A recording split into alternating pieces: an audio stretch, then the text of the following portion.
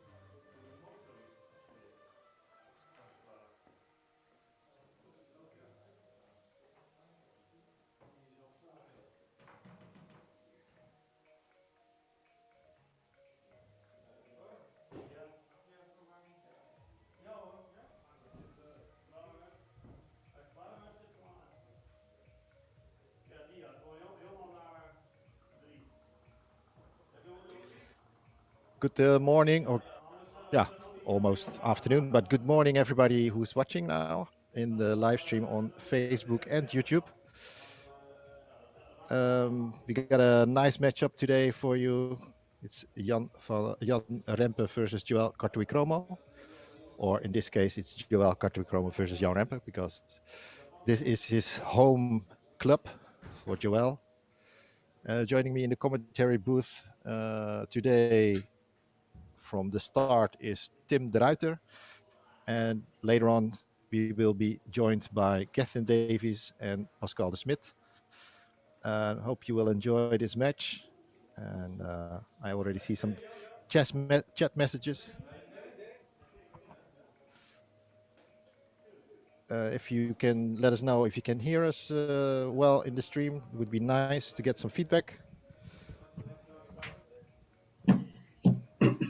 It's a race to 30, 10 ball alternate break. And yeah, what are your predictions, Tim, if you have any predictions? Well, I think it can be really interesting, but I have to say I think Joel is favorite in this because he's really solid, and I think Jan is a little up and down sometimes. So yeah, I mean, if Jan plays good, he can definitely win, of course. But yeah, I see Joel as a favorite. Okay. Yeah, it's Joel is a known player here in the Netherlands, and I think also in not the recent international circuit, but in the past he was playing internationally. He's not playing that much anymore, not big tournaments outside of the Netherlands, but I can surely say that he's still a high quality player if he gets on his rhythm. So yeah, it all depends on how many chances Jan will give him. On the other hand, I have known Jan for quite some time, quite some years now. I also played with him in one team, and which I gave me the chance to see him more closely, and he was a really solid player. Not sure if he has had time to practice in his club. His home club is Boven het IJ in Amsterdam. I'm sure a couple of guys from Boven het IJ are watching the stream today. Yeah, let's see how this match evolves. I will give the players the sign that they can start. So give me one moment.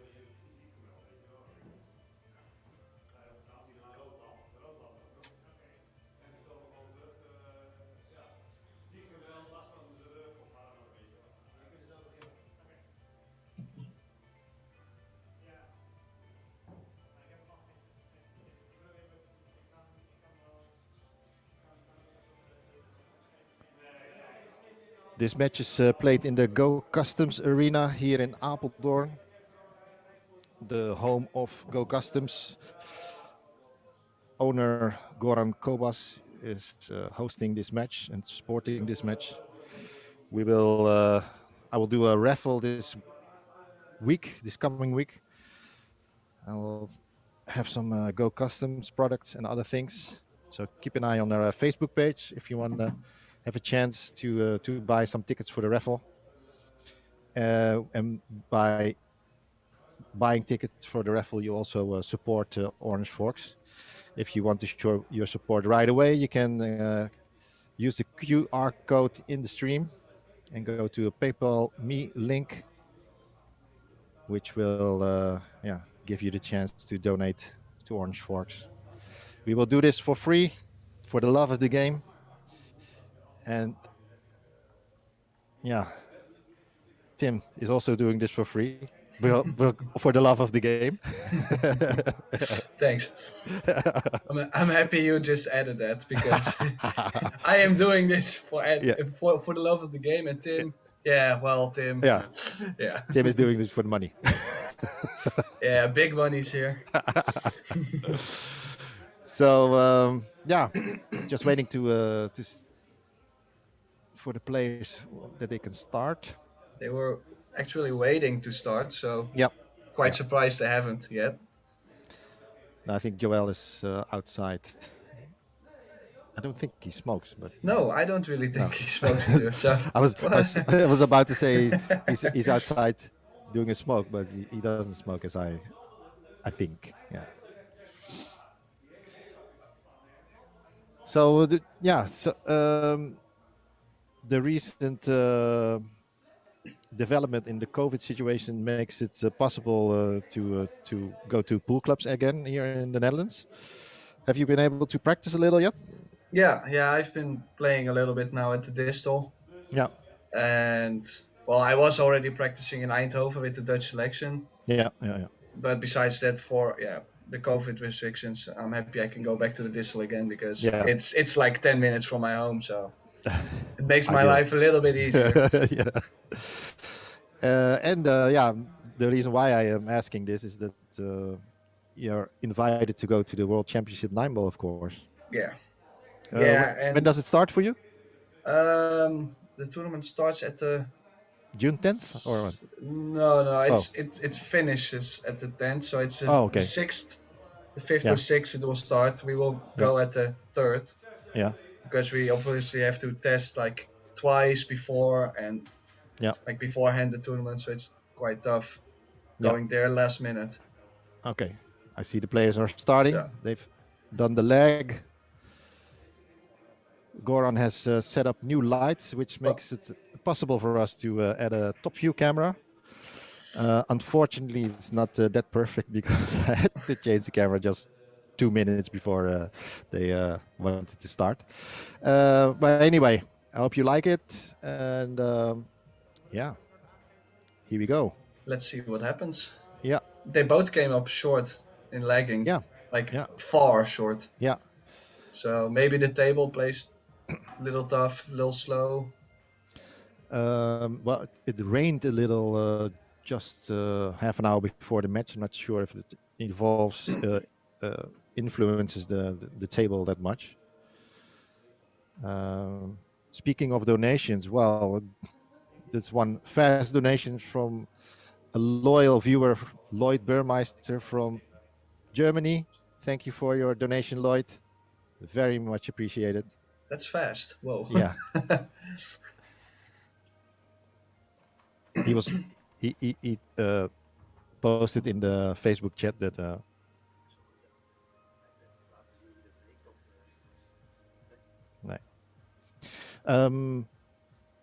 that he mentioned in the chat that he's happy to see that 2 players turned up today. Yeah, I was thinking about that because last time I was supposed to commentate on the second day too, so I was quite shocked to have a free Sunday. Hey, it was extra time to practice at the table. Yeah, true. So first break off was from Joël. Yeah, dry break. Dry break. Didn't hit it like really well. No, the cue ball was arching towards the left middle pocket. Yeah. So let's see if they are struggling from the beginning or they might start off well. There was a big bounce from the rail. Yeah. And once it close to the rail because the 3 ball goes into the right corner pocket. Yeah, so he needs to slow roll this or maybe put a little drag on it so it loses its speed just before contacting the 2 ball. I think he's doing this. I see he's also playing with carbon fiber now. Yeah, he really just sure switched what kind to the of new. He just switched to a Go Custom shots. Oh, okay. So, but can you explain what do you do with a drag shot? It's a little bit of timing, but when you put the drag on it, when it just when it's not hitting like in this case the 2 ball yet, it's losing its speed. So you don't want to hit it really hard because then the cue ball doesn't get the time to slow down. It's a small trick, kind of like if you need the cue ball to lose speed, you can play it down in the cue ball and you can just hold the cue ball fine with this trick sometimes. So it's what he just did and it worked well for him. So. And what would be the main reason to use that shot? Mainly because you can stroke the ball a little bit more. If you Yeah. are trying to slow roll the cue ball can drift away, or you can put a little bit of spin on it and you're just done. Mm-hmm. So it's better for the cue ball, I think. Gives a little Yeah. bit more security. I agree. Just wanted to check with you if you Yeah, have the well, same. yeah. Well, players like Niels Vijen, he Yeah. does that a lot. He doesn't trust the table or something, so you just want to rely on his stroke and just hit the cue ball at least. Yeah.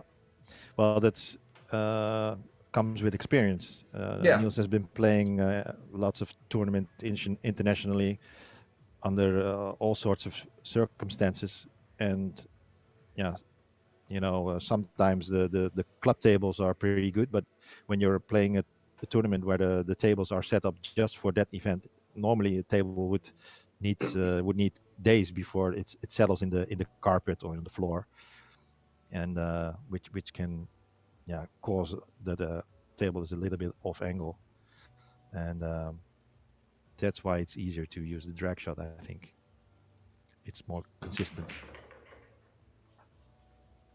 Good shot by Jan. Yeah, was making was, sure with a little right hand spin to make it short. Yeah, and have the good angle on the right angle on the 7.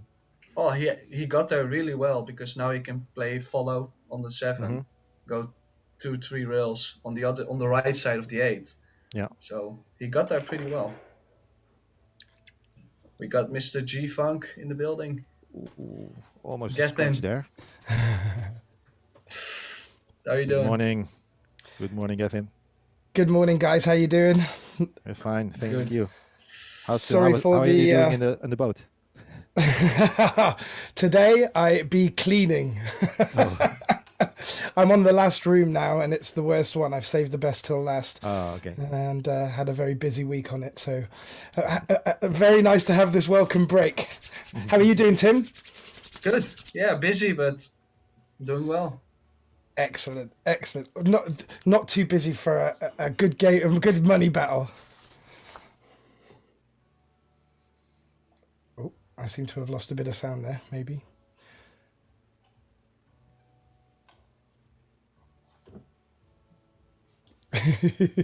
We've seen that. I'm back. Missed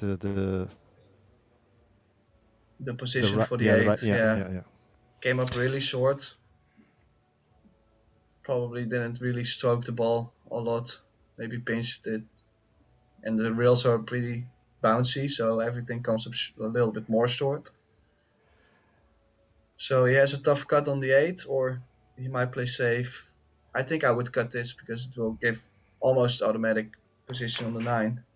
Oh, he played the bank shot. Might get lucky here. Has got lucky, yeah. Yeah. A bit ambitious. First rack. Yeah. Well, he's definitely not scared to shoot. That's a good sign. Yeah, exactly. Normally I would get to spend a couple of hours with Jan in the week, and I'd get to have a feel of how he's playing, but I didn't get to see him this week, so it'd be interesting. And there's a 9-ball tournament tomorrow at the Bovenetij, so I guess he's getting his practice in early, the hard way.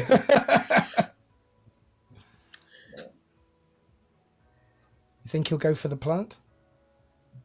Or he's going to go off? He's going to carom off it onto the 9.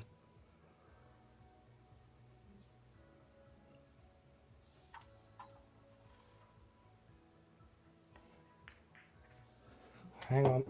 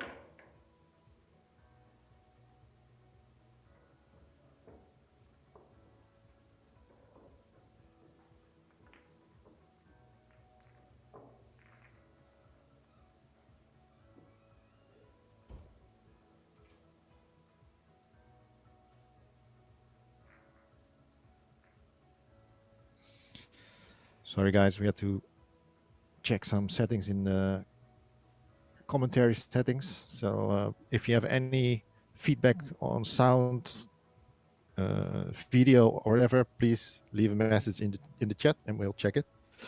I'll leave Gethin and Tim to it. Go ahead, guys. Jan drew first blood. Yeah, with the technical glitch, I didn't see how that played out, so I was just. Well, I having to seen scoop, like- Joel played a carom on the 9. He hung the 9, and then Right. Jan cleared up. So First blood. big break from Jan, always. A lot of body movement. He's not scared to do a lot, but loses the cue ball quite often. So made a ball. Yeah, he seemed to be a little bit more tempered in that one. I didn't hear the sound of the break, but I know I've seen bigger follow throughs when he's worked Yeah. it, put it that way. Well, it used to be really big. Like he would Yeah, go all the way, and the cue ball would jump like really high. And I believe there was a queue company that had an app on the phone, and he was bringing that a lot out down the pool hall, and you would just sit it on the rail, and it would record the sound of the break and tell you how quick it was. I seen that app. I see one guy from way past, Anthony Waver. This guy used to break like crazy with the, and he used the app, and yeah, it was quite ridiculous because the one ball would fly off the table. That's how hard he was breaking at one point. Really? Yeah, it was quite dangerous too. Like I didn't feel safe if he was breaking next to me. It is fun. I mean, Yeah, well, it's like with having sat nav, and it gives you an estimated time of arrival. It sort of gives you something to aim at and maybe beat. The competitiveness of the players comes out. He's pushed out here, and he's pushed out. Is he gonna I get it back? I see Joel might be shooting at this one. I don't like shooting at this one. I like banking the 1 all the way down table and leave the cue ball behind the 5. Yeah. But he might spin the 1 ball and leave the cue ball in the center of the table, spin it with left spin. But it's touchy. Not really sure. Oh, he played it with inside. Yeah, I'm not sure if I was going for this, but leaves a Looks good like chance for Jan now. I think they're both being aggressive, maybe trying to puff out their chests a bit with each other, and first blood. He wants to come back and give him something back, and it didn't pay off this time. Well, they're not settled yet as well, so they're not making the best choices at the moment, probably just because they're not comfortable yet. Ooh. So, Smuggled that one in. Yeah. Good speed. Has a good angle, I think, on the 1. It's a little straight. Might be able to get on the left side of the 3 ball to stun the cue ball. Needs a good follow through here. Yeah, good shot.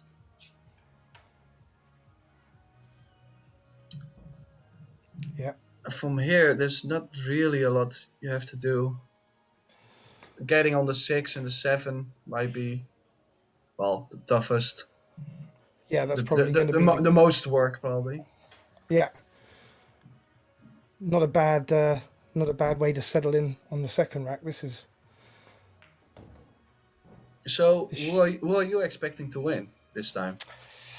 Do you know, I haven't got involved in the banter pre-match, so I know both players are capable of winning. With the pool halls opening now and Jan getting a lot of table time, he's going to be formidable, and it'd be interesting to see how Joel reacts. I know Jan would want to come out strong, and taking the first couple of racks, will give him the confidence. Oh, look at the commentator's curse there. Yeah, true.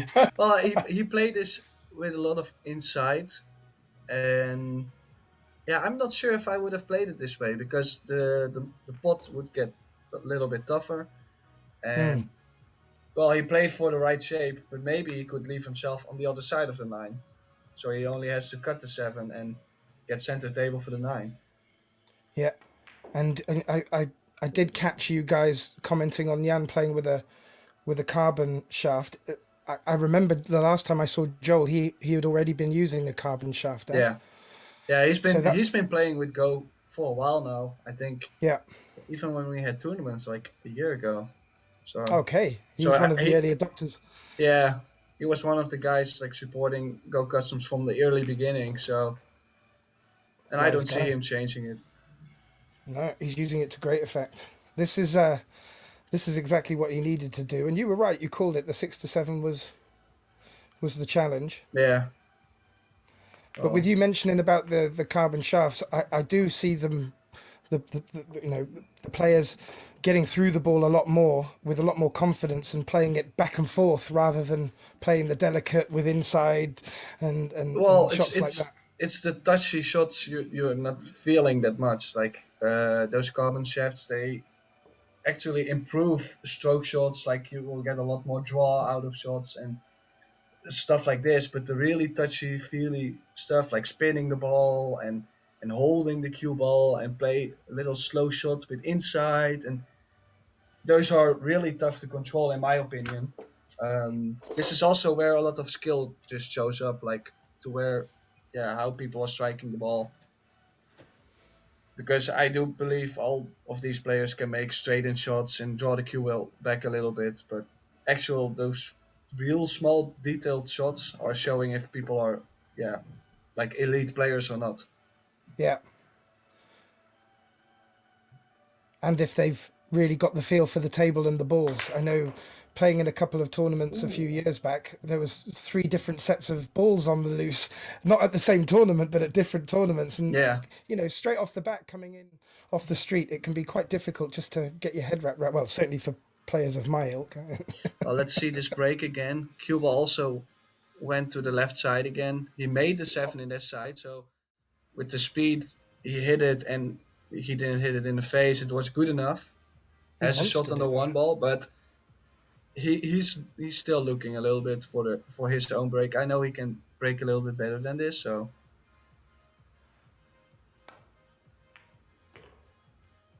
Ooh, big bounce. Table is playing bouncy. Yeah. Good speed, but still you can see it. He's played it with drag, and it still bounced off so much he almost overran. He's got to get to the 3. I'm not sure if he can get there without forcing a lot. This is really risky. He could try and flatten it by playing it off the 9, but I don't think he would even get enough then. Maybe rail first and then hit the 9 and then stun off the rail. But yeah, exactly. That's the shot. Because then he can get more out of the cue ball. Playing anything flat, he's going to really need to power maybe it. Play with low right, but this was risky. Oh, he was trying to find the gap. Yeah, he was trying to find a gap, but if he didn't get there, he would snooker himself automatically. So I'm not really sure if I like this. Maybe the gap is bigger and we're not really sure. Like, maybe it was a lot easier than it looks. But yeah, from here it looks like I'm a little bit surprised he played this. If he played it maybe double speed, he could open up the balls more with the 9, using the 9 ball. It was the other shot he could have played, but he tried to control the balls. I did like your idea of opening the angle a bit more and playing it cushion 9 corner. But also the 9 ball would go into the 10 or the 3, so things. It's a little bit of a gamble.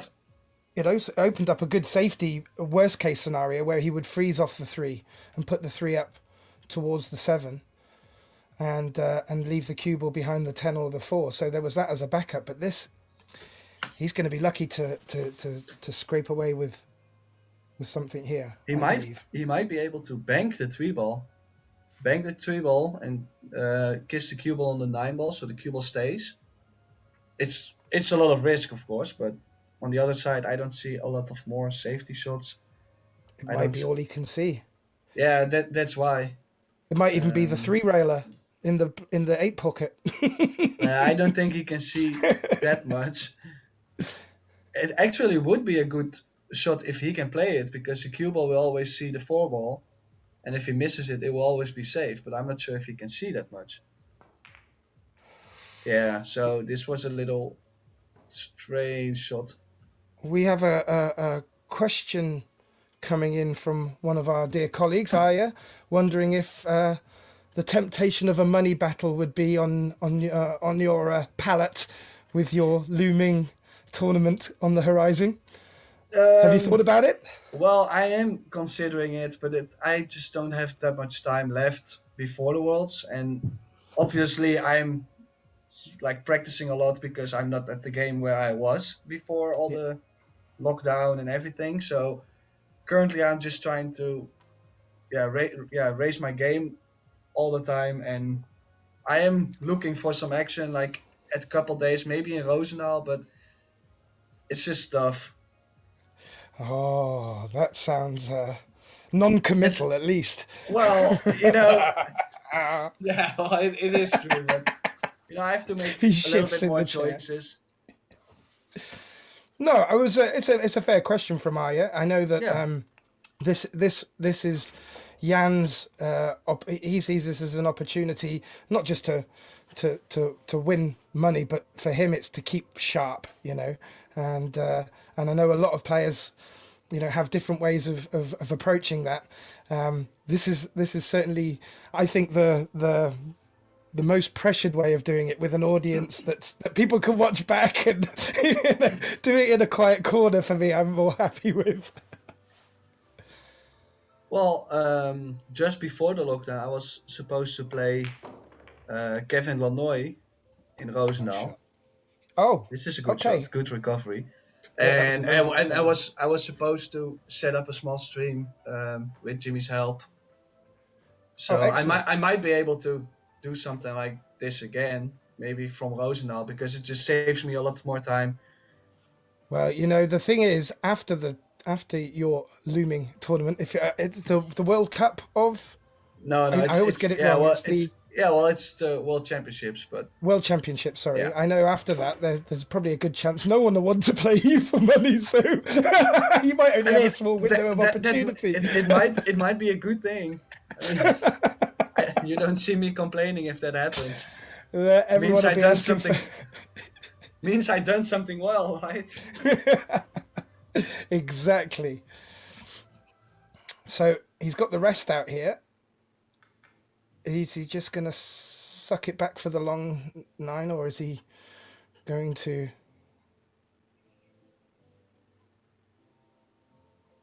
Oh, he's definitely going to bring it back. Okay, so he left himself a little angle on the 9-ball.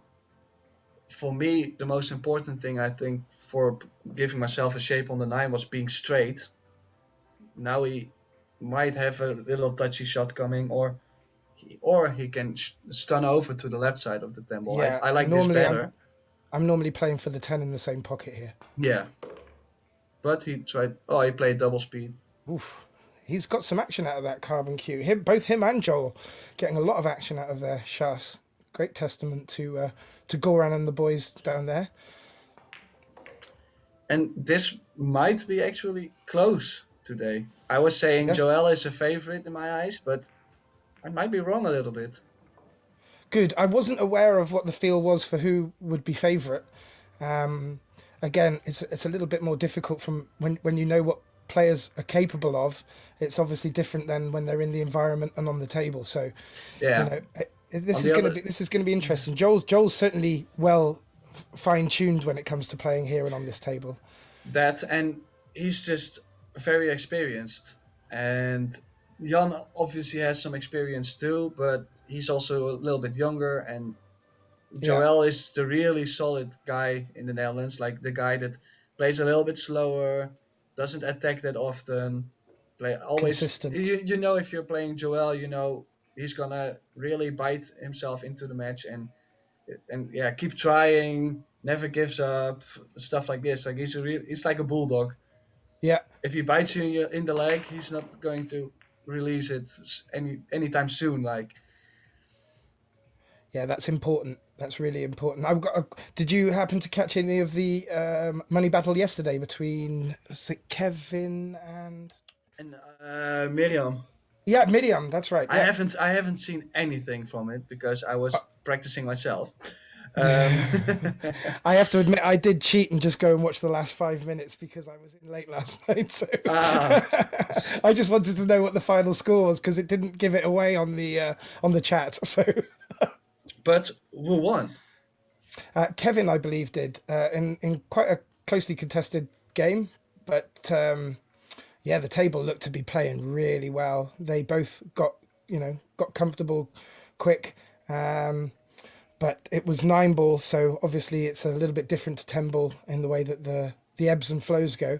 But it looked good, and I wouldn't say it was a comfortable win for Kevin, but it certainly looked like he's going to be coming back for more, and I hope Miriam too, because she's got great composure. Great composure. She doesn't seem to get rattled by much, and that's half the battle when you're playing for money. Oh, this is a pretty interesting shot by Joël. Yeah. Play the 1 ball to where he knows he's going to kiss another ball and leaves it there. If the edge of the 5 isn't in the way, he could. Oh, he's jump bank. Yeah, I think this is a good shot because there's a lot of chance the cue ball will end up behind the 10, 7, or 3. Yeah, if he gets a good freeze. And if he makes it, he has a small chance on the 2 ball. So it's still 2-way. Yeah. The biggest thing I'm a little concerned with is the speed, because if you jump it really hard, the 1 ball is gonna come back all the way down table if you play it short. So let's see if he can. Oh, he hit the wrong side of the 1, so he sold out. Yeah. The 2 to the 3, he's going to need to leave a good angle for the 2, I think. I think the 10 is going to limit his options. Yeah, well, in this case, the angle for the 2 to the 3 is not that tough. He only has to stun over like 2 diamonds to have a nice angle to cross over automatically. So this should be okay. Yep. A little bit, maybe a roll Maybe too far for comfort. Yeah, maybe a ball, but he should be okay. Just play a high ball, a little bit right maybe. No, not really high ball. I think like 1 tip above the center. And just roll over. Ooh. Okay, bit of angle. Did he play for the 3 ball in the right corner or for the 3 ball in the left corner? I don't know. He did now. Well, actually, it would work out. He can go 2 rails in between the 7 and the 8 and play the 4 ball in the left side pocket. I think that would be his option. If he plays short, he can still make the 4 in the left or the right corner. So he has a couple good positional options for this 3 ball. Yeah, it's just a little awkward queuing, stretching.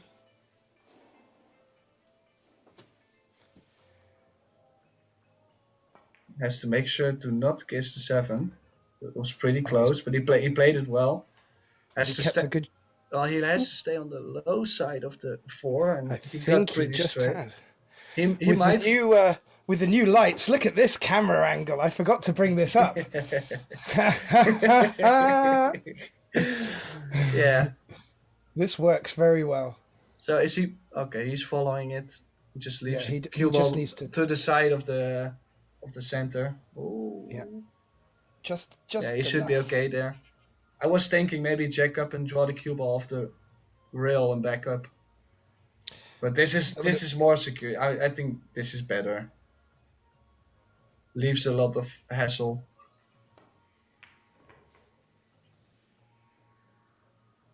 Okay, so probably one. I think I will play 2 rails to the 7. There's a big area to leave the cue ball in, so you should be fine. And I think Joël looks a little bit better at the moment than Jan.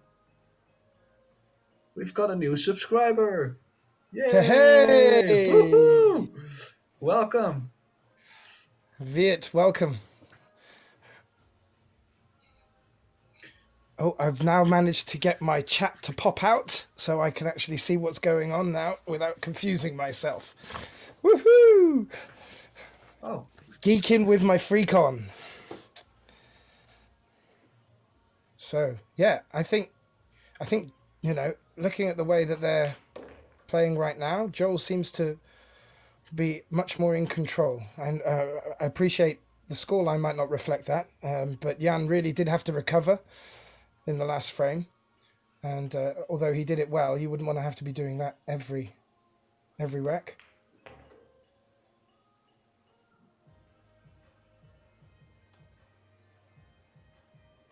Which is good. I know Jan will like a challenge. although a lot of players told me, I was chatting with a couple guys, and a lot of players still think Joel is the favorite in this match. Good. Still, a couple people still looking for bets also on Joel. So Jan, I was not sure enough to bet. I was thinking about betting on Joel, but still, it's not a gimme or something. It's not like a sitter. It's not easy money. Well, I'm happy to tell you I just downloaded the ABN AMRO Bank app, and all I have to do now is point and squirt, and I've spent money apparently. So yeah. Well, so you can just ask me whenever you need my details to send me the money. It's okay. I've just had a private message come in now from one of our viewers, asking if there will be a live stream for the World Pool Masters, and I'm actually a little bit unsure on that. If it may be on Sky Sports or depends a little bit where you come from. Because I tried watching the Matchroom on my subscription and I couldn't get it working. Well, and it's I think it's on Ziggo or it's Sky on Ziggo or something. Yeah, it's on Ziggo in the Netherlands, probably Sky in the UK, DAZN in Germany. That's the thing. I have to go through a VPN, and then I have to say I'm in Outer Mongolia. Oh, okay. Actually, Joel hit this break pretty well. Look at that. That's dead square. Good cue ball. That is how I was told you need to break in 10 ball. Well, this was actually what I was waiting for Joel's break. I know he's capable of breaking like this, so the first two breaks weren't too well, and now he's finally got one. Little problem with the 4-6. Not a big problem. Can play the combination.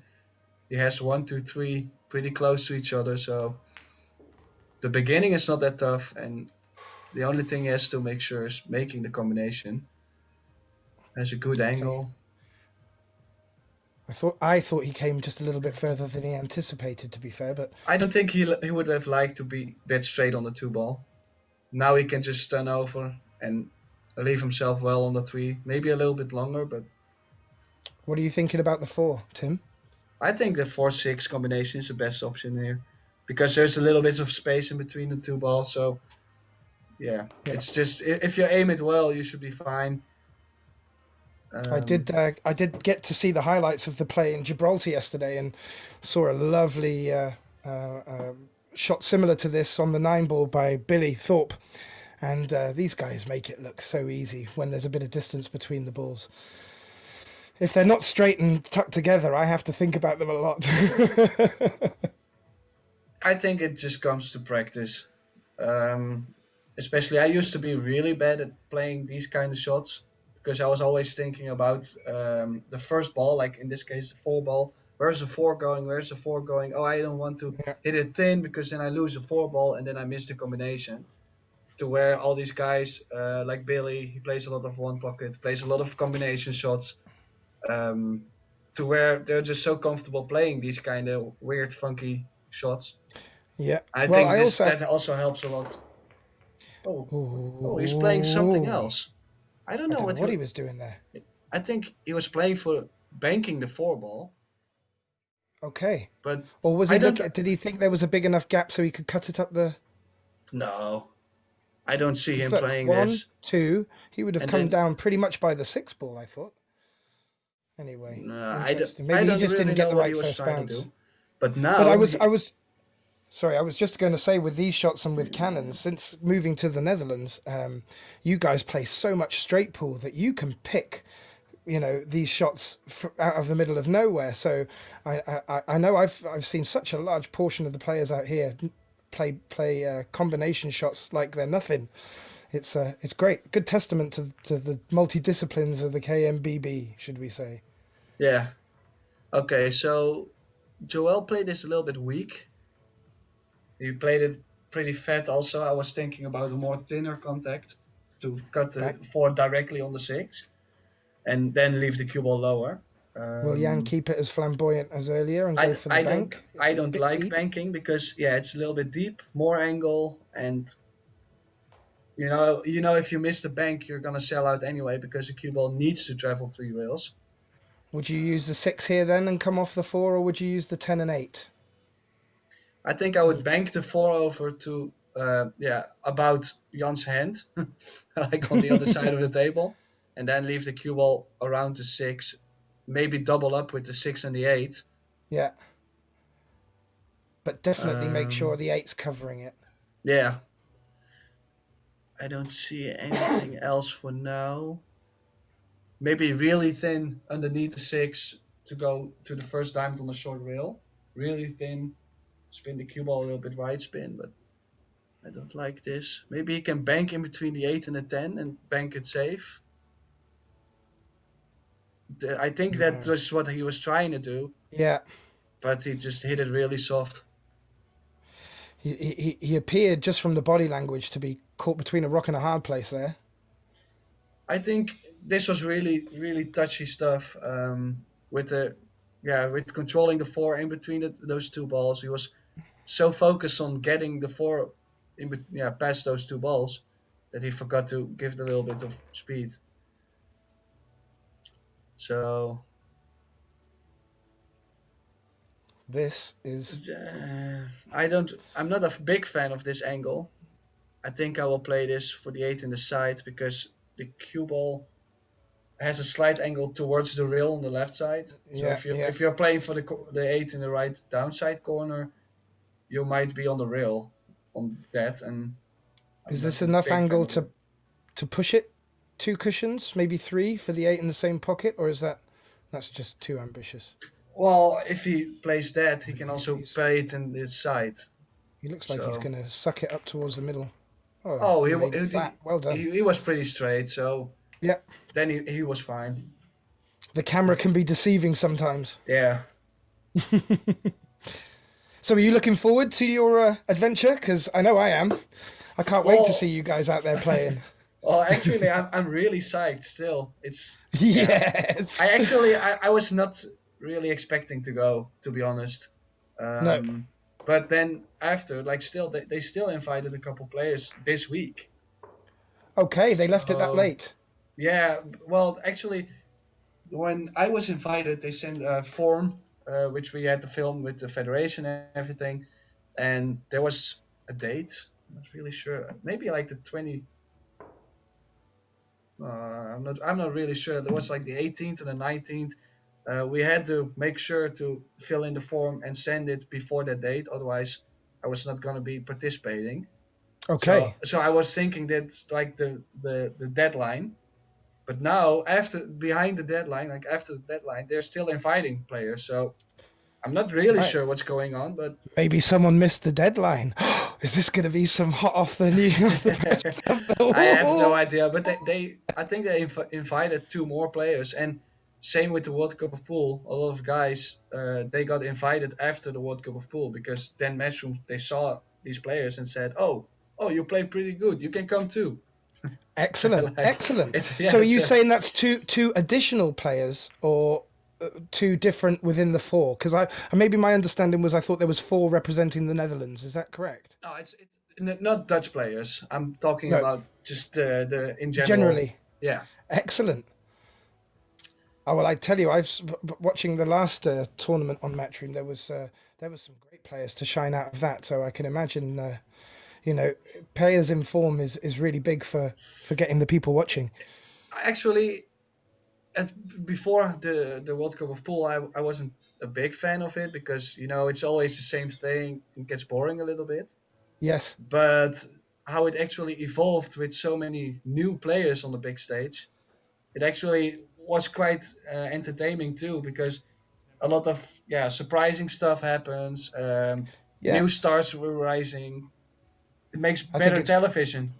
Yeah, yeah, it does, and good for people in their own countries as well, because in some countries, people that really prosper in this sport are national treasures, Yeah, and I think it's great all around, and with the access to the sport now, with Orange Forks, with people running money games like this to keep filling the gaps as well with Goran, I think it can only be good. yeah. I did see a little chat going back and forth where they were saying that the sport might need to change a bit by making 9-ball cool pocket and things like this. But I Well, think it's more it about would be getting the fresh same thing. players than It would be the same thing as Stanball. yeah, So exactly, why make two similar games? exactly with one extra Yeah, ball. yeah. That would be a little bit strange. Did you have any opinion? I'm sorry to put you on the spot, but with not making cannoning the 10 early, changing that rule, being able to close out a 10-ball game earlier. Oh, I think I might have just caught Tim in the middle of a. And while we do that, after a push shot, Jan has just missed the one and not covered it. And with Joe scrape, putting two quick frames together, Oh, that's a good replay, Jimmy. he didn't hit it really bad, but I think the cloth is not helping at the moment. I don't think.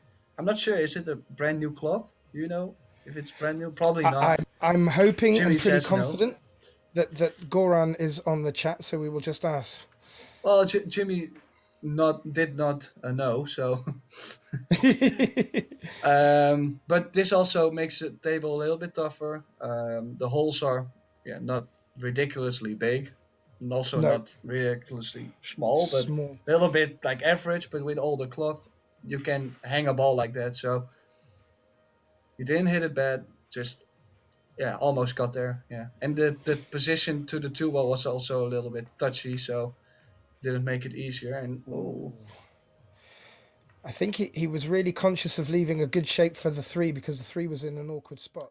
yeah, got away with it. all the balls got a little bit awkward too. So also he played it with a little bit of outside, and again the slow speed he played on the cue ball, and then with the spin, those touchy shots. I think that makes the biggest difference nowadays. He might find a gap. If he has the gap, he can draw the cue ball into the 4. Just draw into the 4 or the 3. Just follow the rail. Big stroke shot. I like to play it. He might play something different. Yeah, I like this. Ooh. This was Just the worst case scenario in my opinion. If he hits the 4, there's so many good results. He's called So the it corner. It looks like I think, it looks and like I think it will work. I think I like that too, because he can leave the cue ball behind the 4, so he always has a shot if he makes it, and if he hits it on the short rail, it's going to be safe behind the 6. Yeah. So a little bit of two-way. Yeah, I like it. I know you guys are very well rehearsed at playing these types of shots, but for me, I find them sometimes I put the wrong spin on and the cue ball squirts out. Oh, he hit it really firm. Again, he missed it on the good side, like on the short rail, like I said. Just played it a little bit firm, in my opinion. Also tough to judge because I can't feel the speed of the table, so maybe he had to put that speed on it to leave the cue ball. I'm not too sure. But this is not a gimme. The only thing Joel has to do is make the 3, because the cue ball will go automatically to the other side of the table. But making the 3, was tough enough, I guess. Yeah, and this is a super camera angle, Jimmy. Let's see that on the replay. But you were right. It was a difficult shot, just needed to be made. Yeah, barely missed it. Like on again with this cloth, you have to play it on the pro side. Like I'm aiming those kind of shots on the short rail. If I miss it, I want to miss it on the short rail. Right. I don't even want to hit the long rail. Oh, It sort of, it seemed to little pick bit up of early drama here. Yeah, Yeah. a good sign for the rest of the game. See, it starts to pick might up. be, yeah. Surprise. Well, I think he was trying to play it rail first too. Yeah, I don't think he was trying to hit it half ball or something. So he needed a It must small be- swerve. it must be quite. It's close probably to the pretty jaw deep. Yeah, it's probably pretty. Yeah, it's pretty Pocket, deep in the yeah. pocket, like you see. So it was tough to swerve it. Now he's gonna go in between the 10 and the 7. Go. Oh, what? Or Whoa. he's just gonna nudge the 7. I probably would have played it 2 rails. If you hit the second rail, you're always gonna be on the 4. So quite surprised he played it like this. But it looks like he's got lucky and Yeah. he has a shot. Play to the right side of the 5 or play double speed. Right side. Yeah. Needs to get off the rail. Yeah, and he's got a bit of an Nah. angle, not much. Yeah, but Thank you. he actually needed to get off the rail there because if he gets frozen on the rail, he was gonna get with the kiss on the 8 and a lot of nasty stuff could happen. So now he's checking up, stunning to the 6 for the right corner pocket and follow the cue ball. The cue ball is a little bit everywhere. Yeah, he seemed to have it very much under control before, but that was a difficult shot to judge. I was, very surprised at how much action he got. So the same thing, the rails are bouncing a little bit. So usually I think I would cut this with right spin in the side and go from the short rail back up. But Yeah, now with the bouncy rails, it's really easy to get behind the 10 ball. So he might play with drag. He might shoot the 6 in the corner and go 3 rails. Just unleash the stroke. that's completely the shot stroke I it. would. That's the shot I would expect from you, Tim. Well, yeah. Just to No, get but your arm lubricated. I think if you make it, you're more guaranteed to have a position on the 7 because you can just go all in, stroke the ball, more confident stroke. Cutting this is fraught with, with the Yeah, 10 ball. it's again really touchy. So I think going 3 rails, as long as you don't hit the 8, you're gonna have a shot on the 7. If he cuts it, does he have to put a lot of right hand side on it to try and keep inside the 10 or? I don't like to play it. Maybe a lot of drag, like I said, to slow the cue ball. But you see, big bounce. He is fine. Yeah, he got there. Yeah, good shot. Very but good. Yeah. I think I would have played it in the corner. Doesn't make it a lot of easier, but yeah. Sometimes you gotta go with the hard way. Yeah. Well, you make the call. And also, I guess it comes down to how you're feeling, how you think the table's playing. If you Yeah. don't trust the table that much. Well, I think Joël is a little bit favored because he also knows the place a little bit better. He knows the table. Probably practices there like once a week or something. I'm not sure, but he might actually just practice a lot there. So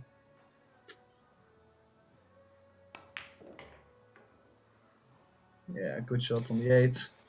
That always helps when you get a bit of local knowledge.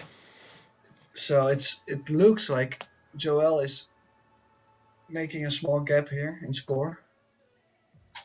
Obviously needs to make the next 2 balls, but Commentator's curse. yeah, I'm saving myself in case something goes wrong. Best way. Very, very safe. So, So 4-2. let's see how... Joël breaking, so he might. Yeah, He broke Jan now, and twice. He did it twice in a row. So I think that's 3. Jan was 2-1 up. So Joel's on a turkey, three as they would games say in a in row. 10-pin bowling. yeah, He's on a turkey. Don't start about And if- food. I'm getting hungry. Well, if anyone knows the origins of why they say that in 10-pin bowling, it's always made me laugh, but it also gives me an excuse to do an impression of a turkey. Turkey. Oh God. Actually, there is a pool game. I'm not like it's a little bit like bowling. Like you break like 10 times, and you count. It's like in 10 ball. You play 10 ball. It's Yeah. billiards. I think that's the name. Billiards. Billiards, yeah. Oh, And thumbs up you from Jimmy. you play 10 ball. It's you play 10 games of 10 ball, and you have like in bowling two tries in one rack, Yeah. Yep. and you can make a strike to break and run, or you can make a what's it if you make it in 2 tries? What's it again? In bowling, Oh, a half, a spare, or spare. Yeah. You can also make a spare, and obviously if you miss after 3 balls, you have 3 points. So it's like scoring the same as in bowling, but you can play pool. I've done it a couple times. It's pretty nice, and it's good practice too. It's Yeah, like playing absolutely. it's like playing the ghost, but now you can afford to make one mistake, so it's And with maybe more fun. with 10 ball, the break is paramount, you know. And you can actually play it in a match too, because we can play it and we can just alternate the racks, like yeah. Excellent. And then the guy with the highest score wins. So Does that even us out a little bit then? It's just good. It's just down to how hard you can hit them, because I still think I'll lose. well, I might give you a little handicap. Tequila boliards. Now that sounds more interesting. Well, no, Yeah. I'm currently not drinking, so No, very wise, and not that we Yeah. would ever advocate that on this channel. So yeah. Don't drink and play pool. Well, Joel had a massive break, but nothing dropped. The one sat over the pocket, and This is a nice chance. Balls are well spread. Places to the corner on the left. yeah. He tried to stun it over. Did Not he sure need to why. hit it that hard? Well, that's what I was wondering. It was also 2-way. If he Yeah. could maybe stun follow a little bit softer, then it would always be safe. Yeah, a lot of traffic in the way. then, Joel but- has a nice chance to play a good save here, because if he thins the 2 will go behind the 3-8-4, and the cue ball might end up behind the 5-6. And if he overthins it, he might pot it. Well, yeah, I mean, I'm not saying it's impossible, but it's impossible. He hit this really thick, though. He didn't hit it really well. No, he could be in trouble here. Yeah, he left Jan off the hook a little bit. And you have to excuse my unsureness, but is it 3 foul rule playing today? Yeah, probably. Yes. I don't see them playing other rules. Okay, so this is tough. I hope Jan covered the 2-rail kick here. Maybe 3 rails, because that would be a nice outside chance for Joël. The 1 railer is pretty tough, I think, because of the 7. He might be able to play it a little bit shorter, so more close to the side pocket and then with left spin. But directly on the 2 is going to be tough. He's going to have to just clip that top edge if he's coming Well, through that gap. or he's playing it shorter on the 3rd diamond and then with right spin. I think he's playing that. Play it shorter on the rail, Yeah. more yeah. to the side pocket, and then put some spin on it so you can go in between the 2 balls. Yeah, he played that. He actually hit it Great. okay, but Yeah. a little bit unlucky. If he hits it a little bit thicker, he's going to end up safe. So Jan has another chance here. We have, I'm just going back through some of the earlier chat. We have a Christopher Dean. Come on, Jan the man. He's the younger player, but he's still Jan the man. So fantastic. Oh, and I got a message from Goran in the Boliards game. There's a maximum of 300 points, like if you have like 10 breaker runs. Oh, excellent. Yeah, so there's something you can practice for. Like That sounds like a like playing bowling. You're going for a perfect game. Well, you can do the same thing. And I've been I watching might some of do these it. tournaments that like Jim Telfer and that has been putting together, where people are playing remotely against each other. That sounds like a great format to keep the interest. Are you listening, Jim Jelly Belly? Well, I'm listening. It sounds interesting.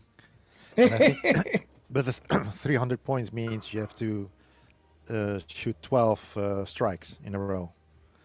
So Wow. normally when you make a strike, the next 2 innings are counted as Count. well. That's why you Yes. get, and Yeah. then the 10th inning, regular 10th inning, you make a strike and you have 2 more extra tries. So Just you like should in have to bowling, break yeah. and run 3 more times. 2 times. 2. After the yes. So After it's the 12, 10th, 12 yeah. consecutive Yeah. strikes. Yeah. Wow. That would be interesting to see it done. I've seen a few 300s on YouTube, and they're very, very impressive. But they just look like a metronome when they're doing it, you know? Vroom, vroom. Exactly the same. I guess if you watch them all back, every single one would look the same. It doesn't seem to have that same predictability, I guess, or in breaking pool. Unless it's 9-ball with the magic rack. I Okay, guess. so Jan is actually running out quite good now. Didn't really get any positional errors or something, so looks good. Needs to follow the cue ball a little bit here. Oh, He took He your wa- advice. but he was not really sure the ball would go in. I seen some nerves there. Yeah, yeah. I thought he was playing short rail like you were advising him earlier. Little overstretched, 2 rails. Okay, and the 10 ball to close the gap a little bit. Yeah. Joel was on a bit of a march then. Oh, still could be marching. Aye, aye, aye. Yeah, that's not a good sign. What did he do? He played it with a lot of left spin, or really strange stroke. He went back a little bit and then pushed the cue all the way through the cue ball. Yeah. So the 10 might have turned, if he played it with spin, the 10 might have turned all the way to the long rail. This would And be a nice we've one to seen- steal. We've seen another shot missed like 2 games ago, like this. So, wiped off his Well. feet, but Yeah. he's getting it done. So Yeah, that was a nice one to steal. A small really tap on nice the one to table. steal. he knows he's a little bit lucky here, Joel, to get to be back on the table again. Yep. But as long as the opportunity comes, just be grateful and take him. It still needed potting. And we just get a message from our sponsors here. I'd like to thank everyone for joining us today watching. We would always like your help from donations and from your support in the chat, likes and shares. So please feel free to donate through the information below on the screen or the QR code. And please subscribe, and ask any questions you want. We have Tim here, the Oracle. We'll have all the answers you need. Don't you panic. Oh, man. The expectations always. Oh, God. Okay, Can you so just Jan's ex- breaking. Let's see what's just happening ex- here. Okay, he has a better break now, Jan. Not that explosive as it used to be, but he actually hit it pretty square and made a 9. But he's unlucky to have the 8 just crawling in front of the cue ball there.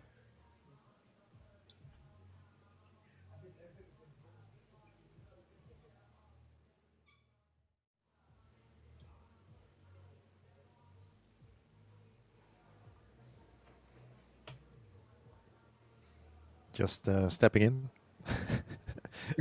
Yeah, Captain just left. stepped out of the commentary box. Yeah, Jan had a reasonably less powerful break, Yeah, but more it controlled. was pretty good. Yeah, the 9 went directly to the middle pocket, so he might be experimenting with his speed, trying to get the balls towards that middle pocket. He was just unlucky that he didn't have a shot on the 1. Yeah. And he played a push out now. Mm-hmm.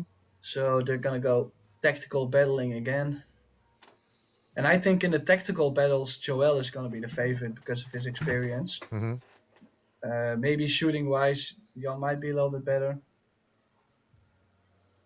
So let's see. Is he thinning the one going to the a3 and the cue ball behind the 5-4, or is he playing for behind the 6? Yeah, I like this. Is it So, better? yeah, well, Yeah. Jan might be able think so. to see the right side of the one, but it's not really the side you want to hit.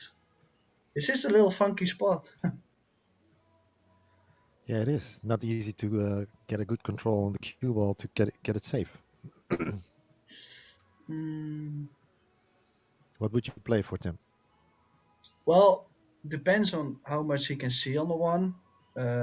But I might just take a fall and put the 6 on the 5 ball or something like this. Mm-hmm. Might be an option. Maybe swerve, Messe, swerve around the 4. It's a little bit ambitious, but if you make it, you might end up on the 2. Or can he see more? Looks He's like gonna an roll edge. it. He's gonna roll it and try to get behind the 8. Behind No. the 8. No. Oh, double kiss maybe. Ooh. Well, this worked out pretty good. Good job. I like that. Not sure. Yeah, not sure if that was what he played for. I find welcome, I'm Gavin. Yeah, I find Yes, it a little bit apologies for that. scary. A little bit scary shot, but he managed to do well. So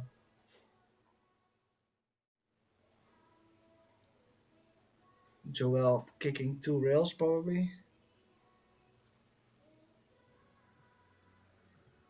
Going full blast attack mode here.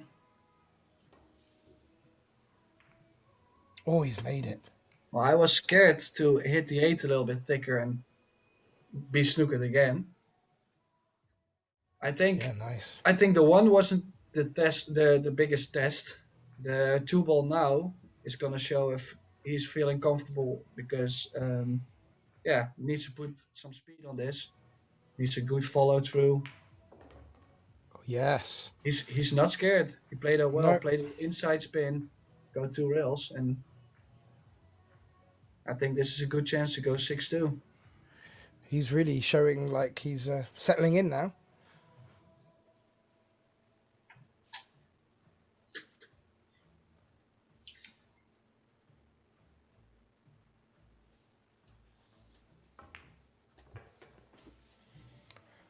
Yeah, favouring, not doing too much with the cue ball there. The only thing I'm a little bit surprised of with Joël at the moment is that he's playing a lot faster than I do. Yeah, remember from him.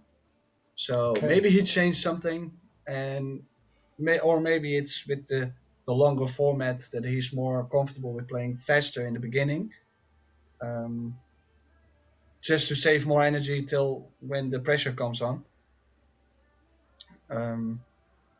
I think that might be it.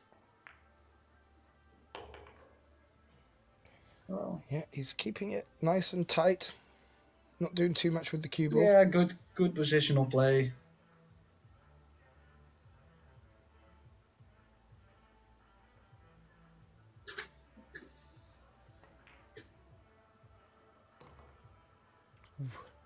Just squeezed an edge on the way in. Good camera angle to pick that up. I do like this camera view from above, the bird's eye view. Does give you a better gauge. Well, at least we can always see what kind of angle they have now from the top view. Well, most of the times. Oh, left himself a little bit long there. Decided to play more inside spin and not that much stop spin, so he had a test on the 2, but this is a small extra. Yeah, we saw Jan scupper one like this. He's playing this with draw, playing the cue ball 2 rails, so he can stroke the ball. He did pretty Straight good. in the middle. Very good. Yeah. We have a message coming on the board from a Kiara. Come on, Joel. Mental support from your daughters at home. So I'm sure he's getting that mojo. Thanks ever so much. Hope you're enjoying the stream as well. And the new camera angle. It's a beauty. And we have Jeroen Abenhaus also a lot of support for Joel. This is good. Jan is a good guy. I mean, Yeah, maybe he kept them at the pool hall too late last night. They're still getting out of bed. It is a Sunday. Oh, did I see something pop on the screen? I'm not sure. I seen a name someone put in a donation. I'm not really sure who it was. Oh, yes, Peter de Svaart. Thanks ever so much. Is that a name you recognize, Tim? Peter de Svaart? Zwaard met een S. De Zwart. Yeah. That one. I'm not really sure. You remember me in the Tobias scam? Yeah. Peter de Zwart. I don't know Peter, but I think it's really cool that he donated through YouTube chat. Very nice of him. Awesome. Makes more of this possible, so keep it up. I can remember it wasn't so long ago we didn't have replays, and look at how we've progressed. We have a top view camera now. Yeah, the best commentators money can buy. What are you talking about? Pascal is not there. Well, he's been paid too much. He's still on holiday. Yeah, we could only rent him for the coming 2 hours. Yeah. For the money shot. Jimmy spending the stacks. Yeah, brilliant. So pretty good shot after the break from Joël. Needed to get on the left side of the two. Managed to get there, and now I'm not sure if he's probably playing the carom. Yeah. If not, if he's cutting the 3 into the 7-8, I'm a little bit surprised he left himself so much angle. So I think he's going for the carom on the 7, but has to control the 3 ball well.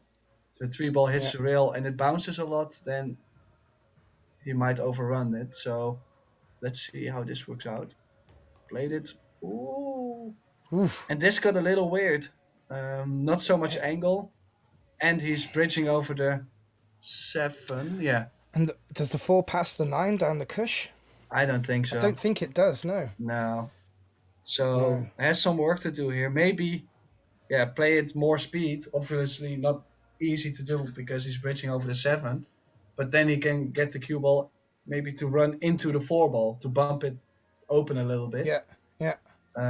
Or maybe crawl underneath it, so underneath and then come back from the rail and kick the 4 ball up. Ooh. I'm not sure. It looks a little nasty. Rated more speed and needs to get off the rail. Wow. Very good.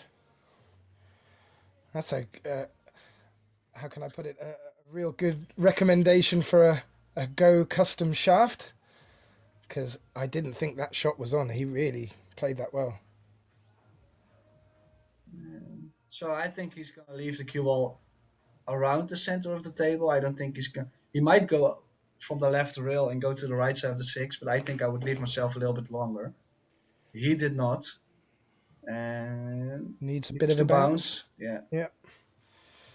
That 7's tucked tight in them jaws as well, and I know for me that always adds a little bit more risk to the shot, especially when they're left long. You're not gonna miss a 7, that's for sure. Well, that's a hang on. Well, main thing is making the 6 here, and he didn't. I don't think why did he play it with that speed? He played it with inside that speed. He could make it. In my opinion, I think he didn't need the inside spin. Right. Just follow and make the shot, and he didn't need the cue ball to go up table that far. So I think he overdone a little bit too much on the 6 ball. Just spin down and make the shot. Now Jan, you see Jan plays the same thing, same position. So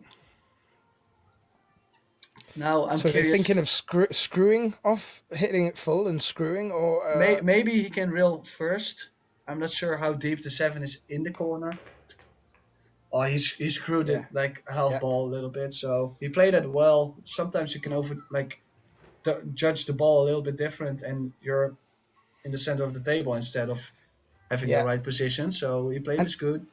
it's a shot that I don't think gets practiced enough by certainly the more amateur players, because I'm always a little bit hesitant when they get stuck in the jaws as to what to do sometimes. I think the biggest problem with amateur players is they're not so knowledgeable about playing positional shots, traveling the cue ball, especially in positions like this, where pros probably take a little bit longer shot and don't do that much with the cue ball. They try to do so much with the cue ball and fail because they just don't know. Yeah.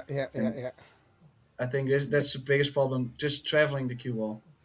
That's good information to those watching at home. I've had drills with Johnny van Rijkel a couple of weeks now, and usually he comes up with drills to where he asks you, so how many times you're going to finish a drill? And there's only 3 balls on the table. Yeah. 3 balls. And you say, well, I might be able to probably like 8 times or something, 9 times. It looks really easy. And then he says, okay, we'll see. and then in the end, it's only 3 or 4 times. You think, why? There's only 3 balls on the table. But it's where the weird positional things come from, like it's not about missing. You're not going to miss a shot, but you're going to kiss another ball or something. Yeah, you're not going to get to the next one. You're going to get the right angle. Oh. So, yeah. There's some good drills about it. 9-ball break, yeah. 3 fouls here. Stick him behind the 3 ball. Oh. Tim. No. Need to be missed. Well, it's a bad shout though, because unless the one. Well, the 6-7 is a little bit tricky. I don't think the 6 goes in the top left corner. So having a good position on the 6-7, I think that's pretty tricky. But also the positional shot for the 4 ball is not that easy. So he might actually play for 3 falls. At first, it was a kind of a joke, but you've talked yourself into it. Yeah, it might be a good shot. Well, if you play the 1 ball 2 rails. It's certainly not something I like to be on the receiving end of, but I do like to see a good 3 foul play. Well, he is playing it, and I think it's not a bad option. Play the 1 ball in between the 8 and the 5, so you set up for the next safety shot. And if you stick the cue ball well to the 3, maybe a little bit hard. Well, there's something he can work with if he gets another ball in hand. So, what's we doing here? And we have Wouter Frans, lekker bezig, Joël. Lekker bezig. Lekker bezig. And mooi camera beeld and orange forks. I guess that's a compliment. Thanks ever so much, Wouter. Oh man, you're cracking me up with your Dutch, really. Oh my god.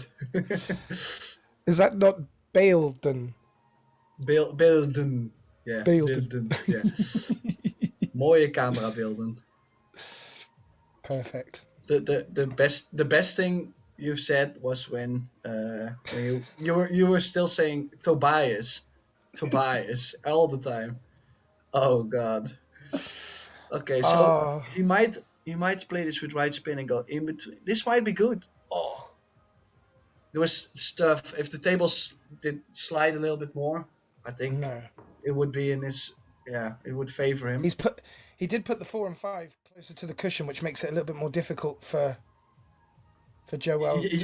Yes and no. Pick an easy one. Because, well, I don't think he made it really easier, in my opinion. Because all the balls in the middle of the table makes more traffic. Right. So now it might be easier to get the cue ball behind the 4, but because the balls are more spread now, it's easier to find a kick. Yeah, quite. I was just thinking if there was any value in playing up towards the 10-2 and rolling up behind Yeah, the 6. behind the but- 6. I do like that. Another option is maybe thinning the 1 and put the cue ball behind the 2, but that's quite risky. It looks like Joel's evaluated if the clearance is on. I think this might be another one. I like this one more. Is play put the cue ball next to the 8 a little bit, like 1 diamond from the 8 to the left. Yep. And then put the cue ball behind the 5 and put the 1 next to the 4. Or maybe, well, He's I going don't to do it think the other way round here now. Yeah, I think he's going to try. but and I do it don't the think other he way can round. control the 1 ball that well in this case. And if you thin the 1 behind the 4, you can control the speed a little bit better. But let's see, maybe he can put the soft speed. Oh.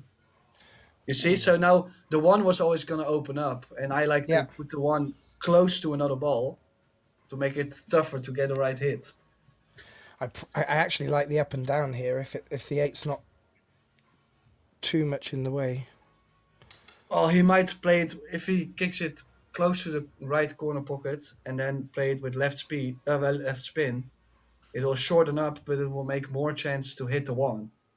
Yeah. He has such a big angle coming into the 1 that I don't really see much going wrong here.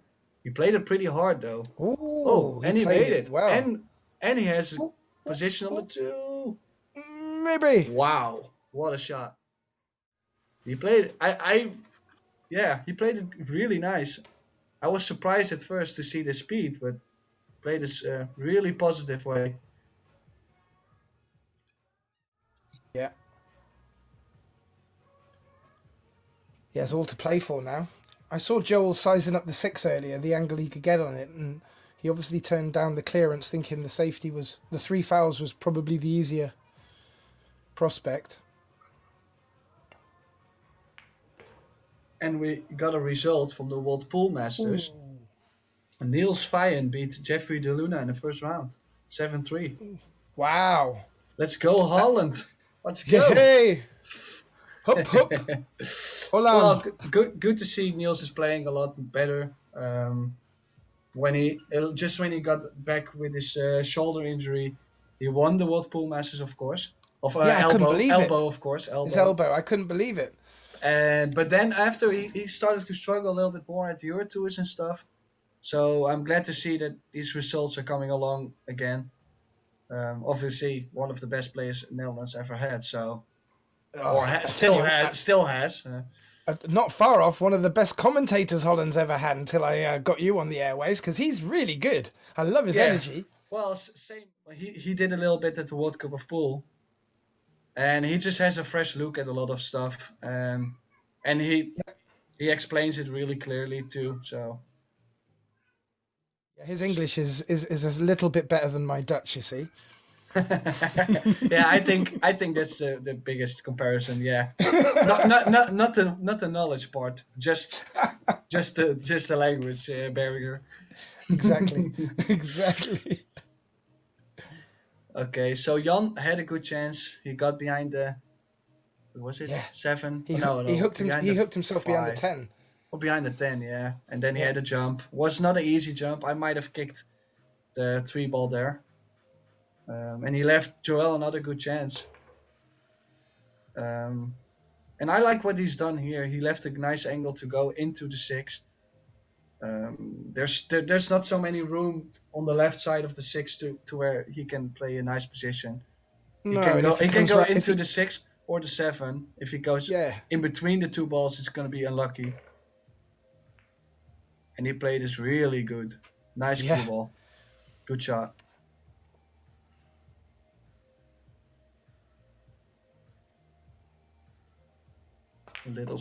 Yeah, he's a couple of scrappy shots in a few frames, but I think you're right. On the whole, Joel's playing the much steadier pool right now. Well, I see his cue ball is getting nicely all the way. Mainly because he has the speed a little bit better from the table. He's got I think that's the biggest difference. Jan is struggling with the speed, and Joël is clearing up a lot.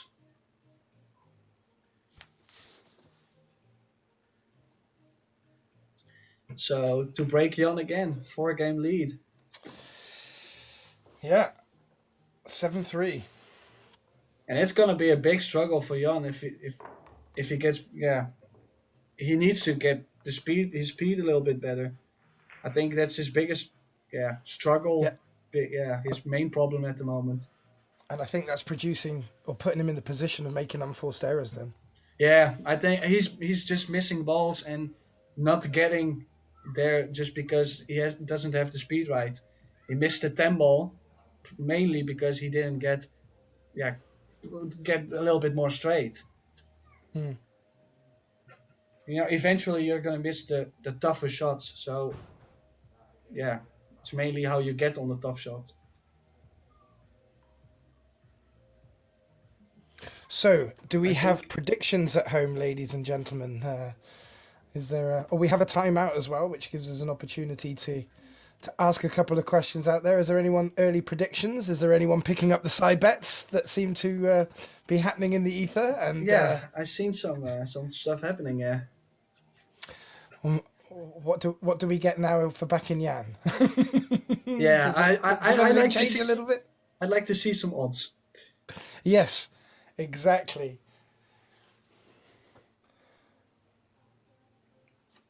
But 10 frames in, I do think this is looking good for Joel. They're playing race to 30. Yeah. So long way to go still. And I still think Jan has a couple of gears to shift into, and I think that will come down to a little bit of confidence and maybe Joel making an unforced error at an opportune moment. So again, there's a lot of pool left in this, but a full frame lead is always healthy, especially at this stage. And so, did you get any idea of what? I haven't looked at the lineup for today yet. I was still catching up with the highlights of yesterday. Is there anyone else of interest that we should be keeping an eye on that's playing today? I'll see if I can find the list. I'm not really sure who's playing. I seen Sanjin lost to Melling yesterday. What the? I opened up my Instagram and I see a picture of Matchroom Pool. When Jeff the Luna becomes a scorpion, his leg is almost in his neck. Like from the break. No. This is when he's shooting a shot. Oh, really? Let me send you a screenshot. This is. I'm looking forward to that. What the hell is this? We'll see if we can put this on our Orange Forks Facebook page, ladies and gentlemen. All rights reserved, of course. Well, it looks. Yeah, well, let's say he is quite. Oh, we have a great match special. Coming up now. Fortunsky against Catch, the young girl from Christina to coach Russia. Yeah, Catch, Russian, who really impressed me, especially her demeanor around the table. Very professional. Yeah, well, she's been playing since forever, like when she was really young. So all she does now is she doesn't know any other way. Did she play much on the Euro Tour? Has she played on Euro Tour? Yeah. Yeah. Also the Women Euro Tour. I think she tried a couple men Euro Tour, beating a couple players too. It's not like she went 2 and out. No. Of course, she's not getting like last 16 and stuff, of course, but she done pretty well. Same with Jasmine Ushan. I think Jasmine reached the last 32 a couple times at the men Euro Tour. Yeah. And I remember talking. Margarita Fevilava also was really close to getting last 32 in Turkey. I beat her at the losers side, so she played pretty well too. So it's it's just what it comes down to, who plays better on the day. But I know when been watching these in action, they're fantastic.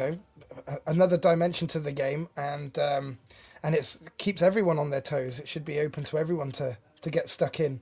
I did like in the in Luxembourg at the Ardennes Cup that they allowed the young and up and comers to have a tournament against the pros, and that was awesome to watch, you know. And some of them gave him a rattle. I think it was the pros had to win 5 and the amateur had to win 1 or something, and it was great to watch. So they're having an extended break, comfort break. Well, that's good, so I can grab some food. This Hey, this might be a long sitter, so. Right, then it's just Jimmy and I, huh? While we sit and watch Tim in his belly.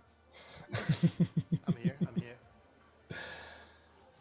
How are you finding it there, Jimmy? Are you getting to hear a bit of banter going on, or is the weather changing? Is there anything to report back on? Our on-scene live commentator. You're a little bit quiet there to me. I don't know if that's something being reflected on the stream. Yeah, perfect. Yeah, we're still waiting for Jan to return. He's going to the toilet, or Joël.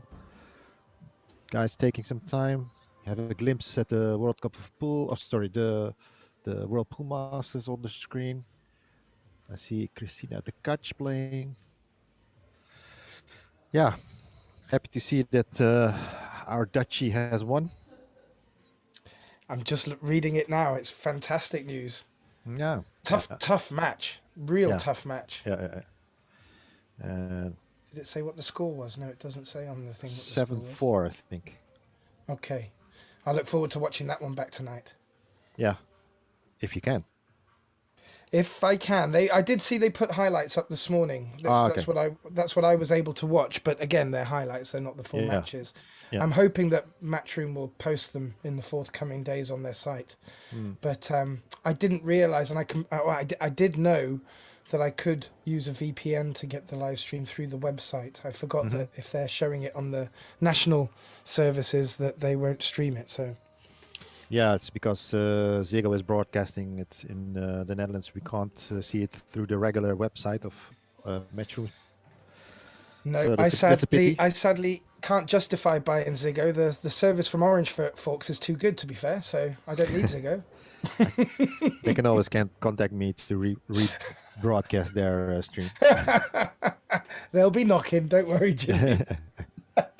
And I expect some free tickets to the Ziggo, though.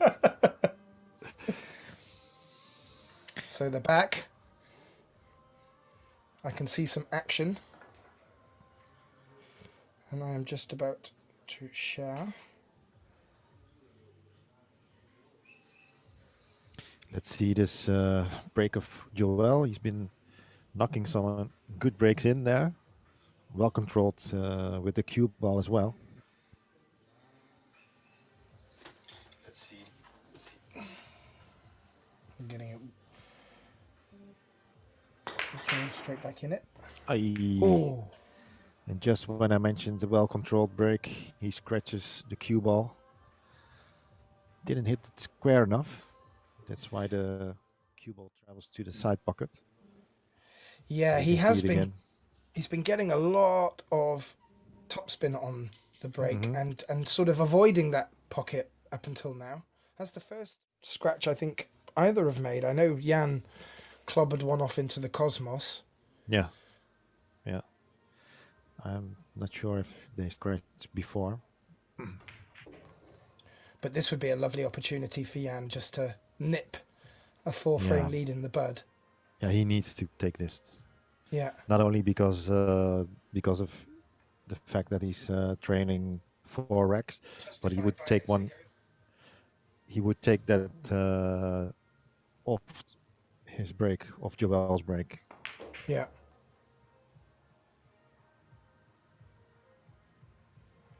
Okay. So 6. The 4 to the 6 could be an undoing. I'm just looking at his considerations for the pattern. Oh, and we have a message from a past champion here at the venue, Jan van Leeuwenop. Hey, I want to play too. Well, you may have scared them all off, to be fair, Jan, but if there is anyone out there for you, I'm sure Goran will have a go at finding you. Goran also mentioned in a private message that Joël practices once a week. Once a week.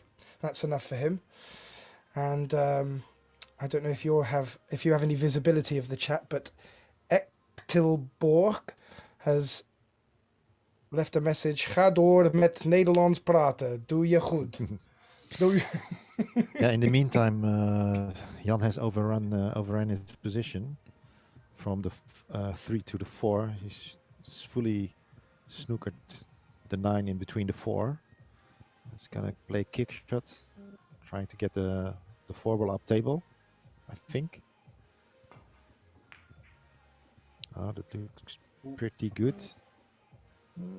No. No, may have left it. No. Yeah, he's left it. Yeah, that's unfortunate. It was a good try. It was a good try. Yeah, it's a key ball to get on though as well. The 4. I felt finding his way back up. But more importantly, this was a big chance to break serve of Joël, who now is back at the table, bridging over the 10. Makes it a little bit more difficult, but should be fine. And he has to go around, I think, two rails for the 5. Is that far enough? Yes. Yeah. Yeah. He's going to have to force along just to keep the cue ball simple up there for the 6. He's just the wrong side of the 5 to do much with it, I think. I see Joel's cue is in front of the camera. I'll just have to ask him.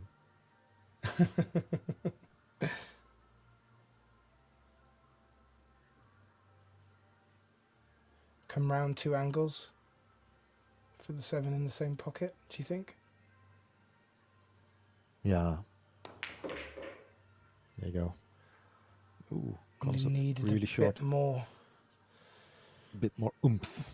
Yeah, not a bad bank though. I don't expect Joël to turn this down, a man of his caliber.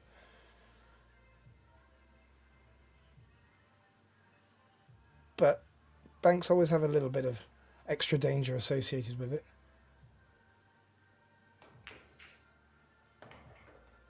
Not a problem here.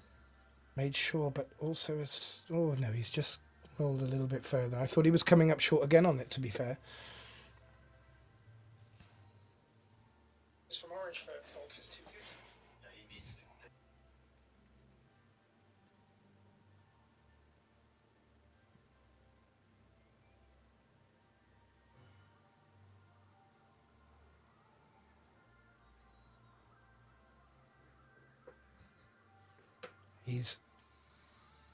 It's going to be a thin one, so he might come back across for the 9.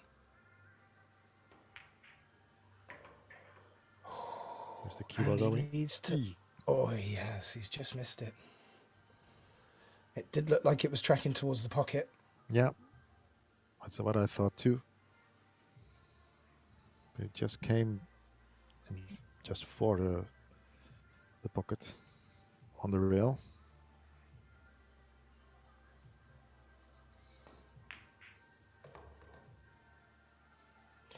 Yeah, made that look easy. That wasn't an easy shot. Mm-hmm.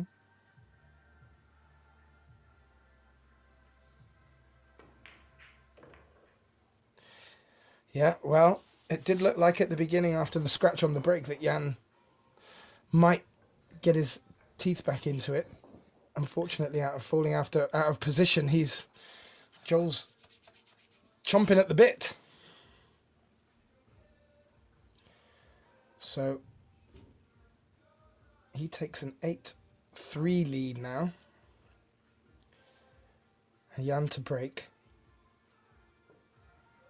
And let's see Jan step it up a notch here. Because I do know he's got a couple of gears to go. And even though the guys consider Joel the favourite, I still think Jan can turn the screw here. And we'd all love that at home to see a good, closely contested game.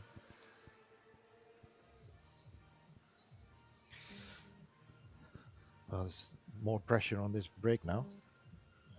So he really needs to... good control. Just when I mentioned this. Oh, very unlucky. Just very unlucky.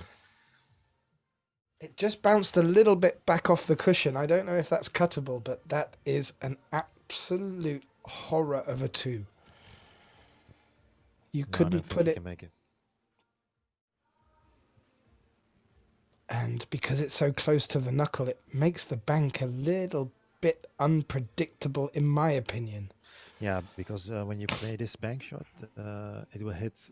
It won't hit the point of the cushion there, but underneath the cloth, there's always like a rubber protection at the end of the rubber rail. Right. You know, a shim. It's called a shim, and it's always harder than the regular rubber of the rail. Than the rubber they use, yeah. So it creates a different angle. It shortens up more. Okay. Technical thing. I like this. Technical 101 from Jimmy Warren on the Orange Fork stream. And they actually use those shims to create smaller pockets. So you can put on extra shim on there, and then you make the pockets smaller. Aha. Is that what Staff was the talking about? The Staff was talking about adding shims to pockets and 3D yeah, printing them even with a mutual friend. This game gets more technical the deeper you get into it. But the best way to make the pockets smaller is to replace the rubber and have it a little longer, and then only one shim. Because if you use 2 shims on the rubber in the side at the end of the rubber in the pocket, it's really hard. Yeah, unpredictable. Yeah. That's good to know. I did see a photo. I think it may have been Neil's. I'm not too sure who posted it from Gibraltar, and them pockets were tight. They looked really tight. And with a new cloth, I can only imagine that'll separate the wheat from the chaff. I've got a couple more Dutch comments coming in on the stream. Thanks ever so much. Michael Doe and Talia Kartowikromo. For the bank. Yeah, he took a while looking at that one.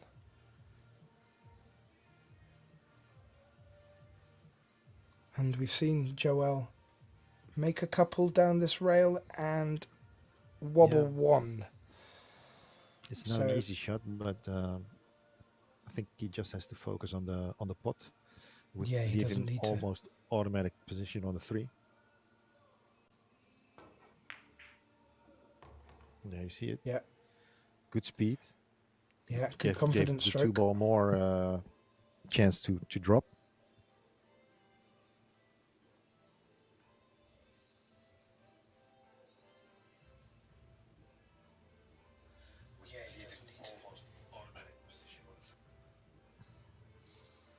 I think Gethin is checking sound on his phone. I just love hearing your voice, Jimmy. I can't. Okay. I will edit some clips for you after the match. Just sound bites. I'm actually trying to share the Facebook stream, but every time I try doing it, it opens it up in a new window with the volume on. And I thought I had it on silent, but it just seems to keep... My phone must really like you.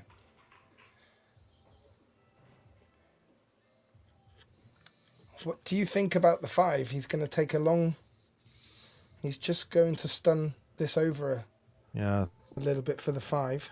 Well, the cue ball will travel to the left long rail. Oh, he was able to manage to hold it there. And So he's gonna what will he take do with the this. 6? Yeah, I think he's gonna run into the 6. No, probably wants to bump this 6 after he contacts the short rail, or he can draw. Maybe he can draw the cue ball into the 6 from making this 5.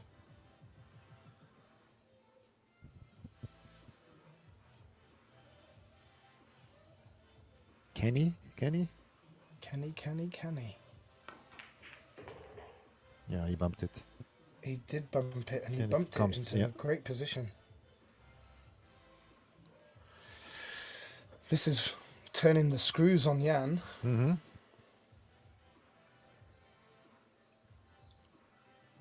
And although it's not a good sign, I do hope the boys from the Bovenat are watching. I'm sure Jan would love to see some of your support coming in on the chat.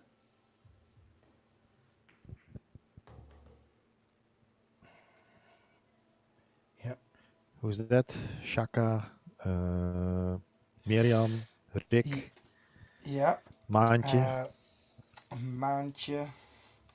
And God, there's quite a few down there. Mm-hmm. But like I Gerald? said, they will all be here. All be there tomorrow for the for the 9-ball tournament. Oh, really? Looking forward to that. Yeah, and I will hot off the press. Oh, We've got Stefan playing, Chaka, Man, Hervis, very good player, mm-hmm. Elko, and there's a couple other in there. Slick Rick, he'd be my pick because it rhymes.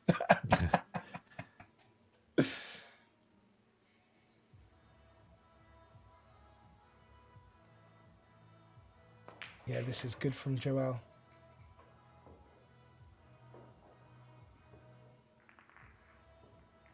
Come back from the break and takes the first 2.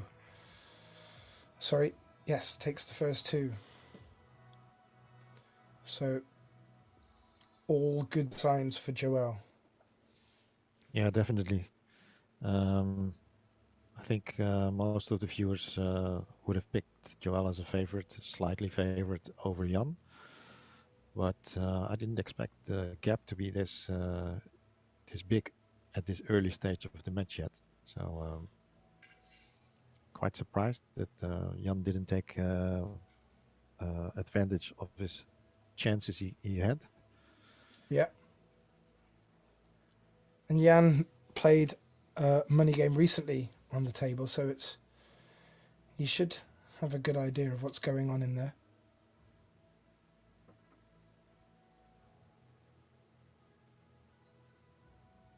Let's check the break.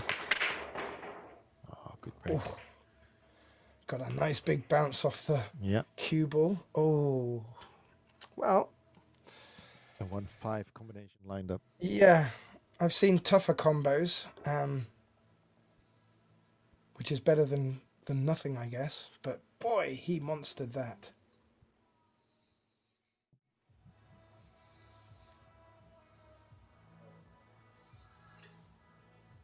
And the 6-8 is a little tricky, but making this shot opens the rack right up for him.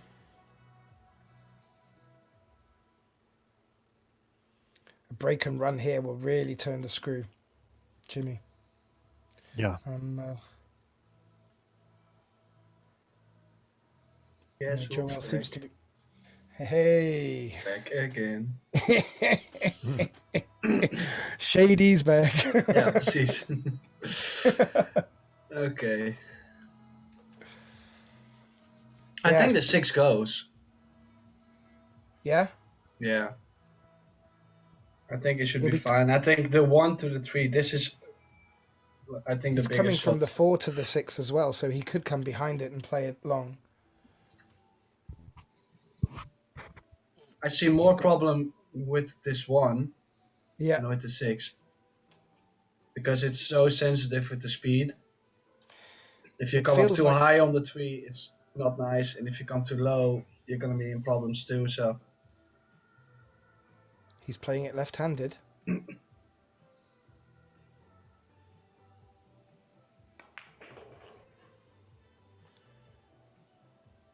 tell you what, if he plays shots like that left-handed, he could be onto something there.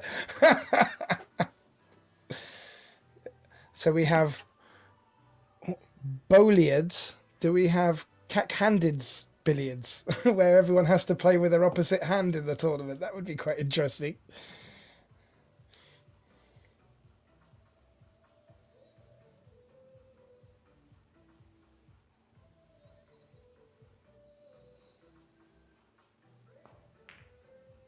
Yeah, was always going to get a chunk of the 10, but okay, so pretty curious to see what he's doing with the 4-ball, because he got pretty well straight.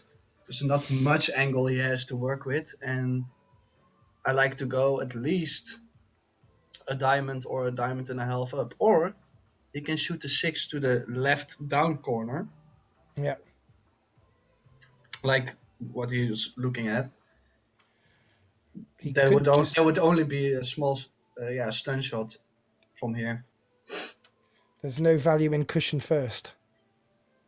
No, I think he will stick on the short rail after. Oh, He listened to me for once. Did you see that, ladies and gentlemen? The first time a player live on TV has listened to what I've said. Keep that one on the highlight reel, please, Jimmy. no, I think he miscued. No. Oh man. Excellent. Well, Excellent. let's see if he got high enough, because I don't like to go into the 8. He's drawing, so he's not. I don't think he's in the right position to follow the cue ball. Ooh. Brave, bold, and made it. 4 balls in the same corner. Yeah.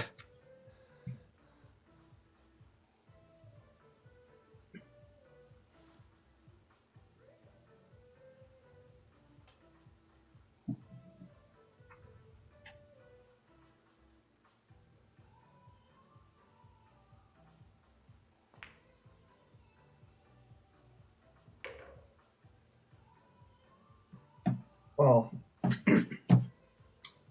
he's on a roll. I tell you. Ooh. So from 2-1 down, he's just let Jan take 1 frame for 8 of his. That's quite formidable. In the beginning, Jan was giving a lot of chances, of course, but Joël definitely found some flow and some rhythm here. You can see it also on his breaks, and he's still playing that fast. He's comfortable. He's not shying out of any shots too. So this is going to be a tough task for Jan to crawl back. And let's see if he has the skills to do it. It starts with a good break first. He needs to break good from here to at least have a chance to crawl back. Explosion. Yeah. Oh. The opposite happened. And it left the table wide open. No problems. It looked okay enough, but he hit it with enough topspin to still go in there. Yeah. And with alternate break, it always makes the comeback that little bit more fraught with obstacles, because if your opponent is really breaking solid, it can really stop you in your tracks, even if you do break and run a good rack. Well, I think the toughest shot in this rack is going for the 1 to the 2. If you get straight on the 2, the 7-9 was wired, I think. It looked like, ooh. Like I said, from the 1 to the 2 was the biggest problem. I think he's behind the 3. I think it wasn't a problem. You just made it a problem by saying it, and the I mean, commentators I'm that kind of guy. I'm that kind of guy, you know. That's what I do. So he's going to jump over the edge with his Go custom jump stick.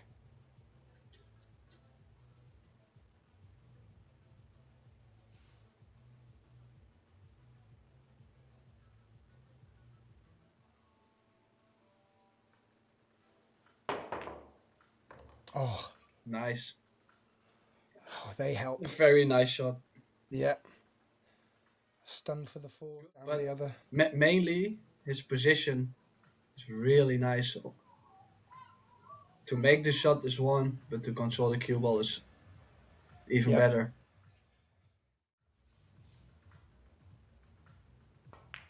Now, oh, he decided to play the 4 in the same corner as the 6. It looks a little tight from here, but probably he should be fine. How would you be approaching this 7-9? Well, it looked like it goes in the side, so I don't actually see any problems. And you would come off the right hand side of the 7, so the 7 kicks down towards the pocket, or try and screw. Yeah, he's gonna knock the 7 down towards the 10. Well, I think I would play the cue ball pretty close to the 7-9, and then just leave the 7, in front of the pocket, like he's going to play. I don't want the 7 to travel much. If it travels, you have a chance of, not getting a shot.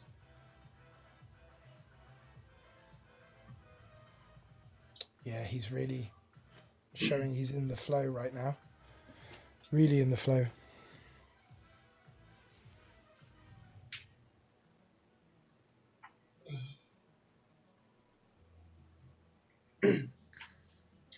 Yeah, so plays the cue ball center table probably.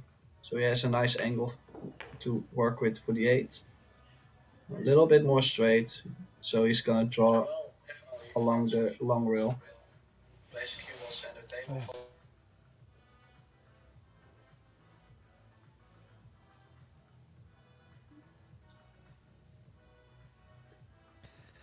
Gethin is checking his phone. Yeah. So it's on silent and it's still playing, commentating. How does that work? Tech guys at home? Yeah, Well, it's you on have silent, to- but you have to switch off the volume. Yeah. It's Just turn definitely on. Yeah. I thought of you, Yeah, but turn down the volume. There's a button. Straight. and 11-3 while we're firing through it. That was a quick frame by all accounts. Gethin.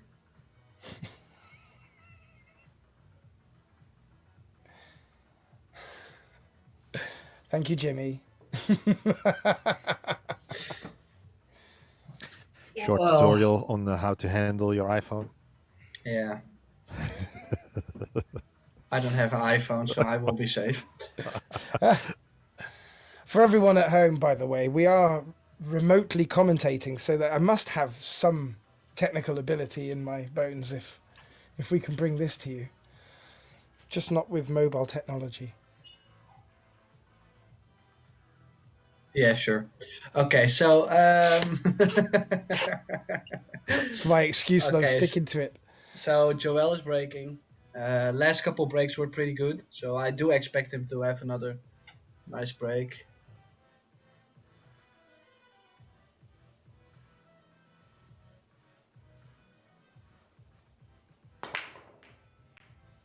Yeah, hit that well. 7 went clear in the pocket.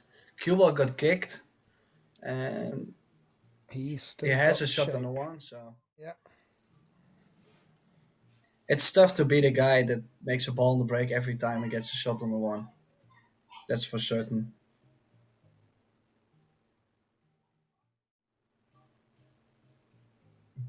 So probably spins it around. Goes 2 rails to the center of the table. Ooh, he hit that tin. Still has shape. Still can go to the 4 on the side. Using the long rail, of course. Yeah. And no significant problems apart from keeping good position.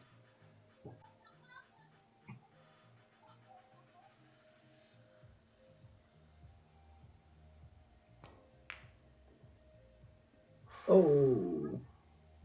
And Did you think when you saw him queuing up there he was coming a bit sharp well, off? he I also don't he know. also decided to play the 4 in the corner, which I got a little surprised. And the spin overtook the 3 ball because he Yeah. played it high left. And I probably would have stunned it and not play with so much left spin to just make sure to make the shot. And the 4 goes in the side, so why not?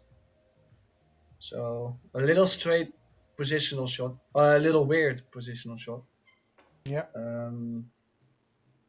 Left So Jan just- a good chance finally to maybe get back a couple games, get some rhythm going.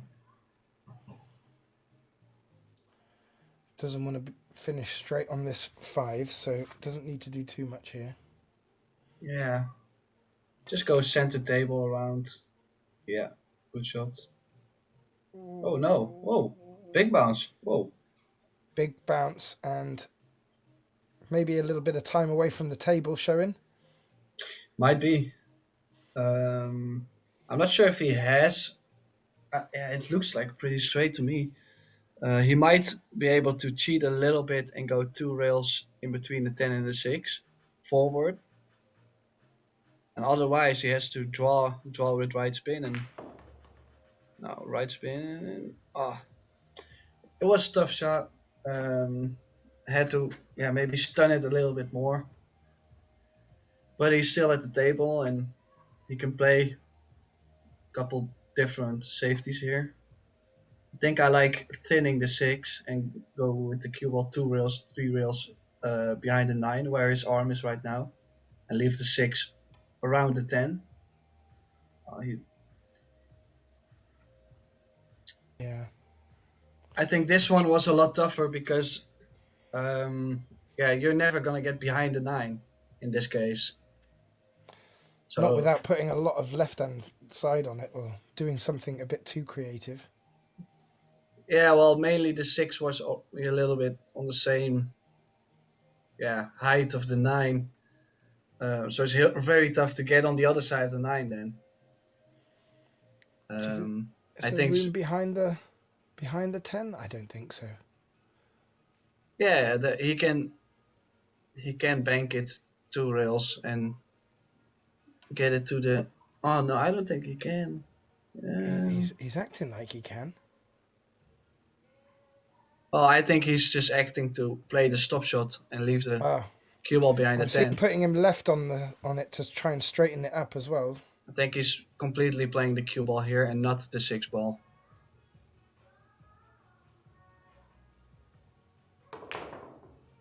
Oh, was he attacking? Yeah. 11-3 up. He was going for that. I think he was playing it slightly wide and then trying to straighten it up with left-hand side. I think so too, but well, I didn't really fancy this. Oh, he did get it around the 10 though.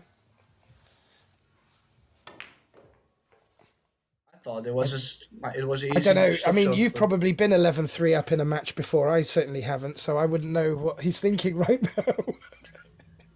Well, I just really don't try to think at all. Even if you're 11-3 or the score is like reversed, you still have to play the good shot, the right shot. And Right. of course, sometimes you can think, okay, I have to go for this, or okay, I have to slow down it a little bit. But not get over aggressive or not get over passive is a thing. Yeah. It's a little tester here. Yeah. And another one. He's got a zinger. He's got a bit of a zinger. I just noticed that Jan has changed his shaft. He's back to his older Z shaft, his wooden shaft. Yeah. Ah, So probably had something to do with this cue ball going. He made that pretty well though. Yeah. He not scared. He no scared. He no scared. He he's not not scared. scared. No, Oh, and maybe it was. Maybe he feels it's too soon to switch to the carbon shaft. He didn't have much time to adjust to it yet. So No. back to his old lady. Well, I think it also has to do with the cue ball just reacts different. So especially with positional play and with the speed, you're gonna have to play some special type of shots on a different speed. So playing positional, can be difficult with another shaft. hmm And never change a winning team. That's what I say a lot. So he went back to his winning rhythm. Well, it's working. It's back to 11-4, or rather, it's now at 11-4. Well, he made 2 really good shots, so that's a little confidence boost. But still, he's hitting. His timing on the break is not like it used to be. Probably the way he comes up with his body makes it happen that he hits a cue ball so high, because like you see the cue ball flies directly back to the stack. It's not much control in this break. But he makes balls and he can see the one, so he might be able to do something fancy here. I don't see a real big move. No, I see a very Yeah, soft. but Oh. Do you think he was looking to hit the 9 heavy there? well, I think he was trying to put the cue ball, maybe kiss on the 8. If he kissed the 8, the cue ball would stay behind the 9. But he Well, hit it. He hit it thin.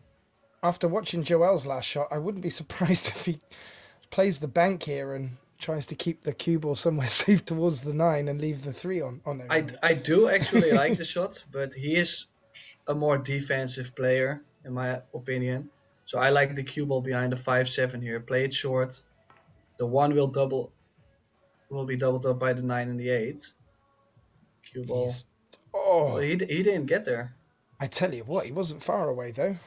Well, But you were absolutely right. That's the spot to well, leave it. it was either leaking the 1 a little bit more to the left and get the cue ball behind those 5-7, or playing it more conservative and just make sure Jan does not have a shot, but maybe he can see the 1. And I think I like to play the cue ball, more speed and let the 1 go out a little bit more. Oh, Caught that thicker than he expected. I think I'm so. trying to work and out. I'm trying to work out. He could. I don't understand why he played at that speed anyway.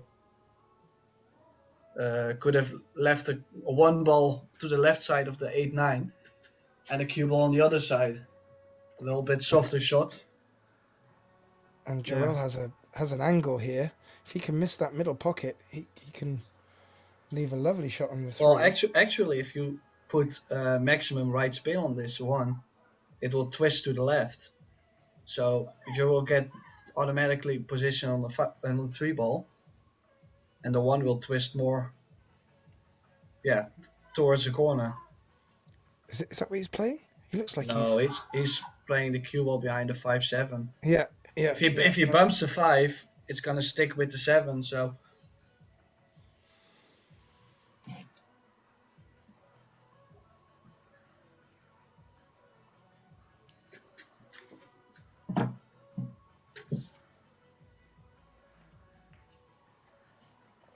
Yeah.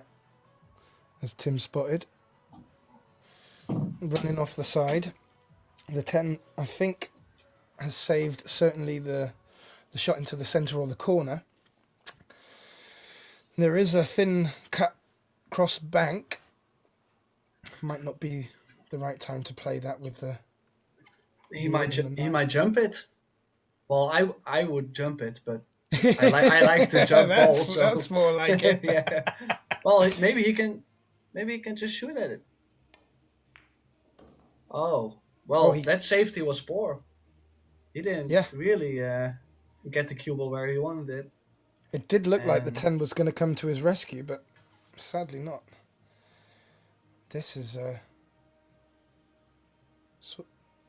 quite natural. Oh, the speed. Aye. Overran.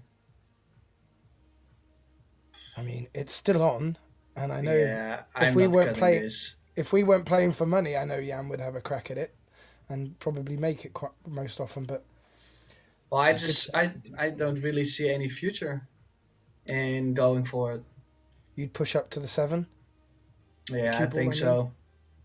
And make sure you don't leave the easy two-way kick. Oh. Missed that corner bag, Jan. Well, like I said, try to play safe. I think it's a better option. Yeah, I think so too. That 6 is, you've got to be quite particular to get that 6. Well, the other save was playing like this a little bit thicker, and then put the cue ball behind the 9-8 maybe. But it's easy to talk after they shot the ball, so. Yeah, quite.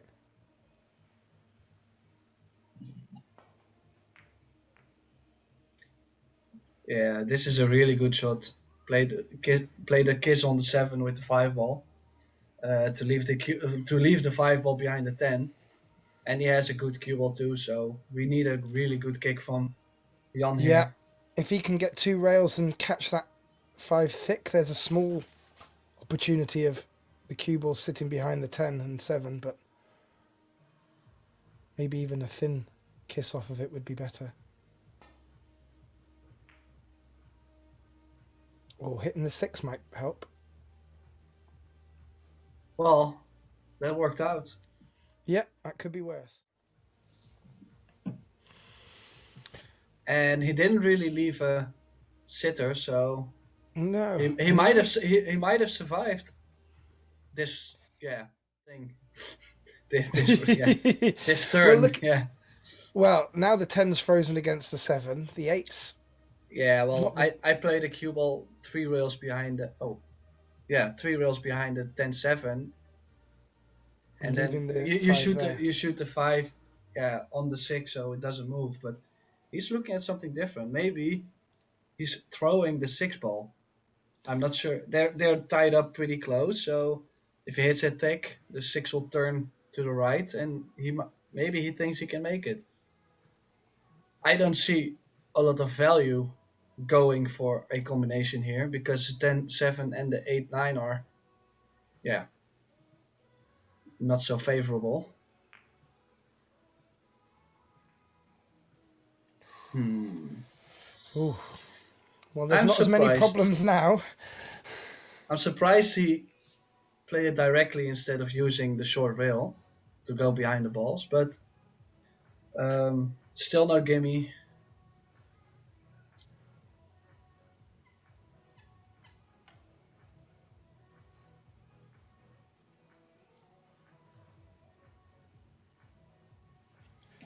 Yeah, he shook his head,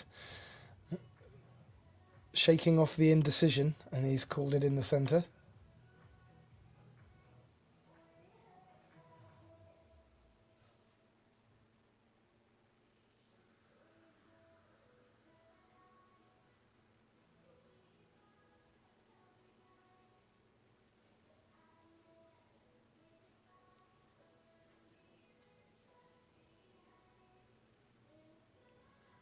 Yeah, still looks like he's gonna. That's a thin cut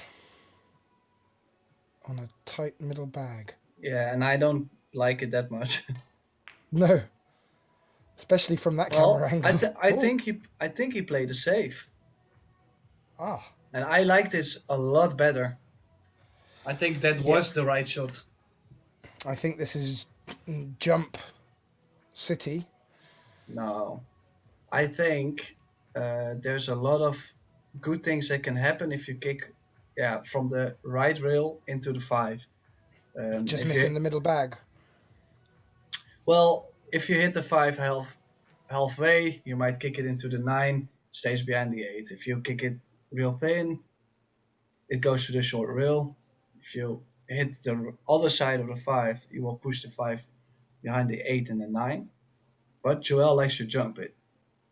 Really attacking. Has a lot of confidence in jumps though, but he missed the ball. I think he did, yeah. And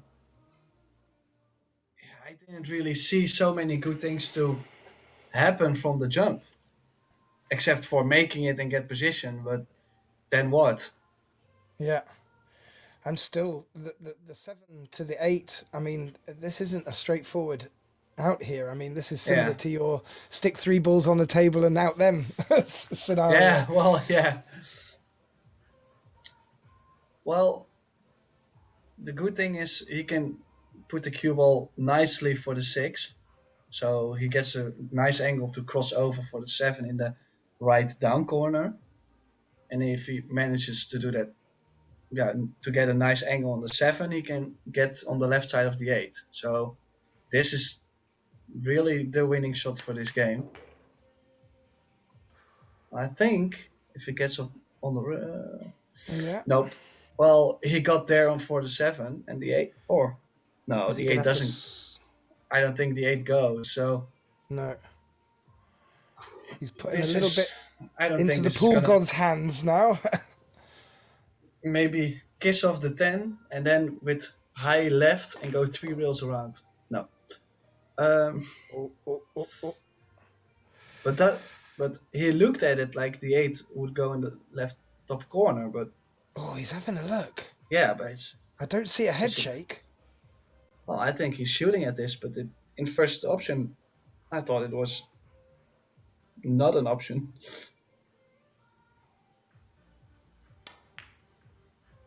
Oh.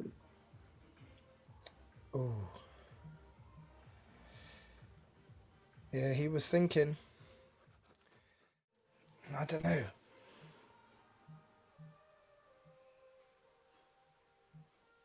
Yeah, I don't know if that was on. I think he really needed to slide that in the edge. And never an easy shot.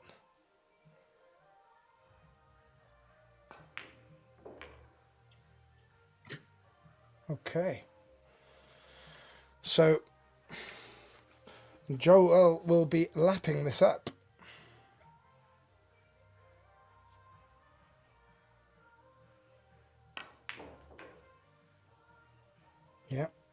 Yeah. Just needs it to slow, but that's A1.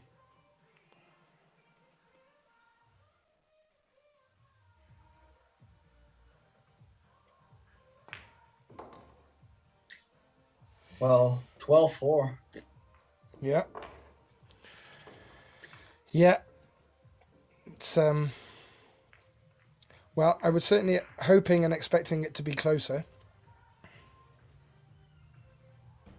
As you were saying, Joel appears to be the favourite, or was the favourite coming into it. Certainly is now, with this scoreline. Love a comeback, Tim. I love a comeback. Oh, it's usually the only way I can win a match. I do want to see a comeback because I don't know what else what else to do today if it's going to be over in an hour. So, you guys hired... There's some pool in Gibraltar that's going off in the moment. You I guys haven't really hired heard too me. much about that. you guys hired me for like a couple hours, so this I have to stick to the plan.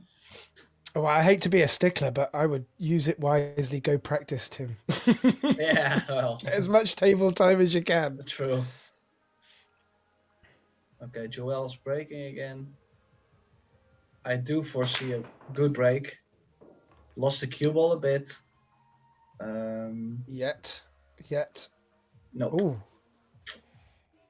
And do you think you can crom off that?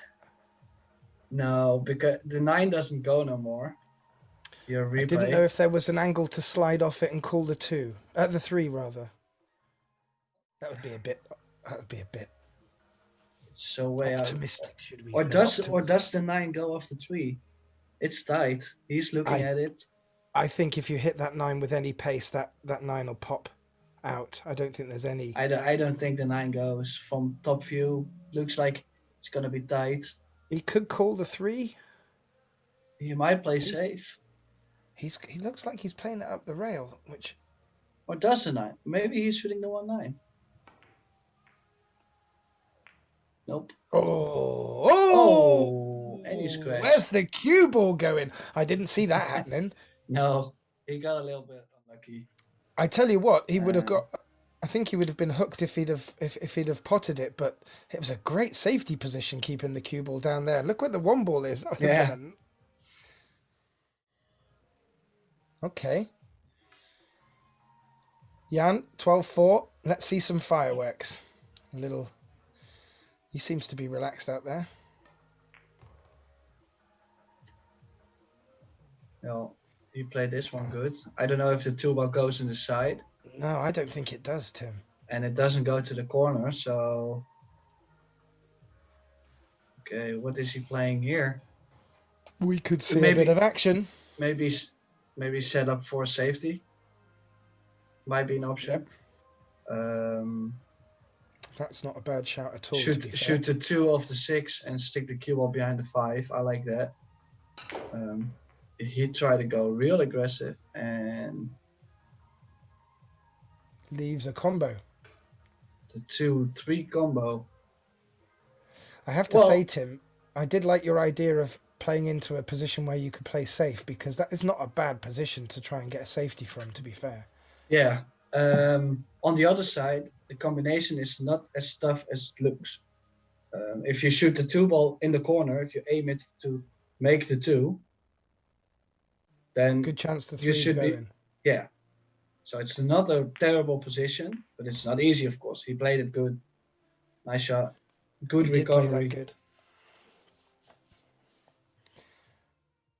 I'm sure the ladies and gentlemen at home that are agnostic to who they want to win will want to see Jan firing back here. For the love of the sport too.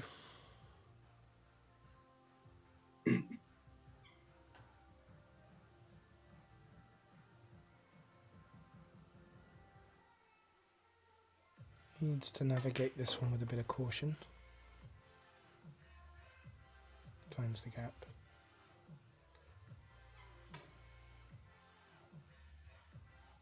Did you get to see the photograph online of the tight pockets in Gibraltar? Are they going to be? I think they're the same size you'll be facing, huh? I actually have no idea. Don't care. Well, There is no pocket. There is no shim. well, I think the biggest surprise is going to be the table, as they announced that they will have Predator tables, new product from Predator, and we have no idea how they're going to look. Untested, I would presume. I don't think I've seen a Predator. No, they're like brand new, so that's why for everybody it's going to be a surprise. And I think they will more likely be like a diamond, like Pro Pockets diamond, Yeah. and not like dynamic. So I think that's going to give some surprises. I'm not sure how tight they're going to make them. Maybe the pockets will be a little bit deeper. Did they actually already announce that?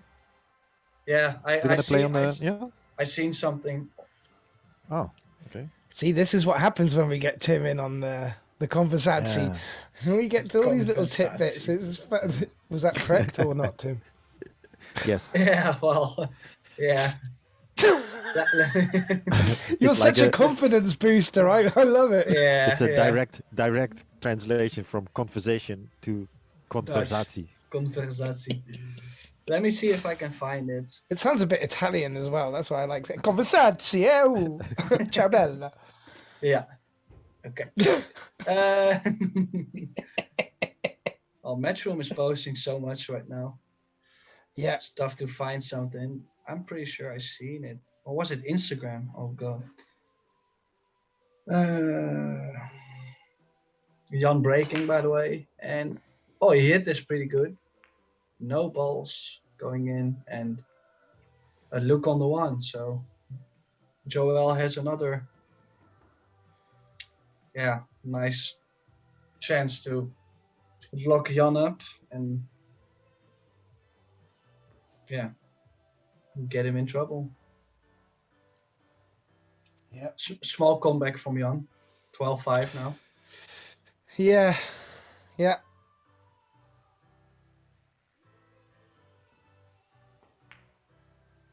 Oh, we get through the gap, lovely. He might have left a good move here. I think there's a 2-railer on. Well, from the top view, it doesn't look like there's a 2-railer on. If he can just slide past the... I'm looking at just going past the 3. Oh.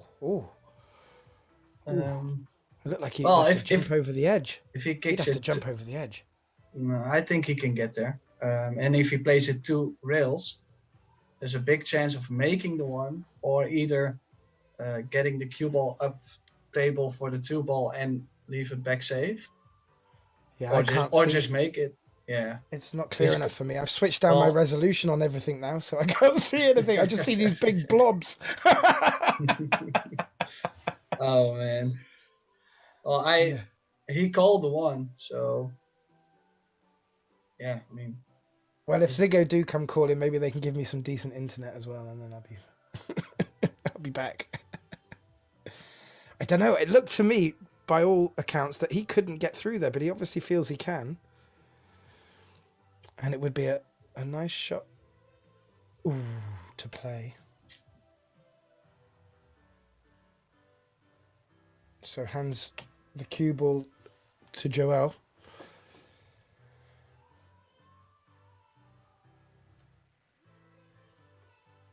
We have a question coming on the race. It's a race to 30. 3-0. So it's still a long way to go. Yeah, Joel not even at the halfway mark yet. And Jan hoping he doesn't get that far. Ooh, what's he done here, Tim? I missed it. I didn't see it. I think he wanted to be higher up for the 2. We got the replay. You just have to say the magic word, Tim. Well, he tried to go 2 rails and he overdrew the cue ball. The rail's bouncing, of course, so the cue ball does come short of the second rail.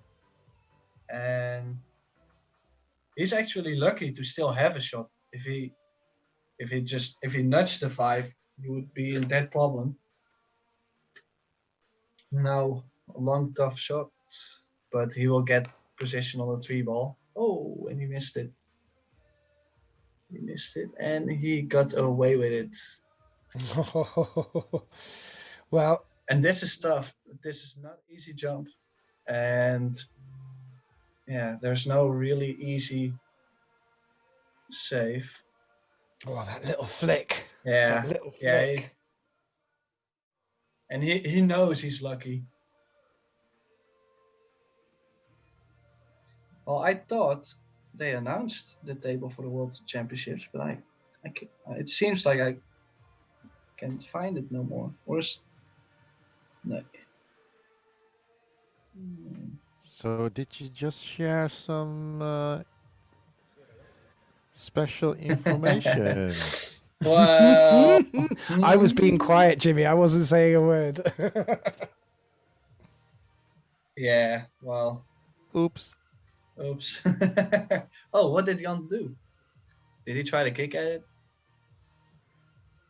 Yeah, Jan tried to kick at it, but he missed. He had to play with a lot of inside English, left-hand side English, but he missed the 2 ball. Mm-hmm. I just had a pop-up on the Facebook feed that Ivar Saris is watching.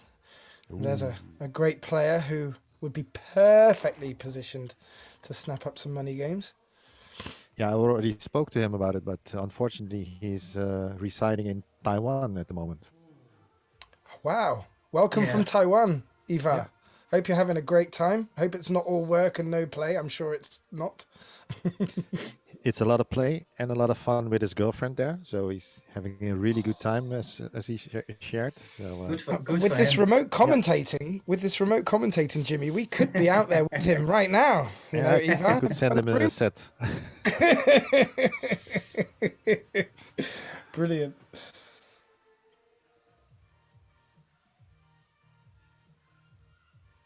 Yeah, he's got to come all the way back round for the 5. He's got a bit of distance to get round here.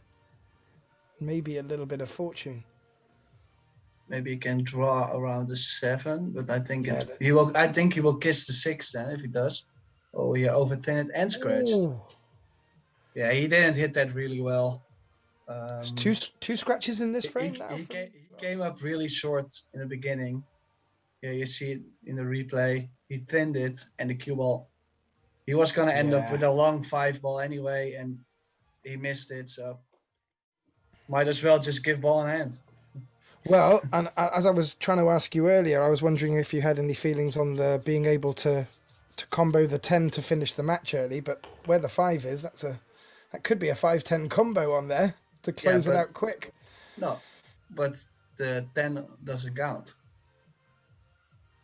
No, The combination. Correct. That's why I was trying to tee up the question I was asking earlier. Tim. How you felt about it? Well, I wouldn't have done it. So when the balls are laid out open, you should just run out, show you're confident, and ooh, oh no. That's a few times that's happened. The pool gods. Well, and he didn't really look at any other option than jump. He just goes at it. I think it's a better option here. I don't see anything kicking wise. Needs to make it and get position and just run out. Oh, he made a fall. Yep, and that is a. I think an you should look indicative into sign. the go jump queue. No, it's a really good jumper. Well, I heard there will be some raffles coming up, so A couple.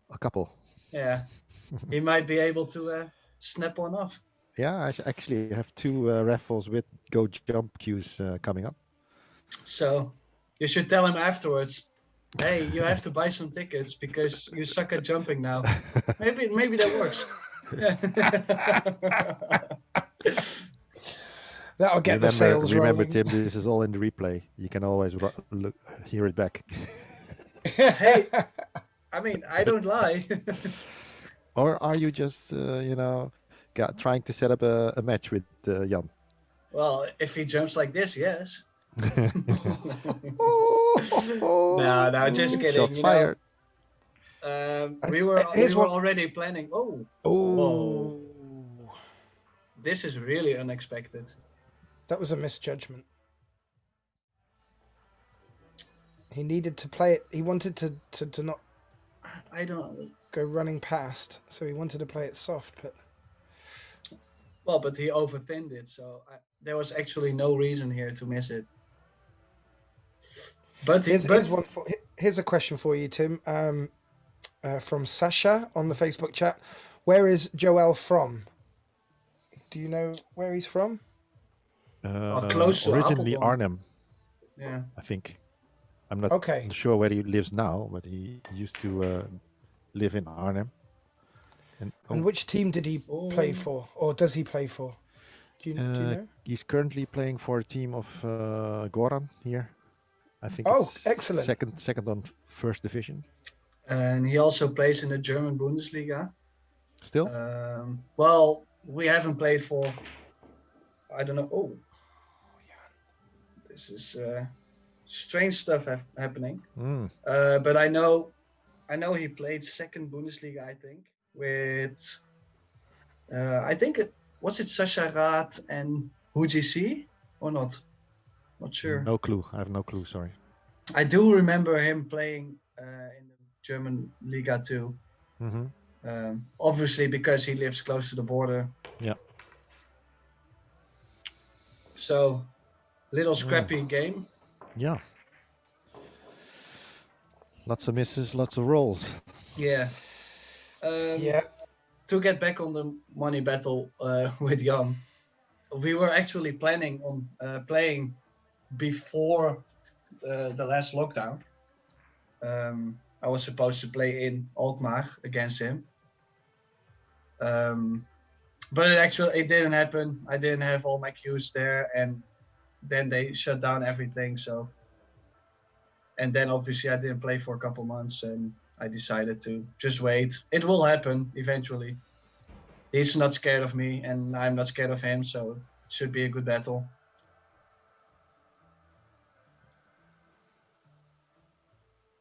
We're still talking about pool, I assume. Yeah.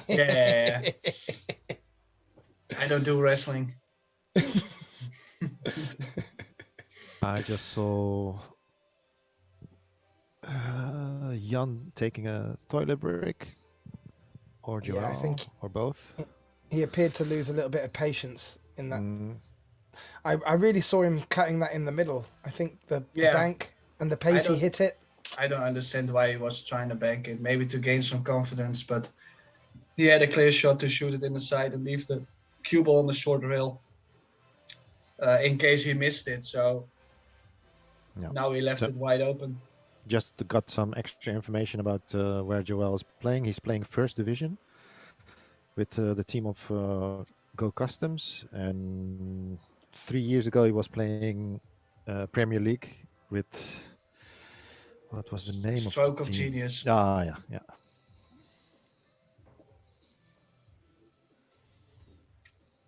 That name is a stroke of genius.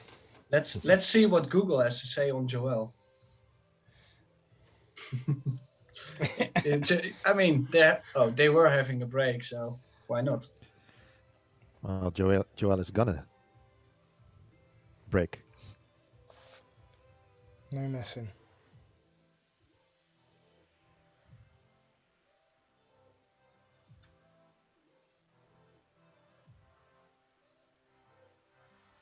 Let's see. Oh, he kept the cue Wow, he hit that really nice. Yeah. He's quite unlucky here too. Oh, well, he made a 9. He hit that really nice. Look at that cue ball. Wow. And shape on the 1, 1, 2, 3 at the same side.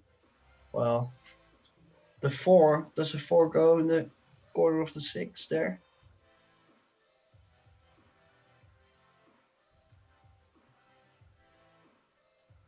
I don't know. I can't see from.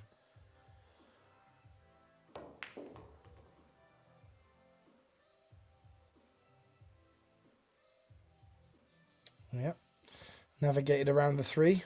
I thought bringing the 3 into it made it a bit trickier, but he's getting the feel. Well, he's got the feel, should we say? Oh, we've got a question in from Care to Dahan to me. Jeepers. Uh-oh. The question is, Gethin, what would your advice be to Jan to stage a solid comeback? Very good question. I would initially tell him to keep his head in the game. It looks right now that he's getting a little bit frustrated. He's had a couple of rolls go the wrong way. And I know Jan is a very big sort of feel player. He really gets the momentum going and then just runs with it. So if there's a way that he can get some momentum, if playing a couple of safety battles and winning them would bring that about. But I don't think smacking cross bank doubles with ferocity is going to get him there. So, and it doesn't look like Joel's going to give him the inch he normally gets and needs to get his teeth back into it. So, good question. If you have anything to add to that, Jimmy? Well, oh, good, nice. No, I'm joking. What did Joel do here? I think he tried to bump the 10 and he missed the 10 and snookered himself for the 5. I think for Jan the biggest problem at the moment is that he has no patience, and it doesn't really look like he's digging in and really fighting hard. No, I And agree. I think that's the biggest problem, where Joël would definitely do it if he wasn't playing this well. Maybe swerve, kick off the back end of the 5 and then kick it back up to the short rail of where the 10 and the 6 is. But he needs some speed on this. Oh, he tried to shoot and make it. Yeah, he just swung it a bit too much. And he might have left the bank now. I think Jan is allowed to shoot this. Yeah, I think you're right. He's looking at it.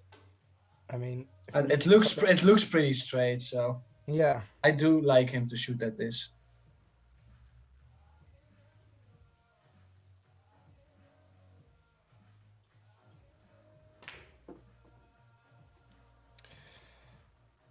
And he doesn't get away with it in the same way Joël does. Looking on the replay. Oh, just caught the outside knuckle. He played it a little bit soft, I think. Need to straighten up a little bit. Well, and you're not shooting the bank to get away with it if you miss it. If you go, you go. Joël will go 2 rails here, I think. Yeah, 2 rails. And I'm curious to see what he's playing on this 6. I think I will play the 7 to the left top corner pocket. Because otherwise he has to go in between the 10 and the 7 and he might scratch in the side. There's not so much room above the 7. Oh, he decided to go to the center of the table. Good thing about he always had the right angle, but he leaves himself a little bit tougher and maybe a little bit hampered by the 8. He's been making these today with relative ease, so. Oh, he decided to put a little more speed on this, probably because he felt it was missable. Yeah. But he sacrificed a little bit positional play on that, so this is the big test. Yeah, it's difficult for him to get the cue ball back up towards the 10 here. Yeah, I don't see him trying to play that. He should play this and just leave the cue ball around the 9-ball breaking spot, so he has a chance of finishing the game. I wouldn't do too much, Ooh. Again, we've seen one earlier like this, where I said it's just tough with the right spin, and if you hit the long rail, it's gonna hang up on you. And to all intensive purposes, this was the sort of inch I was talking about earlier. It's whether or not Jan can capitalize on it. Well, this is not a really bad shot, 50-yard line.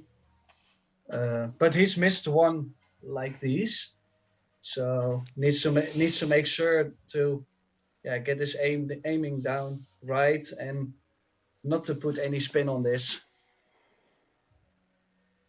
If you use too much spin on these, they are missable.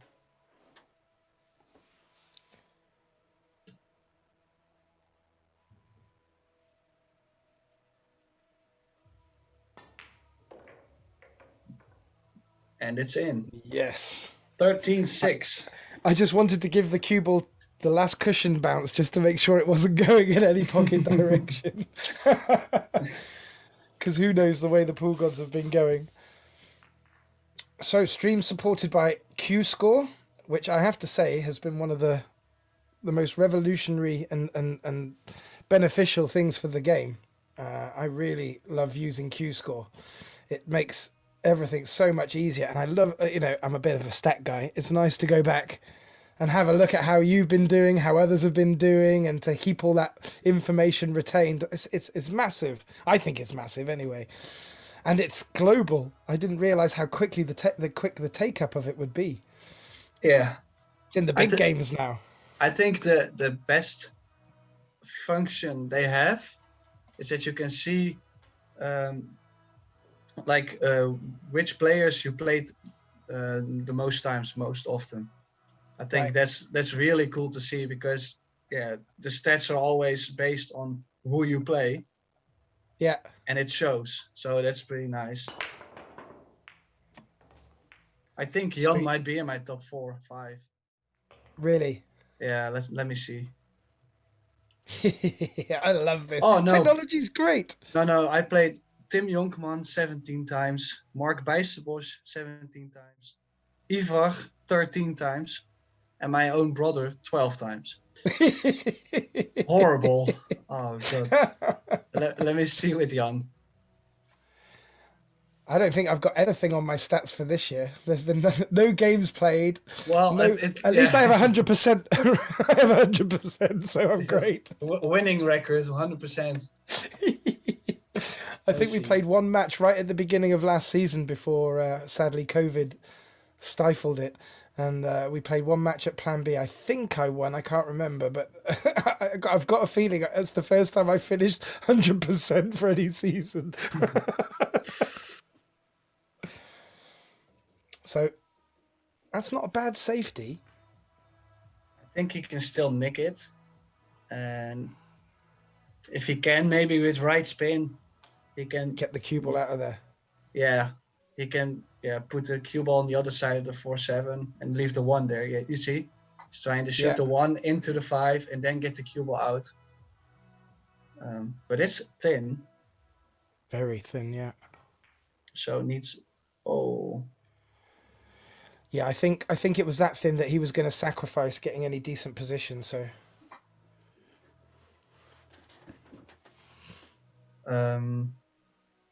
I do expect him to bank the 1 down table. I'm not too sure.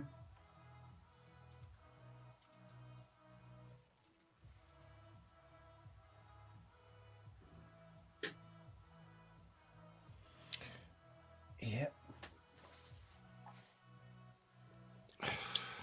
There's a lot of traffic down there. It's if he banks the 1 towards the 10, the cue ball will go long rail, and go in between the 4 and the 7 and the 5, I think, around that area.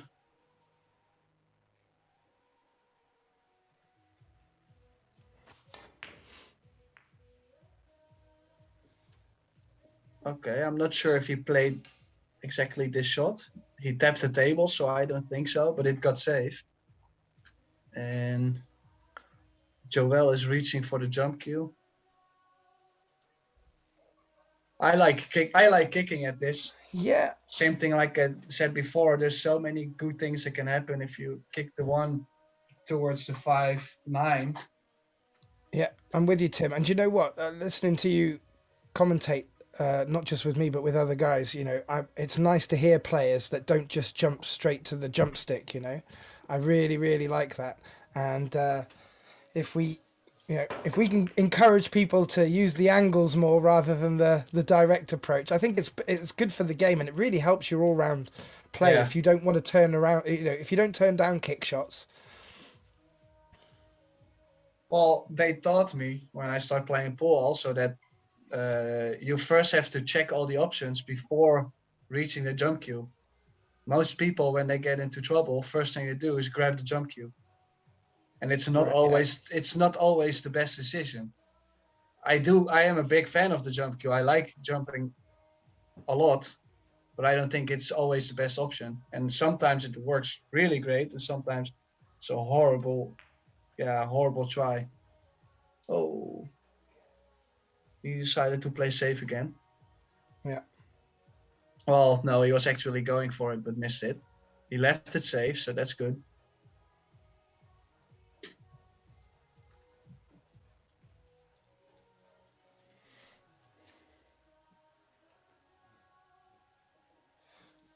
Oh, oh! Did you see that, Tim? He just called the top left pocket. I am surprised. I will kick these 2 rails and kick the one up to the short top rail. Yeah, and try and even leaving the And- cue ball behind the 10 or something. Then Yeah, even or if you behind the can- 9, yeah. So Yeah. I'm surprised but the good thing is he can do the same thing if the cue ball gets off the 1.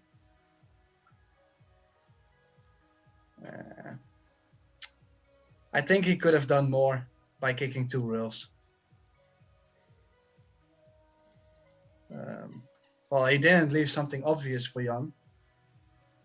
Might be able to shoot the 2 rails down table and leave the cue ball behind the 4-7. Other option is to to shoot the 1 in the right top corner and leave the cue ball behind the 4-7 so he can play safe on the 4. But I think this is the better option of the 2. Played it well. Has to make sure. Well, the 1 got a little nasty, got close to rail, so could have done a little bit more with the cue ball maybe by stunning the cue ball directly behind the 4-7. But he still got there and he has Joël kicking. And he won the safety battle because Jan gets another chance to put that comeback in. Yeah.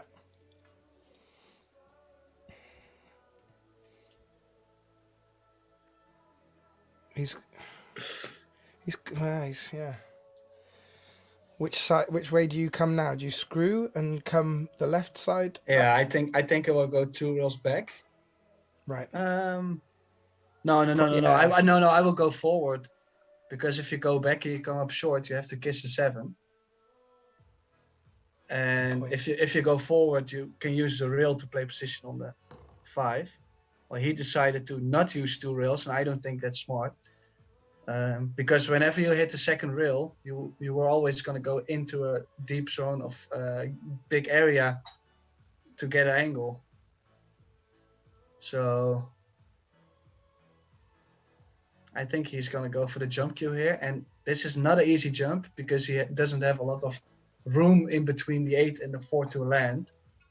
No. So he might jump over the 4, like double bounce, or he might just hit the top part only. So he needs a really good jump shot here. Yeah. And not much distance to drop it down after he jumps over the 8, so... Wait, good contact. And I think he got a little lucky again. Ooh. Maybe he left a gap, but not to make Maybe he left the ball. only gap. Yeah. Or maybe- maybe he left the gap to make it, because Joël is definitely aiming to go at it.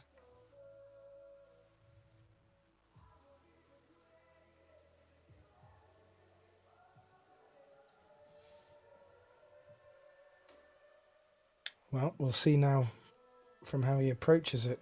But I think there might be just enough gap for him to see this. He's stroking quite hard at it, though.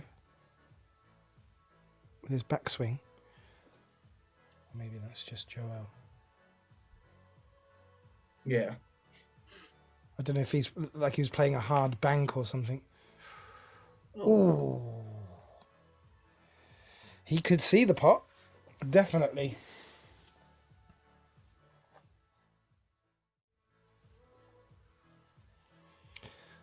I can see Pascal.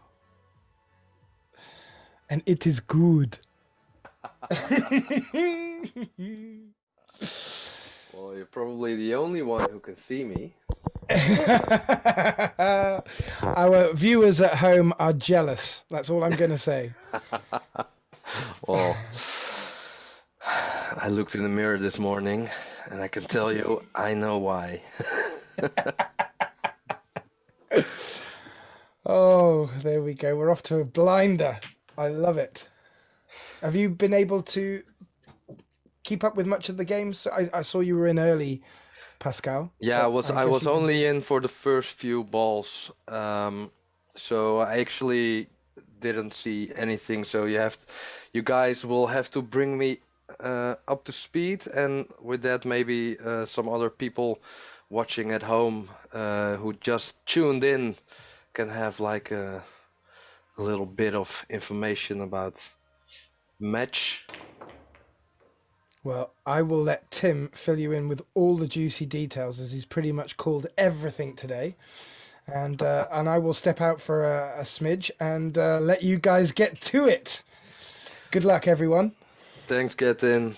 Hey, Thanks, enjoy bud. it, and thanks ever so much. Cheers for the time, Tim. Brilliant. Yeah, of course. See ya. Thanks, man.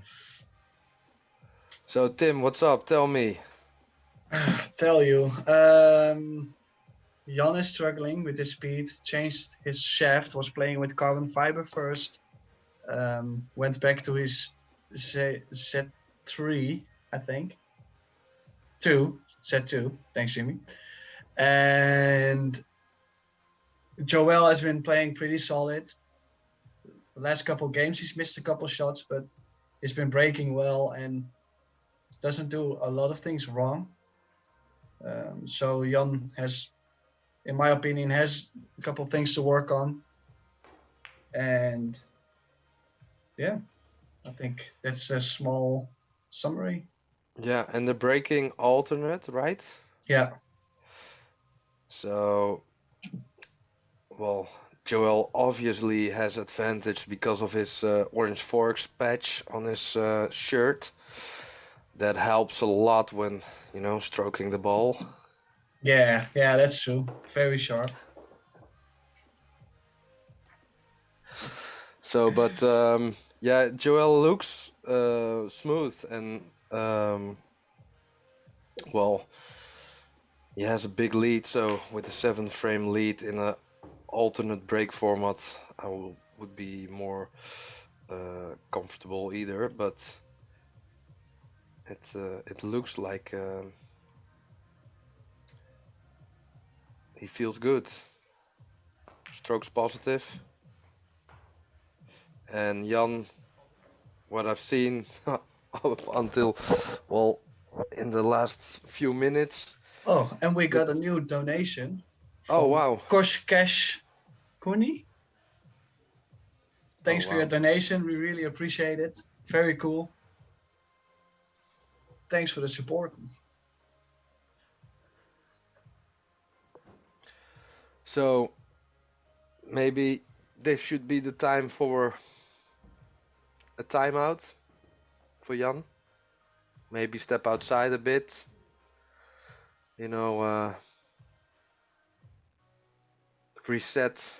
Reset your mind. Because if he loses the next two, he will be 10 frames, 10 racks behind. That's a lot. So he has to do something. Like now they're halfway, or at least Joel is halfway. So this is the moment. There's, still possibilities.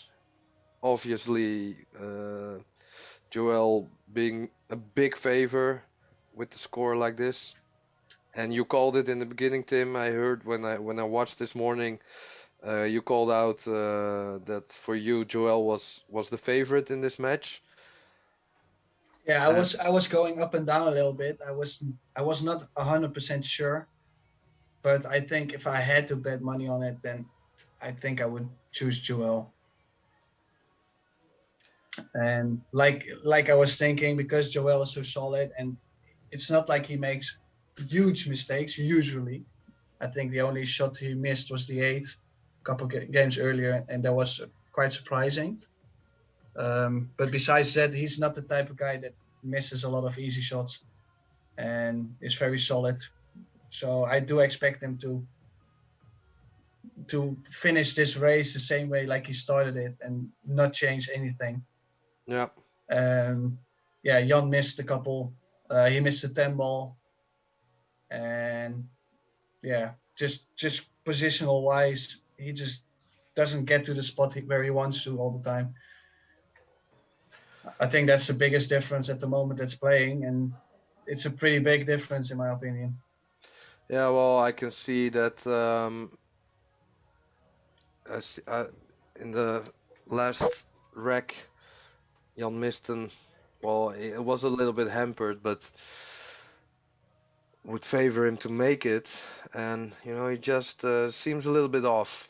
And just as Jimmy said in the beginning, I know Jan from competition as well, and I know he can be like a really steady force, but yeah, well, maybe the Rona got us all in terms of not playing, and I know Jan was playing a little bit, but yeah, we'll have to see. It's a race till 30, right? So there's a lot that can happen, but well, he has to do something special, and Joel will have to make.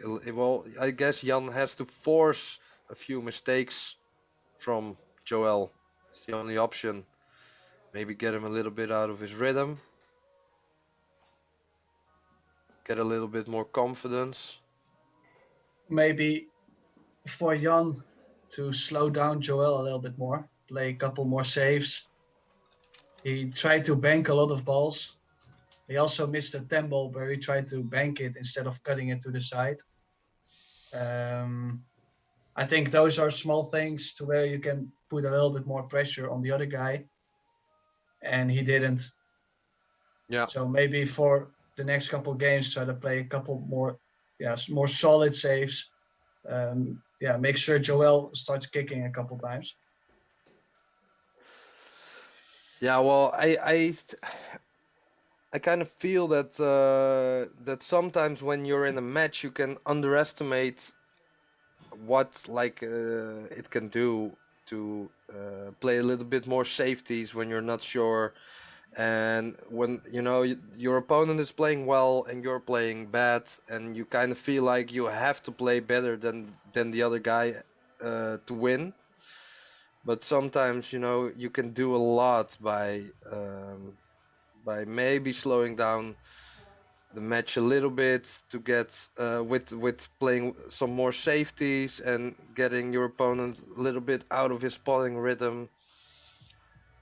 I don't know, I kind of feel like sometimes it can help, and it's better to have a good feeling about yourself having shot like a legit safety than feeling bad about yourself because you missed like maybe a 50-50 mid-range shot. So I think that would be a good strategy for you now. Play a little bit less aggressive and try to outmove a little bit. Go play a moving game. Yeah. Try to get that first shot and then punish the other guy, because then Joel will have a feeling that he's making mistakes. Joel will make a couple more mistakes, and you just gotta pin down and make sure you run out, because in the end you need it. So try to get the other guy to make a couple mistakes and then punish him. I think that's exactly what Jan needs at the moment. Well, if Jan is really smart, then the first thing he would have done when he went out for this timeout is turn on YouTube and listen to the commentary. Check all the comments and and listen to this great advice from the Grandmaster Tim. Yeah, well, I'm not too sure if he would take it from me. Well, definitely would be more fun to watch if it came a little bit more close. Haven't seen a lot of close matches. Of course, the epic battle between Nick and Jan was sensational. Would like to see some more of that. Hill match with pieces of the floor coming loose, almost making a touche. Well, some drama, some excitement. Yeah, that was a good match. I watched the end of it. Well, I think I watched more than the end of it. I think I watched all of it. Yeah, it was close call. Yeah, it was a good watch, and especially well, the last few games were really nice to watch. So Jan needs to come out with guns blazing. We'll see what he has in store for us. Well, the players are just returning to the seats now. I see they have taken a small lunch break. Joel Well, is, that can be also a big thing. You know, when you eat, like all pool players who've played tournaments or like long money games, like sometimes you can play bad because you're hungry, but sometimes when you play good like Joel, it can also be if you eat a little bit too much, maybe you're a little bit full and feeling a little bit slow, and sometimes that can work against you. Well, he's not the type of guy that is going to overeat or something. Well, he doesn't look like No, but overeating. he's also pretty experienced in tournaments, taking care of himself. Yeah. Like I said, he does a lot of things really solid. Oh wow, I like the overhanging Yeah. angle, Jimmy. This is great stuff. yeah. Funny story. I installed the camera together with Goran this morning. Everything was set up. All looked the angle looked perfect from the camera, and then I just realized it was the other way around. So I had to change the camera just like 30 minutes prior to the start. That's why it's not as perfect as I would have liked, but the picture is good enough. I kind of hear a phone.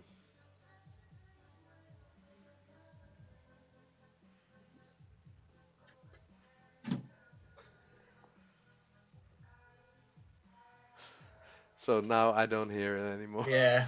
See, Good. you guys at home don't see this, but you know, I'm seeing Tim, and he just threw his phone like 3 meters behind him into the air. Well, and it worked. So, guys, Yeah. whenever you hear that noise, just throw your phone. Easy peasy. So, but the overhead looks still looks really cool, Jim, and it's a really nice angle to have. Yeah, thanks. Brings in But a it's lot of also extra information. also made possible by Goran, who installed a special camera fixture to the ceiling. And for those who don't know, the ceiling here is about 6 meters high, maybe Yeah, it is pretty high. 5 or 6 meters. So that's why we were, and of course in combination with the new lights. Otherwise, this was not possible. Yeah, of course. They have the nice square. Yeah, Yeah. thin How do you lights. say? Yeah, the lights where you can put the camera in Rectangle. between. Yeah. The rectal lights. That's different. You'll see them Monday in the Oh, sorry, hospital. that's my English.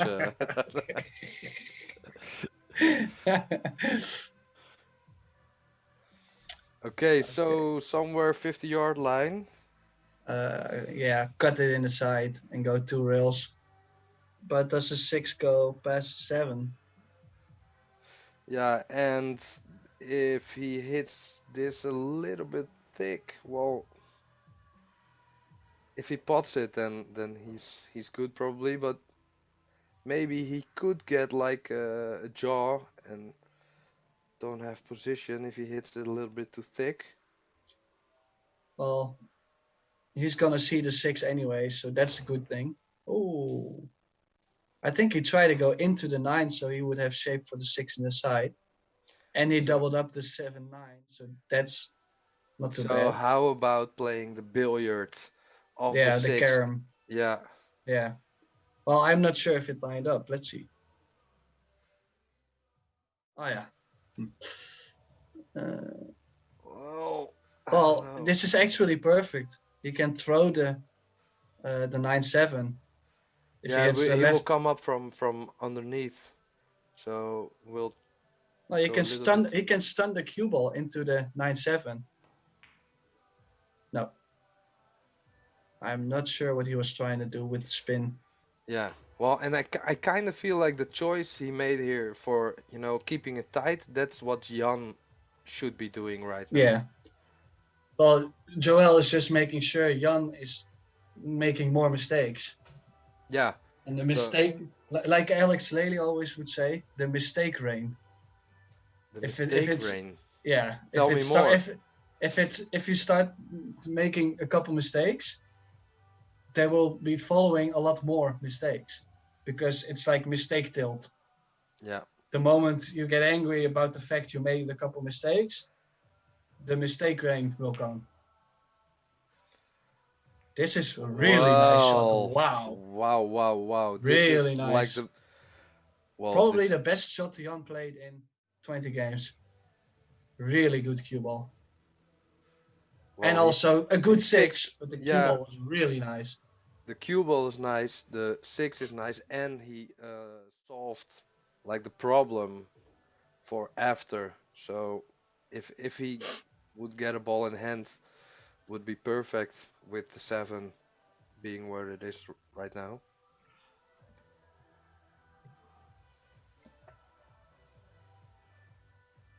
So Joel lining up a 3 or maybe 4 rail kick shot.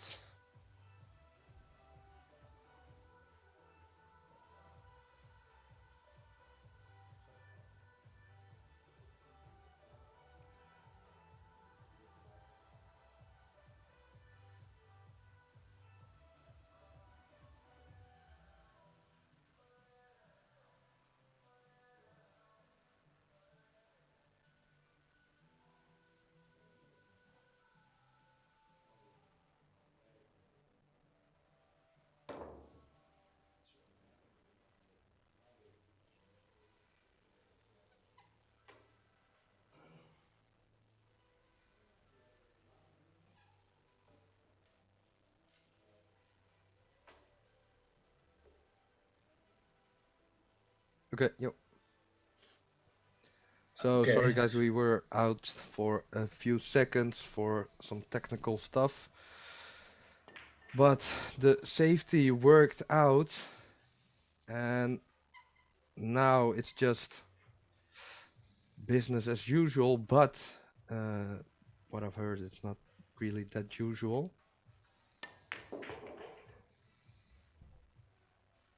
Sorry, another small... Okay. He hit the 7 a little bit too hard.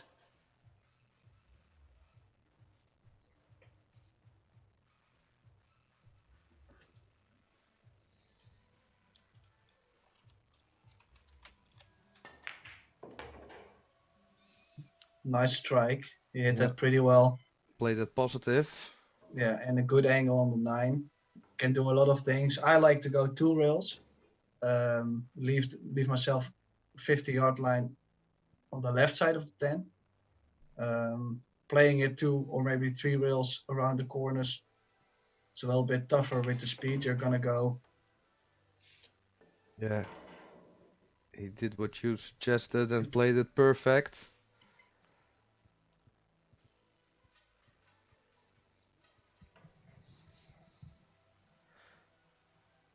So, taking a little bit more time to make sure this is in. Okay. Great stuff from Jan Rempe. Do we say Rempe or do we say Rempe? Because in Dutch it's Rempe, of course. But, his name originally is Rempe.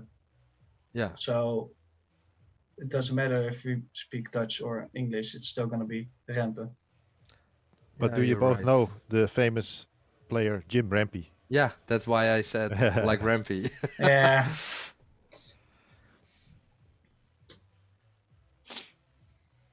King James. King Jan.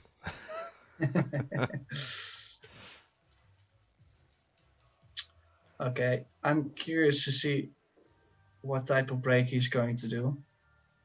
In the Because beginning, how in the has he been beginning of the breaking? beginning of the match, he was breaking a little bit softer. Last breaks, he's been breaking like he used to break, but he was losing the cue ball a lot. So you see, the cue ball, his timing is not the best at the moment. Oh. Yeah. He made the one ball. He has a nice action on his break, but it's just a little bit off. And I think mainly it's about tip position. It looks like it's tip position because he's been breaking with a lot of topspin. And So maybe he has a little bit of unintentioned. There's a little bit of side. I think it's also because he's rising up with his body, of course. So the cue will go up. That's where it usually comes from. But he can solve it to go a little bit lower in the cue ball.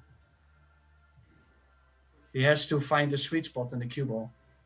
Yeah. And he has not done it yet, or at least he didn't find it yet. So I'm not sure how much he can see of the 2-ball. I don't think he can roll up on the 10.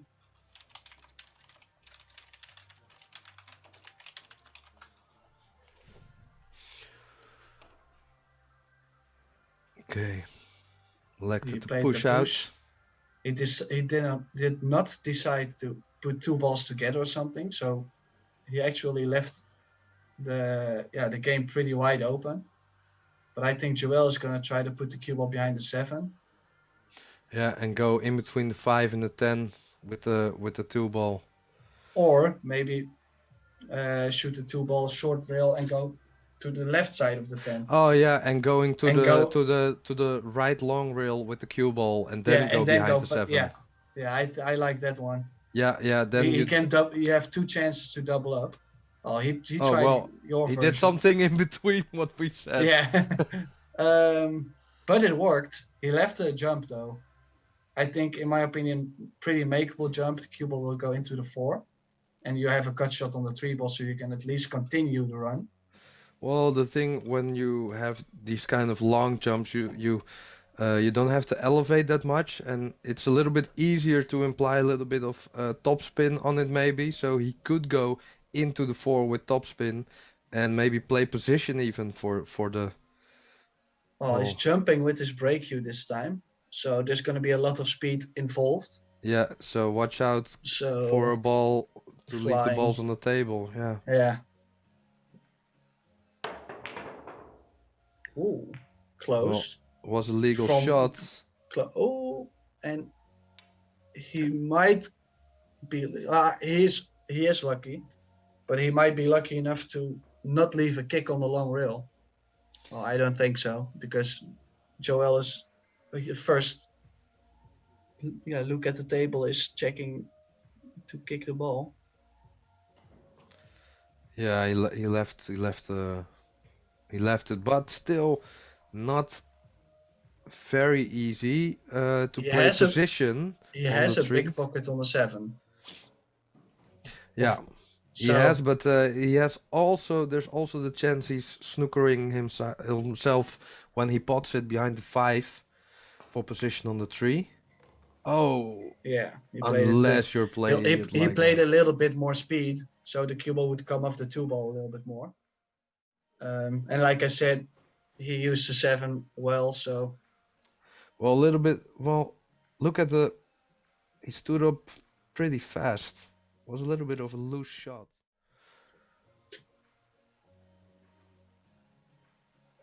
Worked out really good though. Yeah. He has a good angle to go to the 4-ball and continuing his run, so. Yeah. So a little bit luck for Jan to leave the snooker, then a little bit luck with Joël potting it with the 7. Oh. Good position. Oh. I didn't expect him to use that spin, so I was really surprised. To go, whoa, where's he go? Oh, nice. Yeah. Looks a little bit straight, going one rail position. Yeah, I think so. No. Cheated a little bit, left himself a little bit longer. I think this is key shot, going from the 5 to leave himself a little bit easier on the 6, maybe straight. Because if he leaves himself straight on the 6, the other things will go. Oh, that's a little bit It's overdone that a too little bit. much. Has to do a little bit more now because he has to play position on the other side of the 7, and if the angle is too big, he needs to go to real position or up and down. I think he Uh, will stun over, maybe to the right side of the 7. Yeah, That yeah, way I he think can have a nice also, but smooth if stroke. the angle is too big to play position for the 8, he has to make sure the angle is perfect now. He can go 2 rails. Oh, well, didn't think he could play it that high. So this is actually easier than I thought. So he Still will go has 2 to. rails, leave the cue ball around the breaking spot. And then he should be fine. Oh! Yeah, Yeah, I you've seen seen him that. wobble a little bit. He didn't strike the cue ball really nice. And obviously with the spin he put on the cue ball, it threw the 7 also a little bit out to the long rail. Yeah, he didn't really strike it really nice. No, it didn't. It wasn't like a stroke. It was more of a, no. He kind of pushed the Yeah, ball a little bit. yeah. Yeah. So has to hit One good this stroke. in the right side of the pocket. Well, he's Didn't kind of lucky. snooker himself. He's lucky to not snooker himself. Struggle, struggle, struggle. So, and this is the moment where if you're behind and you're not thinking positive, you could rush this next safety. So, but I think it's key for Jan to take his time and make sure you play the safety, because the safety isn't that hard. Make sure you execute it good, and at least he got the snooker, but I think he wanted. I was also thinking maybe he can play the 8 into the 9 and get the cue ball down table. It's a little bit tougher shot, but if you play it good, you're not going to leave a jump shot. Especially with Joël being a good jumper. He likes to go jacking up on shots. So I would probably play it the other way around. Let's see what he's... Well, maybe that's some inside knowledge. Seen the go jumper in action again. But in this case, Jan got the second chance, and he played a good shot. Yeah, he played the safety, which he knew it was gonna be snooker, and got rewarded for that. So yeah, so it worked. Good for him. Once would have liked a little bit of a bigger angle, but he he's cheated totally the pocket. fine. So yeah. Joël, the way he walked up to the table looked a little bit annoyed, and I don't really understand why he would be annoyed, because he has a pretty comfortable lead, nothing to worry about. Yeah, well, that's the funny thing in pool, of course.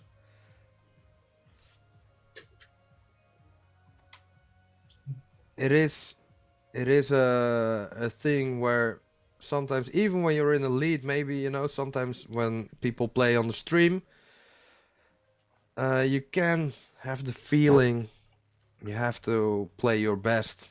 And sometimes when you make a few mistakes, you can beat up yourself and maybe get in the wrong state of mind.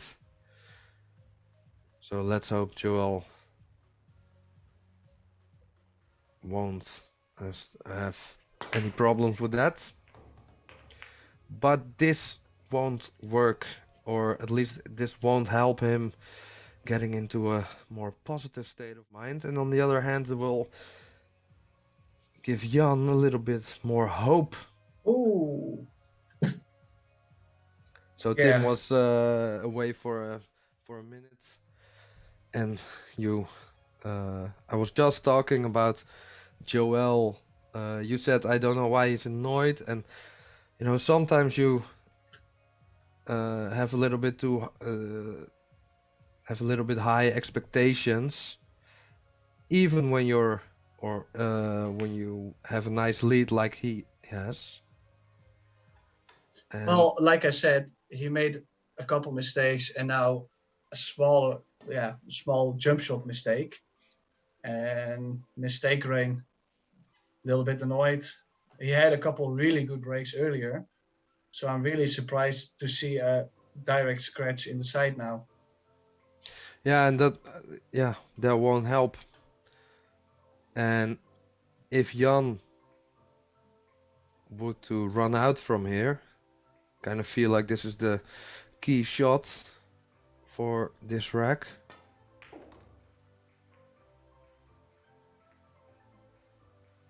Well, I think he is kinda lucky. Wants to spin this in, hit this a little bit thicker and kill the cue ball with the spin a little bit. Or go up and down, but there's a lot of traffic to avoid.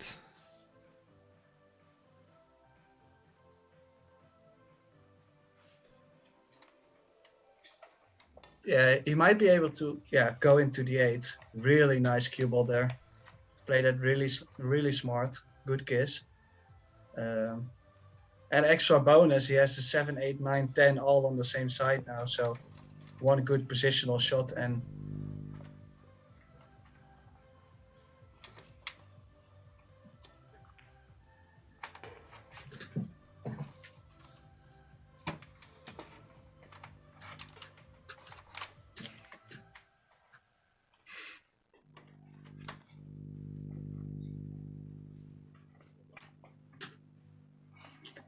okay, so there's some weird noises going. Yeah, I think going it's on. my adapter maybe who's buzzing a little bit. He's a little bit angry with me because he was lying upside down maybe. I don't know, I sometimes have these fights with technical stuff. Oh no. Okay, so Jan almost got behind the 10 ball and has a little work to do with the 8. I don't see a big problem. Just follow the cue ball a little bit and shoot the 9 in the right down corner. No, he tried to shoot it in the corner and ooh, it wiped his feet. Yeah, played it with good speed. Yeah, good speed. That's the way to play it.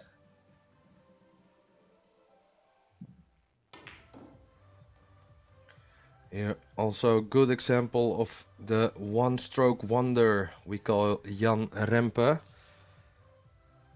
A lot of times, now you see him pre-stroke a little bit, but a lot of times you will see him with no pre-strokes or maybe just a little bit of kind of nudging or feeling the shot a little bit and then pull back his cue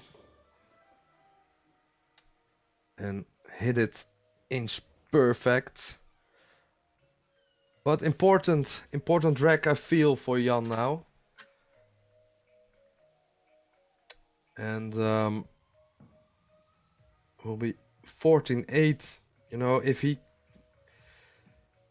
could go could take the next 2, then you would feel he would be really back in this match.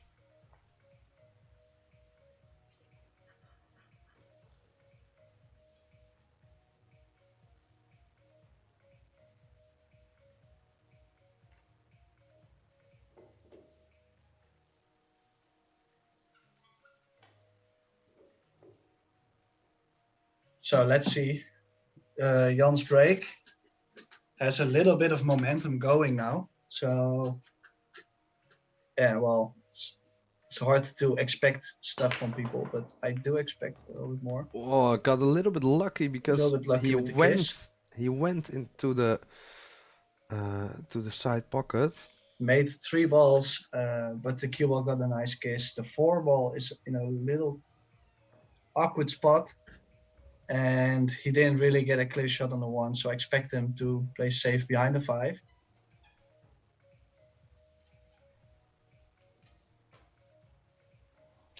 Yeah. Make sure you get the 1 close to the 2 and the 8, around that area, to cover a couple kicks. No, he's playing it softer. Well, what you say, I like that too, but it's a little bit more hard to control the cue ball. Then you maybe could draw it into the short rail. Because I don't think, yeah, I think that's the shot. Wow. Good cue ball again. Played it perfect. I don't think I would have played it that way. Just because I like the reward if I get the 1 in between the 2 and the 8. Bigger reward. But he played it really nice. Cue ball. He played the cue ball, and that's that's smart. I do expect Joel to kick 1 rail here. And there's a couple. Well, I'm not sure if he has the 1 rail escape, because was he looking at going like a Z shot or? No. Also an option, but he can also spin off the long rail. No, he played a Z shot. I think he was a little bit too close to the 5 to play the 1 rail escape. So now he has to negotiate how to go from the 3 to the 4, and if the 5, if it passes the in the pocket where the 5 is laying in the upper left corner. I think that's a 7. Is that 7? No. I'm not sure. No, maybe the 5. I need to get my eyes checked. Well, after watching, the matchroom events, I'm not sure about 4 or 5. I don't know. I have no clue. No one. I'm scared. World Pool Championships coming, and I have no idea what's gonna happen there. Yeah. Just make sure you always hit the pink one first. I will just check the number on the ball every time. Yeah, that's probably the best thing to do. Yeah. Okay. Yeah, what is he playing? I think. Well, put myself a little bit straight on the 2 and draw back with the long rail to the 3 ball. Well, if the 3 does pass the 5, then it would be easier to play 1 rail position. He's playing the kiss on the 4. Oh, he missed wow. it. I don't know. I'm not too sure about the shot. No, well, I think that the point where he is now in the match, like forcing some mistakes from Joel, not taking too much risk, playing nice safeties. Well, I don't know how I feel about playing shots like that. Yeah, well, at least he's positive, but Well, on the other side, why didn't he shoot the 1 in the right down corner and follow the cue ball? With following the cue ball, you have more control. Yeah. And I think that might have worked a little bit better. He let his stroke out here. This is not the worst result to get. Might be able to go to the short rail with insight and still get on the 4. Well, how about just rolling it into the middle of the table and playing the bank shot? It's maybe the safest option. I'd rather shoot it right top corner. Also because the 4 is pretty close to the rail. So you're going to have a tough cut bank. And he's also missed a couple bank shots already. So okay. Well, I used to do this I played a little bit of three cushion. And they told me if you play a couple shots the same way and you miss them a couple times, stop doing these shots and start practicing behind the match. Yeah. Like after the match, you have the time to evaluate and get better at these shots. But if you miss them a couple times, stop trying. Well, that's maybe some good advice. Looking at the cut shot. I will still cut it in the corner and go a little bit high left, go 2 rails. Mainly because if you hit at the right speed, you can hit it a little bit thicker or a little bit thinner than you need, and it will still drop. Yeah, yeah. High left, going past the mid pocket on the left side.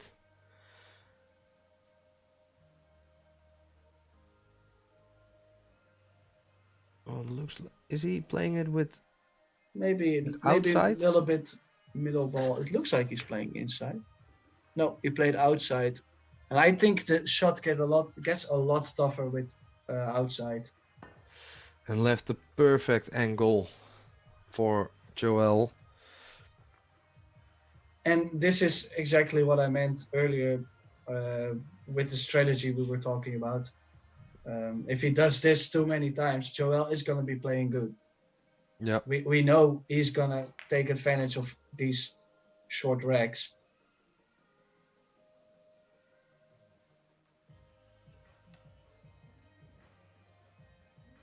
So you like this going through the corner or going one rail, Tim? You personal. Both of them is okay.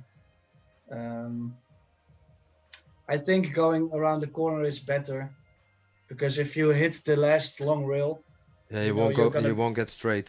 You won't get straight, and you know you're not going to be on the rail. So both ways we're going to be fine as long as you stay off the rail. In this case.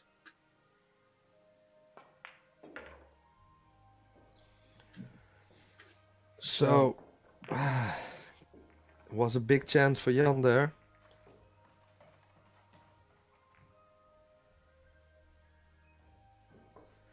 A missed opportunity.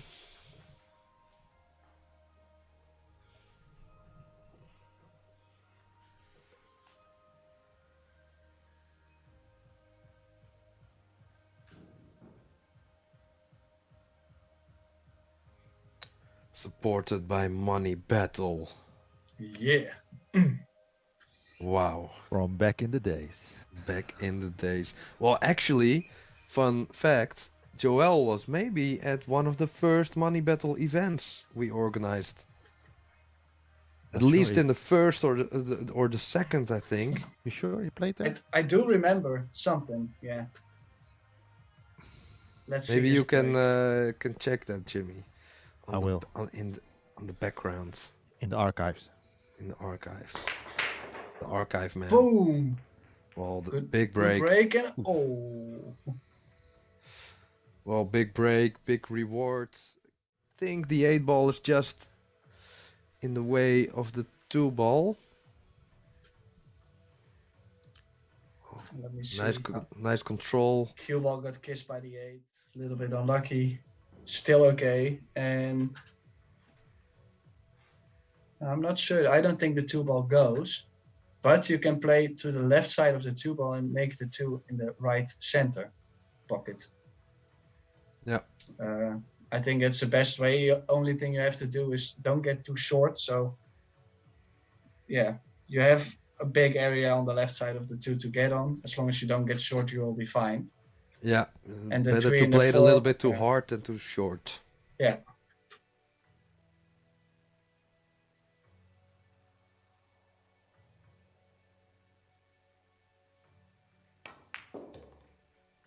Oh. Well, didn't expect him to get that much. Yeah, that I'm far surprised. out. I'm surprised to see him play with so much spin.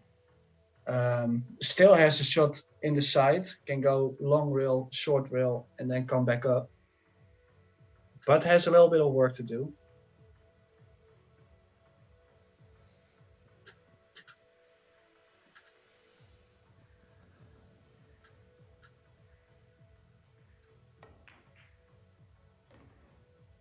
Oh, he decided to go straight to the short rail.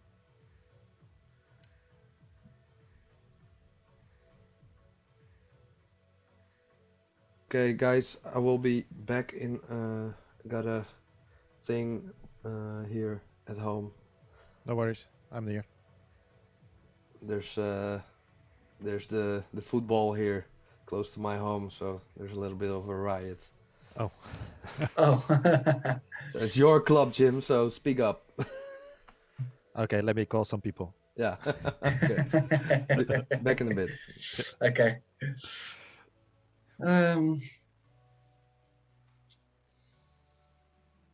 So as a little cut shot on the 4 ball, Yeah. maybe a little bit hampered by the 6, and Don't think it's maybe, but he is hampered. well, Half of it. depends if he plays with left spin. I'm not sure what he's trying to plan with the cue ball. I think he's trying to go around the 10 and the 5. I might go into them.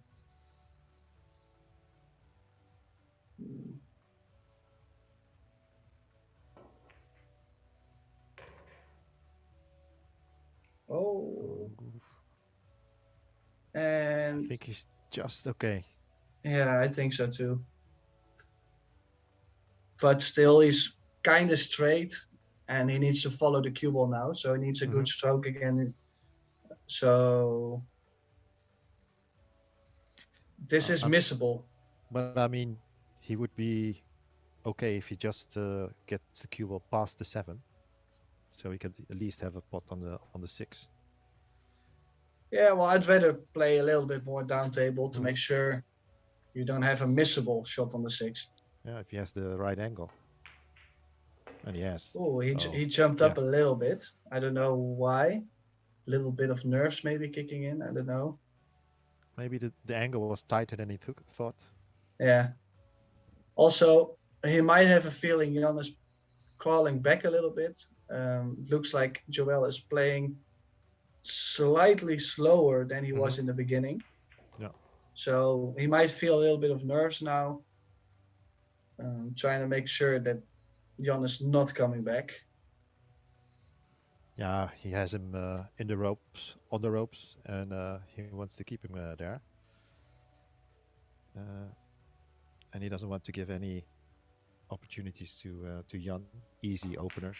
He wants to keep the thumb screws on.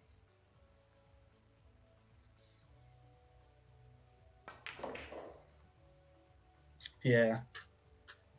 This looks perfect to me. 69.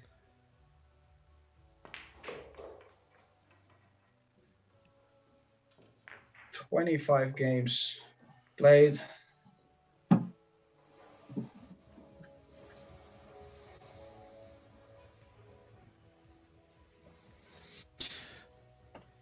Yeah. So Joël just reached or is over the halfway mark.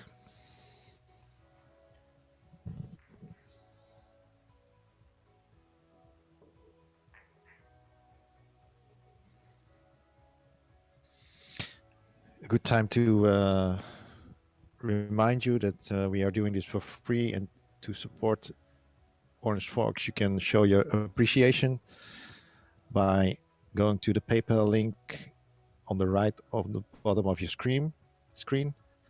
You go to PayPal me link, and there you can send your donation. Other way is, if you're watching through YouTube, you can use the super chat function and send a super chat through there. If you haven't done so, you can always subscribe to our YouTube channel, so you won't miss out on any future live streams coming up. And the last thing I want to mention is that you can that it's a good thing to keep an eye on our Facebook page, Orange Fox Productions, as we will have some raffles coming up very soon, starting tomorrow. Tomorrow's Monday? Yeah, tomorrow. Yeah. So Jan broke. Actually, didn't hit it really bad. Lost the cue ball a little bit, but got past the side. But again, no shot. No shot. Yeah. Yeah. That's happened to him a lot of times. And also, what's really tough, the balls are not so spread really nice. So even if he made this jump, it's not like he had a nice layout or something. No. So he doesn't really get on a roll too. A little bit tough. Balls are not really helping him out as well. So, but the same thing is for Joel now. Nice to have Yeah. a shot on the 1, but still, Mhm. is he playing? Yeah, there is a possible combination on the 8, but this one is tougher than the ones we've seen before in this match. Yeah, he has to I like hit playing the safe. 3 thin I on like the. to I like to play safe on this 1 and go 2 rails, Where? overcut it to the right Mhm. side of the long rail, Mhm. and then get the cue ball short rail, long rail, and then maybe kiss on the 8 or kiss on the 3 and have the 6 in between the 1 and the cue ball. Well, yeah. Um, I think he's going for the pot. yeah, Here. it looks like he's attacking. I just, in some kind of way, I'm just not comfortable with the 3 and the 8. We. Strange cue ball also. Yeah. Um, Did he play with inside? yeah, he played Not with sure. inside, but he did draw the cue ball pretty much. So he made the cue ball really short. Mhm. Played a little bit of inside. Not really sure what he was also trying to do with the cue ball. Yeah, well, I'm not sure where he wanted to position the cue ball after mimicking that 1 ball. Obviously, he needs to create a position on the 2 to pot the 2 and open Yeah. up the 3 and the 8, or play for the combination. Jan What would you do? might- Play for the Jan- combination or try to open it up? I think I might spin from here. A lot of right spin. Oh, Wow. whoa. Wow. Oh no. And again, I'm not really sure what Jan was trying here. Was he thinking about kissing the 10 directly? Yeah, Because I think so. And then maybe Yeah, he and just wanted then- to make sure he had a pot on the 2.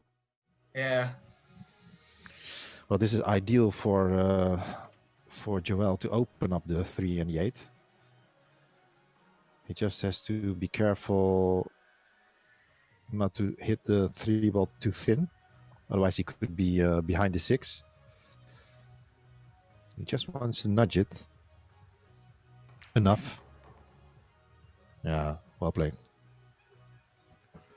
Perfect position on the 2 and opened up the 3 ball there. yeah, and has a pretty good layout here now. Yeah, everything is in the open. No problems. Just draw it back a little.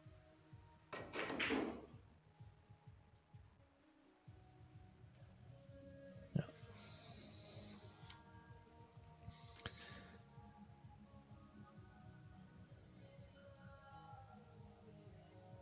Stun it over to the middle of to the center of the table. I think I will shoot the 4 in the right top corner. Yeah, like this. And he played that pretty good, got pretty straight. So, and is he playing the 6-8 combination? I think so. Kind of depends on the angle he's getting from here.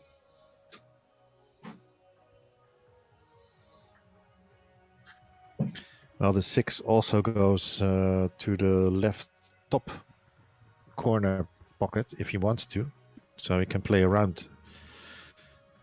There's more options for the 6 ball anyway.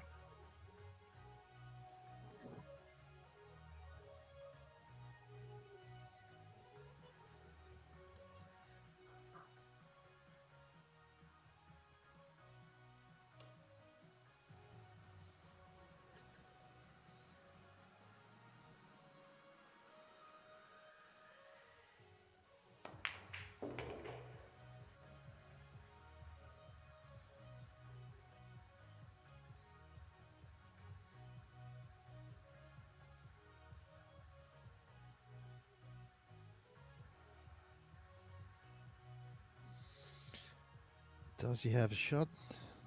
Yeah. Showing this angle. It's pretty tight. I almost thought that it was snookered. Yeah, it looked like it a little bit. Is he playing for the 6 in the corner or in the side, or is he gonna go for the combination? I think he can go 2 rails and go really short and go to the left side of the 6. Oh, I think he was tried to. trying to do, but he didn't leave himself well, he left himself the best angle he could, but he got has a a little shot. bit. Yeah, he has a shot, but it's not an easy one, and he has to go around the A2. Hmm.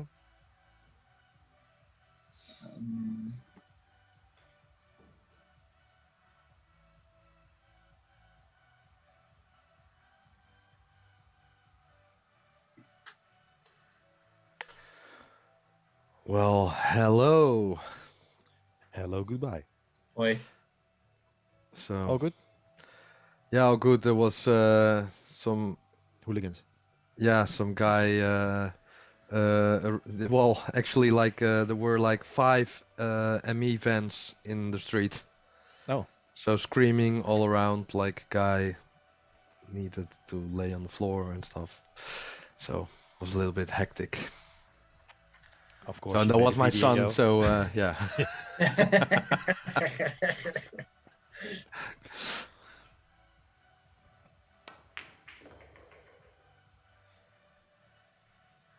Well, I think he has an angle, right?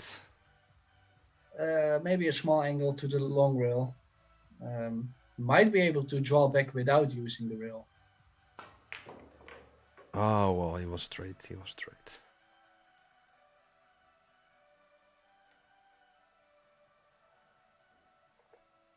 Yeah, so we go back to the 8-game lead.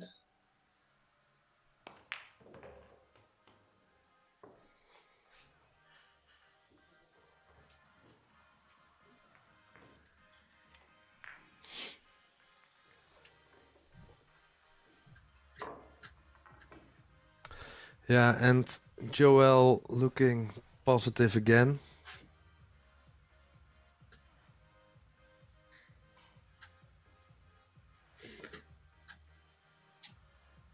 Yeah, Joel kind of got out of his tip, and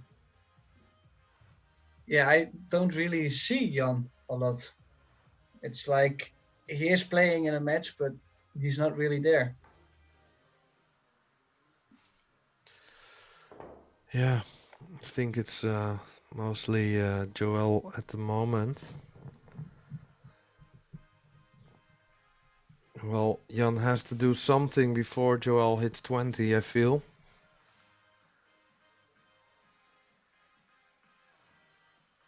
At least get back within 5 games of reach.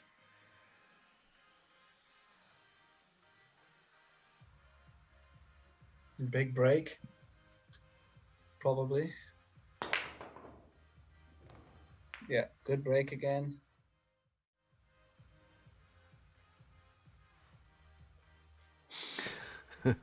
Jimmy was a little bit faster with the replay.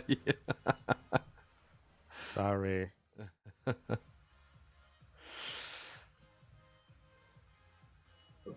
Kind of unlucky not to have a shot on the one. He might jump it as he likes to jump, or swerve maybe, Massey. Other option is play the push and put the 4 next to the 2 ball. Or Maybe pushing to behind the tree for the straight jump, but Jan is also a pretty good jumper, so no, he is choosing to go himself.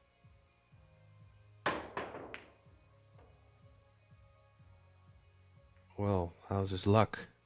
Pretty disappointed, as I can see. Well, this is not easy because no. the 5 is a little bit safe now, and it's not easy for Jan to play position on the 2 ball. He might be able to hit the 6 like halfway, half ball, and then get the cue ball to go long rail, short rail, long rail. It was also nice to just put it to play it against the side of the to notch the 5 out as a bonus. That would be and yeah. and play position on the 2. But we are not asking for a lot. No. I mean, no. Well, Well, you know, in It some actually it is a cases, shot if he shoots it hard and he goes 3 rails after hitting the 6 and the 5 goes off the rail. Why not? he maybe tried it to. Only I think he thought he would hit the 6 a little bit thicker, maybe, or thinner. Wait, did he play it with inside or with outside spin? I think he played it with left spin. So Yeah, then he would thought he would hit it thicker and to play one rail position off of it. Maybe. Well, we will never know. I will send him a message after the match. Oh. Well, did he call that? Probably not. No. Well, he should have. Yeah, always call your shots. I didn't see him calling anything. So, Joel, with the option to give the shot back to Jan as we play it here in the Netherlands. Little But he won't little be tough shot. he won't be giving this back. It's not easy though. Can go in between the 5 and the 8 or maybe bump the 8. Or But maybe I don't- kill the shot and leave between the 6 and the 8. Leave it a little bit longer. But he had a lot of he had an elevated cue, so the whole shot got a lot tougher.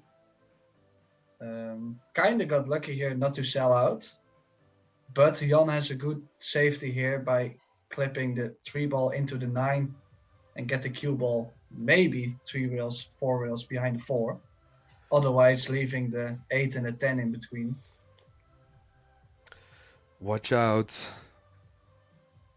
Where is the cue ball? There are a few dangers in the shot. The scratch over 2 rails or hitting it too thick, maybe go just like that. That Whoa. was dangerous. And it still worked out though. Yeah, Could got have lucky, been way but worse, but he left the jump. because you always play these shots with some well a lot of people play this with a lot of side spin, but because of that it's the danger is that you hit it a little bit too thick, just like Jan did right now. So another jump shot by Joël. Missed a couple now. Had one really nice jump shot in the beginning and then missed a couple less easy. Made it, lost the cue ball a little bit, and I think he left himself pretty awkward and not puttable shot. I think he maybe can just pot it, but how do you play position on? Yeah. Yeah. I think he can just see it. Maybe go just to from the left side of the 6. And then bank the 5. Yeah, or go into the in the angles of the lower right part. Yeah, what he's looking at right now, and go in between the 5 and the 8 to play the 5 in the lower left corner. I want to see this. Yeah, well, he's also on the rail. Well, I think he tried it actually. Oh, where's the cue ball? Oh, wow. I think he got safe. I think he felt like, the 5 is still awkward. So if I miss this, Jan still has to figure out. It was a free chance. Yeah.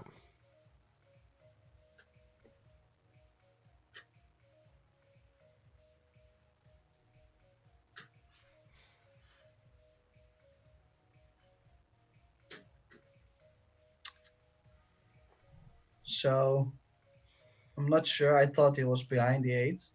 Might be able to cut it. No. Oh, he actually could hit it really thick. Well, still, unless he can draw this into the long rail, this is gonna be really hard to play position. I think he can do it. It's not gonna be easy though. If he you does, if you hit this too hard, it's gonna slide a little bit first on the 90-degree path yeah, and go in and maybe scratch yeah. even. If he doesn't stroke it well, he might scratch. There's a couple scenarios where the scratch is if he doesn't make the four ball on the thick side of the pocket, he might scratch. No, he elected to go for the bank. Maybe bank it to the corner and draw back. Oh, isn't that impossible now with? I think you're scratching the cue ball if you're banking it into the corner. And then drawing back the cue ball. The reason why I think that's a nice option, because if you miss the bank, you're gonna leave a long shot on the 5, so it's never gonna be easy. Yeah. Oh well, maybe Well, he's it banking on is the on. side, Got but the the point. cue ball is. Oh, Ooh, just got there. Well, it's nice effort. and he has a little nice bit shot to the fortunate. side.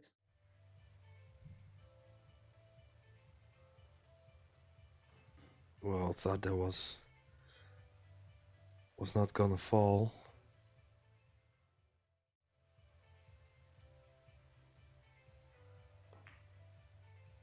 But we are not at a matchroom event, and we don't play on 4-inch pockets.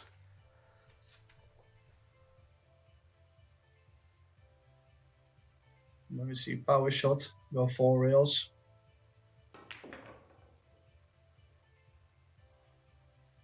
Does not want to get straight. Does not want to get Ooh. straight. And I think it's just okay. Yeah, I think he's just okay. Yeah.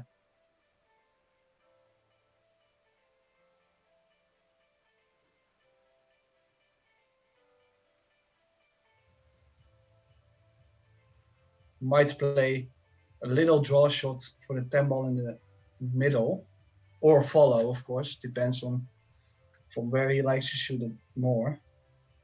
I don't see him. Maybe he can spin the cue ball off the long rail and still get high. Ooh. Oh, wow. Tried to do a lot with the cue ball. Not really sure if he needed to do it, but I see a bank shot coming. Yeah. Draw the cue ball a little bit back to the short rail in case you miss it.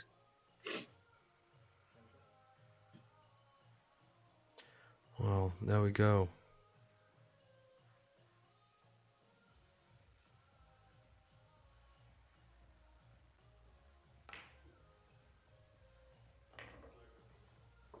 Nice. That's a nice shot. 9 games lead now. Well, you know, and there's a big difference. If you make this, you kind of forget that you played a poor positional shot. And, you know, when you would have lost, if he would have lost this rack, then, you know, maybe something could have happened for Jan. But he has to work a little bit harder now, so let's see. Mr. Rempe. Rempe.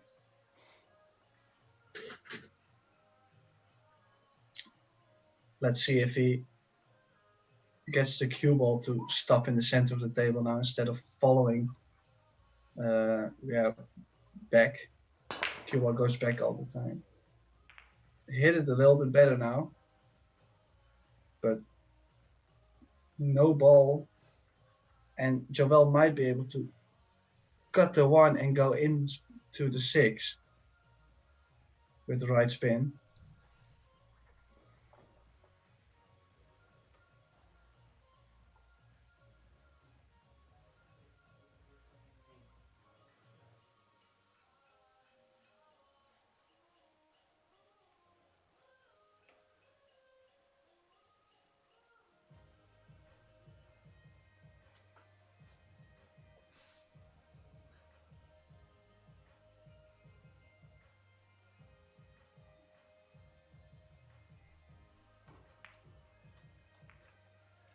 Oh, he missed the 1 and he missed the kiss on the 6. So another chance for Jan. But the 5 ball is a little bit tough to get position on. Again the 5 ball. Yeah, he will have bad dreams about this.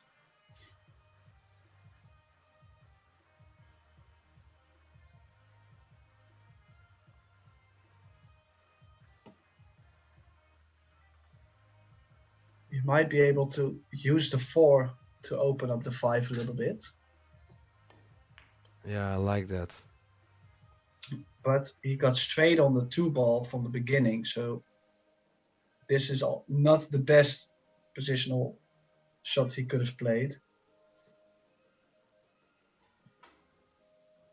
Yeah, I was thinking maybe to go 2 rails to play above, or at least below from where we're watching, of the 2. Then he would have always had an angle to play for the 3 in the left corner.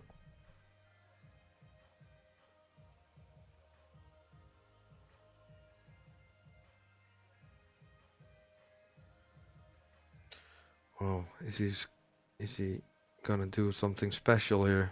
Draw with right spin, maybe soft. He tried.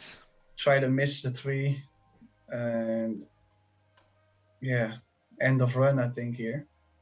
So is it possible to shoot the 3 ball down table and miss the cue ball with the 3 and go behind the 4?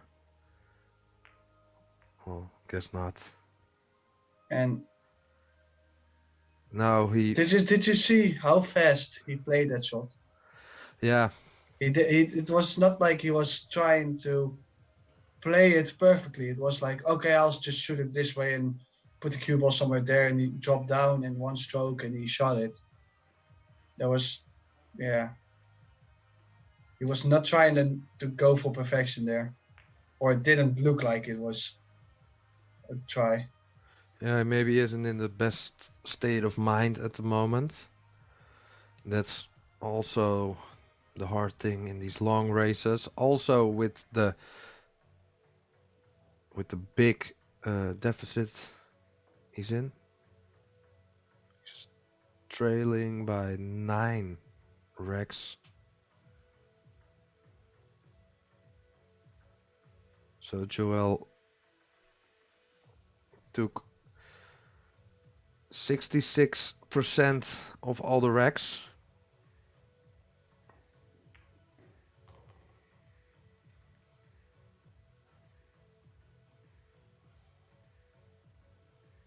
Oh, just got a little bit awkward.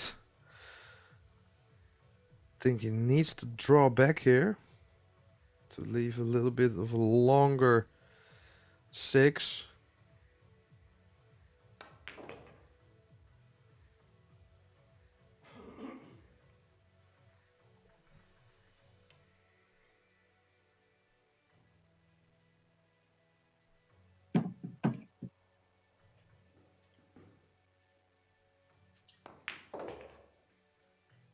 Yeah, hit that well.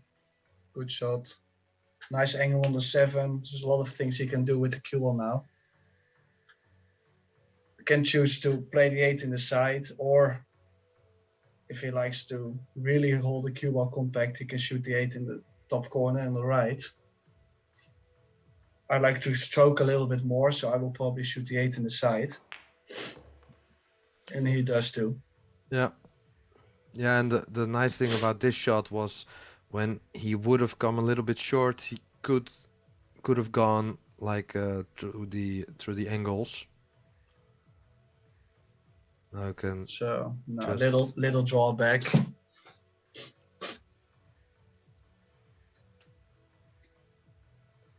still has to watch out. Yeah, I played it good. So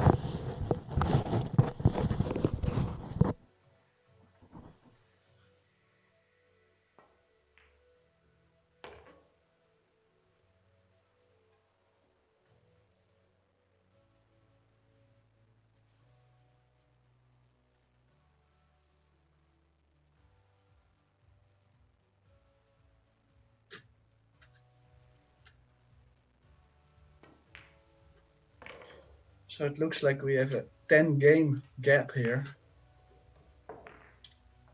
And I don't really expect Jan to crawl back. The safety shot he played, the last one, where we sold out completely, kind of looked like a give-up shot. Like he played so fast, there's no grind left. That's what it showed to me. What do you think? Well, I think I have to agree, but you know, fun things can happen in these long races, but it's definitely gonna be really hard, and he has to find some grind, like you say, to make something happen, because Joel is feeling good and he's getting a little bit more rhythm and not feeling so much pressure. So that's the thing, Jan has to apply some pressure on Joel. But if Joel is gonna break like this, well, it's gonna be the other way around.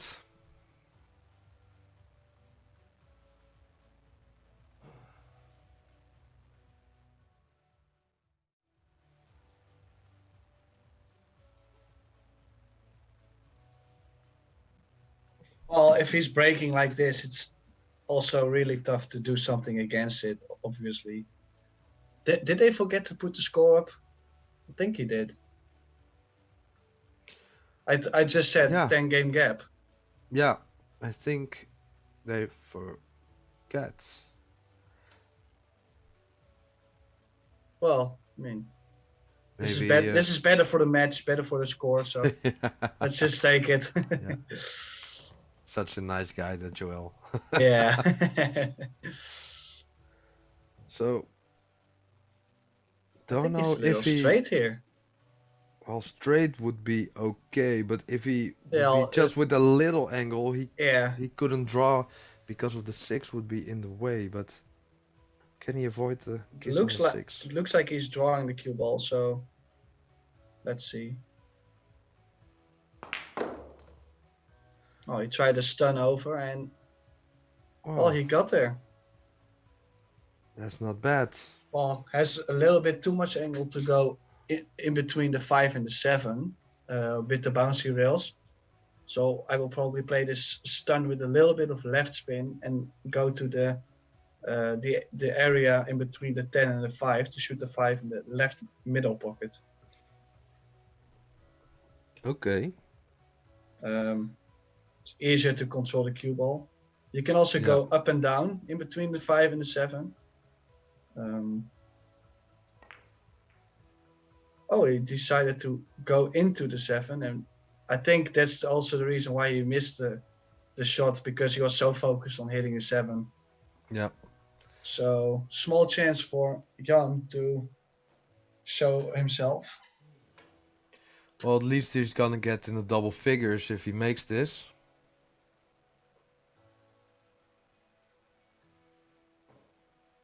It's going 3 rails.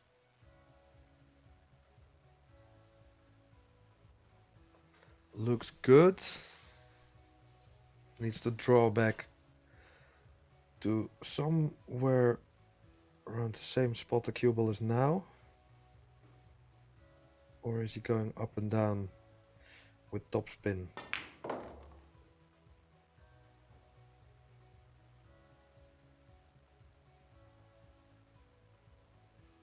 He did. He looks a little bit annoyed, which tells me the angle is a little bit too big.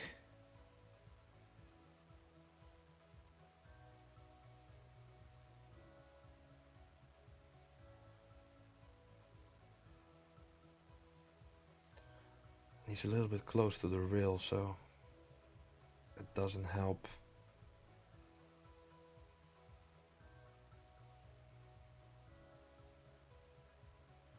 He's playing between the 7 and the 9.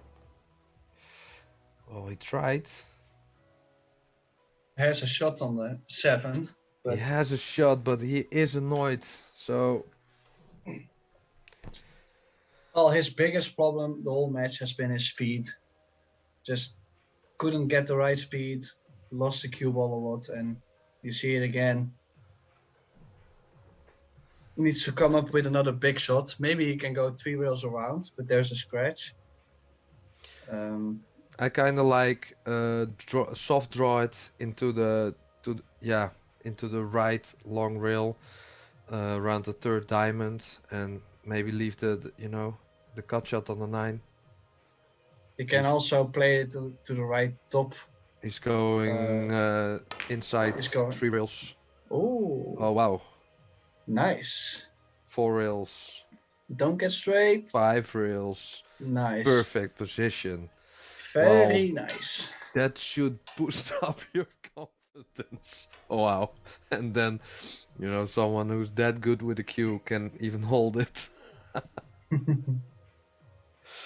Well, I don't really think his long shot, his long potting is the biggest problem he should be concerned about. It's just mainly just the speed of the table he's not finding.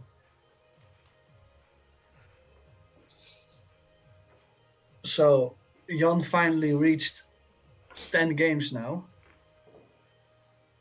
and there's a long way to go. Well, at least when you look at the scoreboard now, for him, kind of looks more respectable. 19-9 does Yeah. look a lot worse than 19-10. Yeah, it does, Yeah. right? So, but on the other hand, when Joel would get 20, then it's still,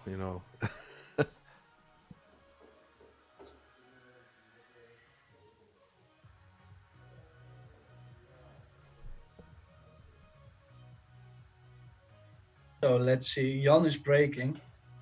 And he's had a couple unfortunate rolls on the break, not getting a shot a couple times, playing a couple push outs.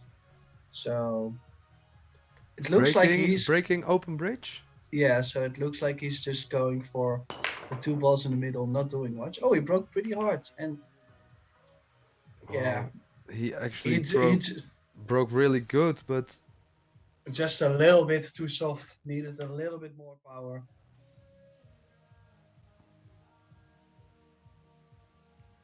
Oh. And I think he left Joel a shot on the 1. The position is going to be tough, so I think I might be wrong. I like playing safe behind the 3 ball and sending the 1 towards the 5. Because I don't really see a route.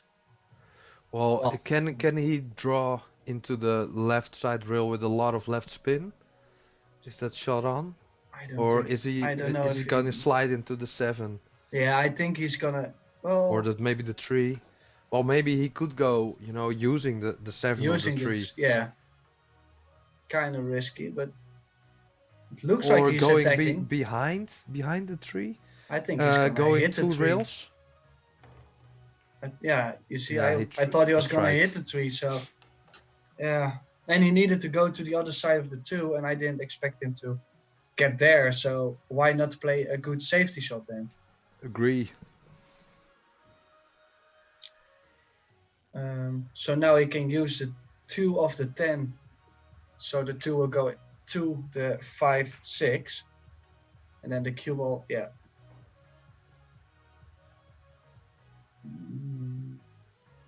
I think it's okay. Obviously left a jump, that's straight, but it's not much that Jan can do with a shot like that.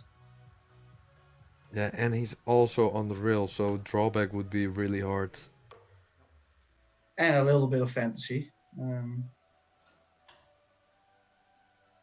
What do we like here? So maybe Two rails. jumping into the bank, into the cross bank. Jumping into banking the 2 top left from Yeah. this view. Yeah. And then get the cue ball going 3 rails. Oh, you jumped with topspin because he was on the rail. And yeah, well, he left a really easy safety for Joel. Has to play a stop shot and will be fine.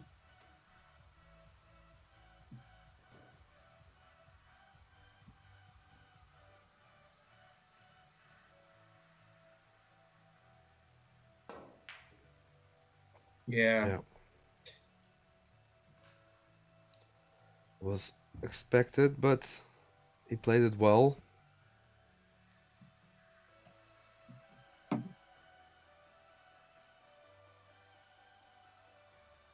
think he still has the one rail escape. Yeah, he's calling the upper left corner from this view. I like him to kick this with a lot of speed. If he does, and there's a lot of things that can happen, because if you send or the cue ball or the 2 ball a couple rails, maybe get behind the 3, 7, 9, there's a lot of good things that can happen.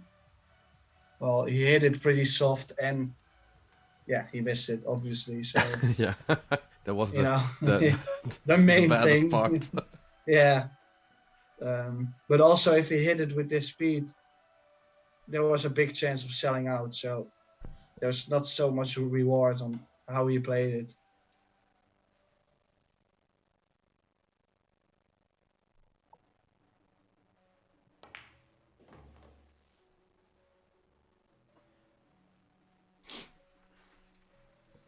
That's a Little pretty bit awkward. Yeah, didn't really get nice on the 3 ball. Might use the 7 now, or might go around the 7 for the 4 in the middle pocket. Could avoid it and played it He with. played it with inside, and I think he got wrong. He got on the other side, and might have to choose to go around the 7 and get straight on the 5. Yeah, well, maybe he's going 3 rails to go a little bit further than the middle of the table.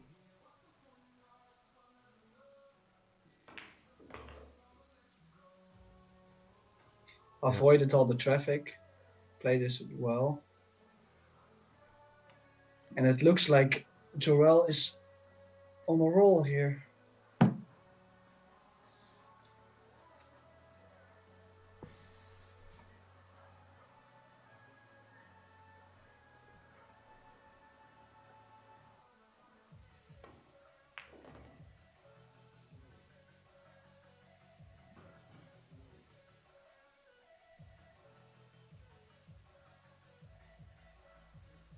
So, what's the flag with Joel's name? What country It does looks it stand like for? Suriname. I have no idea how to say this in English, to be honest. Suriname. Suriname. Oh. Suriname. Suriname. Yeah, I Not had surname. no clue. Yeah. Surname.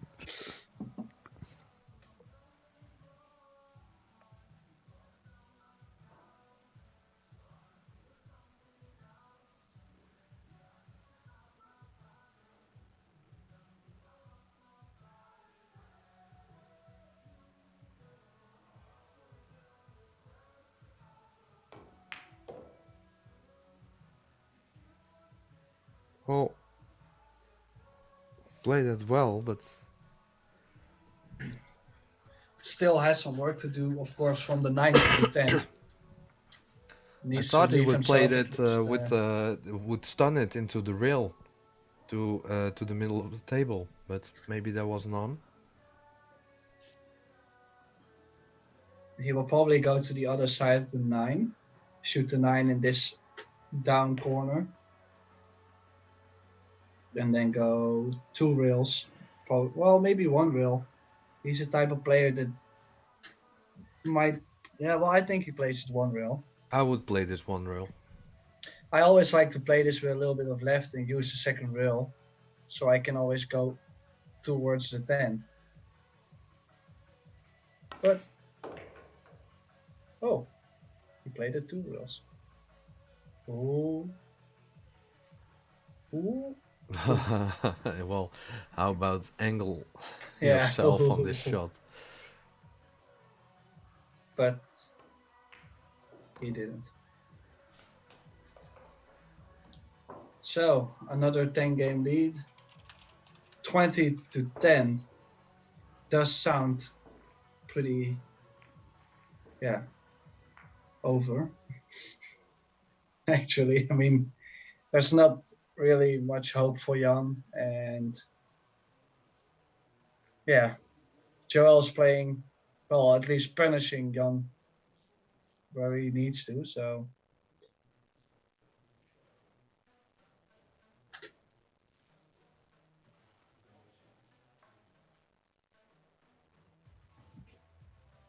Stepping in for Pascal.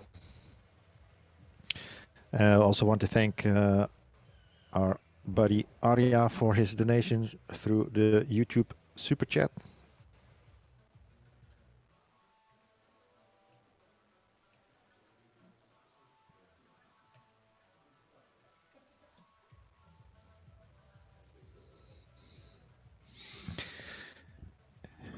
And if you haven't done so, you can subscribe to our YouTube channel to get the updates for the future live streams we're going to provide. Actually, I'm trying to find some new matches. If you're interested to play on this MoneyBattle live stream, send us a PM through Facebook, or if you have my number, contact me directly, of course. And we would also be open to have players from Germany or Belgium, maybe even France. If you're interested to play on our live stream, contact us and we can try to see if we can have a match for you.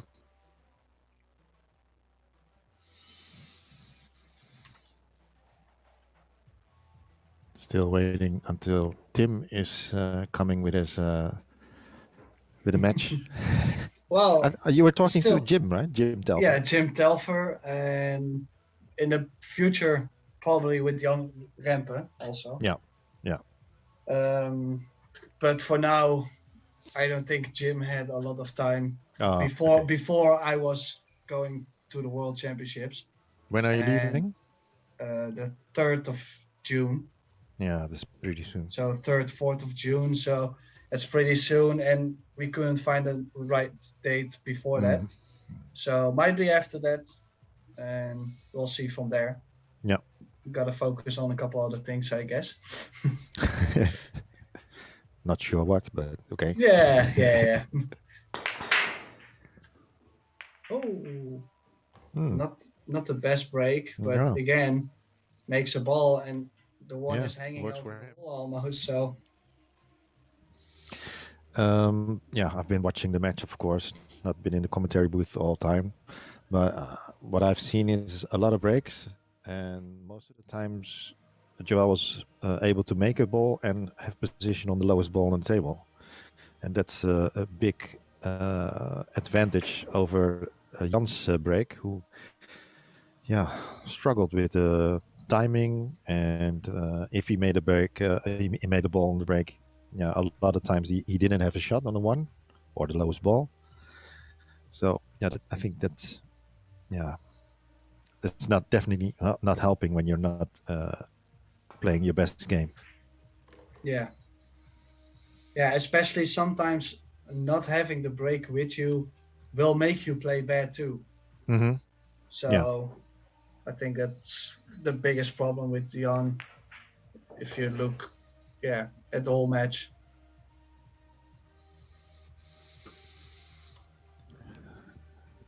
Just received a donation from Mervin Zaib. Thank you, buddy. Hope you're enjoying this match as much as we do.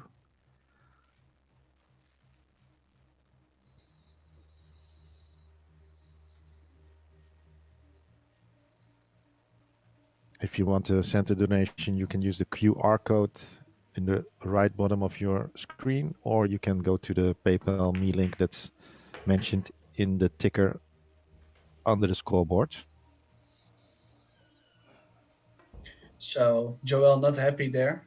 No, almost missed the 6. Yeah. Just got there by the speed he played. Might be able still to stun over. Might be able to draw back just past the side pocket and shoot the 8 in the other corner. Yeah. Decided to opt for the longer 8. Mid-range should be fine. He should be fine. Normally. Still has of course, a little bit liked, with the cue ball. Of course, you would have liked to be closer to that pocket, but to the ball. But don't see a problem in this shot. especially under these circumstances with the Especially 10 if rec you look lead. at the Yeah. the score. Yeah, Very comfortable. yeah. Decided to go around the 9, and played a lot of spin on that ball. And actually, this worked out pretty well. You can Yeah. probably shoot this in the side and go 2 rails back up. So I think the table is the conditions are changing because the angles are shortening up. You know, you could see he was playing around the angles, and it just came shorter than he expected. The rails were bouncing already in the beginning, Mm-hmm. but it looks like the more rails they start playing, the like this the rails is bouncing, but there's not much. Yeah, they're a little bit guessing when using the rails too. Just got there a little bit 50-yard line. Yeah. Yeah. I think it looked harder than it was. But Yeah. sometimes it looks easier than it is. Yeah.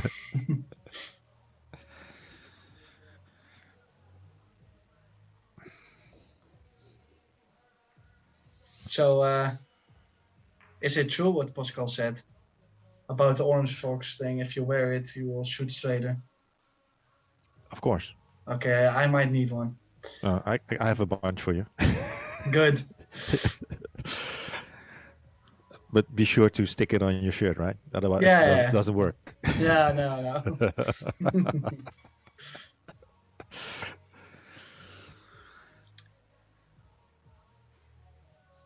So, what is your routine to prepare for the World Championship? For now, last couple of weeks, I've just been mainly focusing on running out, so drills. Yeah. Mainly just getting my shot making back, technique a little bit. Mm-hmm. It's kind of strange when you have played for years and you've always done the same thing. And now when I start playing back again, I was doing completely different things with my technique. Yeah. So I had to check everything again together with Johnny, and we changed a little bit. So it's kind of exciting. We changed a couple things in my technique, so maybe we will see how this gonna work. So do you sorry think that's guys, a good... I'm back. Yeah. But what did you change? Little couple things. The way how my stance was okay, but especially with the longer range shots, you have to aim a little bit better. And nowadays there's a little bit more information about stepping into the shots. Look at side right kind of IDs. So I was going a little bit deeper into stuff like that, a little bit from the snooker kind of. So maybe the shot. Opening up a little bit more, like standing a little bit more straight instead of sideways, then, or no, more like having 2 steps into the shot. Okay, yeah, yeah. Okay. So it's not kind of how my feet were standing. It was more directing the shot.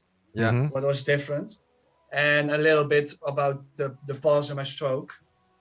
That's a small thing I'm trying to look at, because especially the shots with a lot of stroke needed, it's tough to have the right timing, and especially if you haven't played a lot, then you're gonna have to struggle a little bit with those. So that's the thing where I'm just still practicing the timing of those and a lot of stroke shots, and I've been evolving my stroke a little bit more.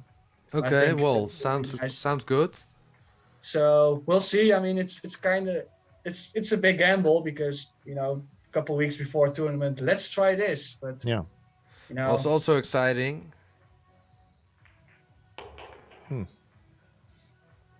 Some body movement there. But do you think it's because of your pause during COVID, it's actually a good time to reset your... Well, I was thinking, if I started playing full time again, and you're in the middle of a season, and then you start changing everything up, you're gonna go from something you're used to something new. And now I felt uncomfortable already, So Yeah. it's actually I thought it was the best moment to say, well, let's try. Yeah. And yeah, I feel pretty agree. comfortable right now, Mhm. but I am missing a little bit of rhythm. Yeah. Not playing a lot of matches, of course. So for me, that's something to work on in the next couple of weeks. So Yeah. feel invited. Everybody can come to Roosendaal, no problem. Let's go. And Okay, well, okay, let's go. I got you on my list, Tim. Just Good. so you know. Win some pocket money. Yeah. Well, I mean, I have Tim needs to some money with your name Yeah. on it.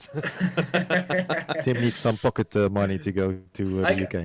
I can be your Huckleberry, no problem. Yeah. You know, I don't mind. I need to buy some experience in one pocket, so I'm But gonna give you some. Playing one pocket is not the best preparation for a World Championship 9-ball. Well, that's his choice. Well, actually, I do remember a couple of years back.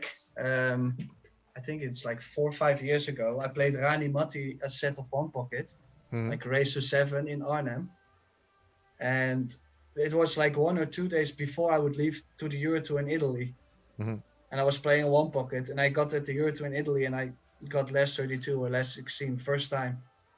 Oh well. So it was because I was being so conscious about what doing with the cue ball, just moving the cue ball and safety game really strong because of the one pocket. So I do actually think it's a good game to practice before a tournament.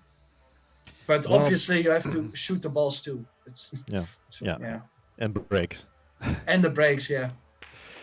But by coincidence, Rani Matti is also here in Go Customs Arena, so I'll ask him if he wants some action. Is he there now? Yeah. Oh. I think Rani is okay. always open for some action.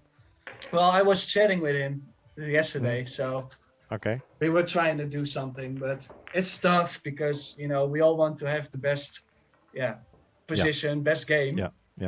And some people like I don't care to negotiate for a couple days. I don't care as long as in the end we find something we both agree on. But other people don't like to have all the negotiations and they will just let it go. Well, Yeah. that's their choice. I mean, not much I can do there. So, is this that you're calling out Rani now? Well, yes. We were already trying to arrange something, but we'll see. Yeah. Well, that's always hard, especially with one pocket, I guess. So many options in handicaps.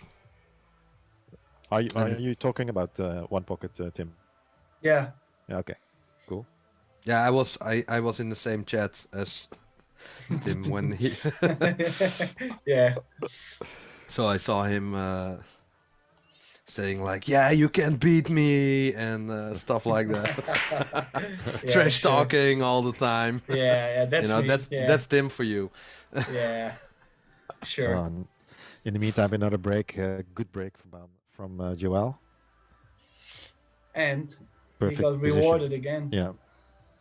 So I think he is straight though, but shouldn't be that hard to go real first, maybe. Yeah, I think that might be the best option. Only problem is it's a little bit speed. It's touchy speed. Yeah. There's not a big area to land in, so He wants to go to hit it a little bit thick, maybe, and to go below the 5. Yeah. Into the line, into the tree. Well, I actually like to stay around the side pocket, not go too far, not do too much.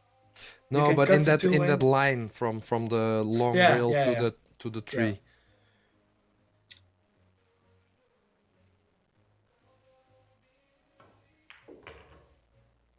Ooh. Oh. And that did not work out. The trouble.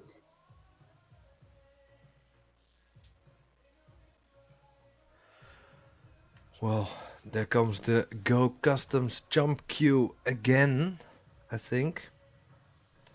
Although I kind of feel maybe there's a little bit more value in the kick shot. I do agree. And I like kicking and hitting the right side of the two. Maybe putting some right spin on it to get on the right side of the two, Yeah, and then separate the balls. yeah, and then a lot of good things can happen. Yeah. Also, the same thing with the jump shot. I think there's also some nice things that can happen, but it's a little bit tougher to control. And stuff like this happen a little bit more. Yeah. So sold out. And we get to see Gon again. He was sitting in his chair a little bit for a while.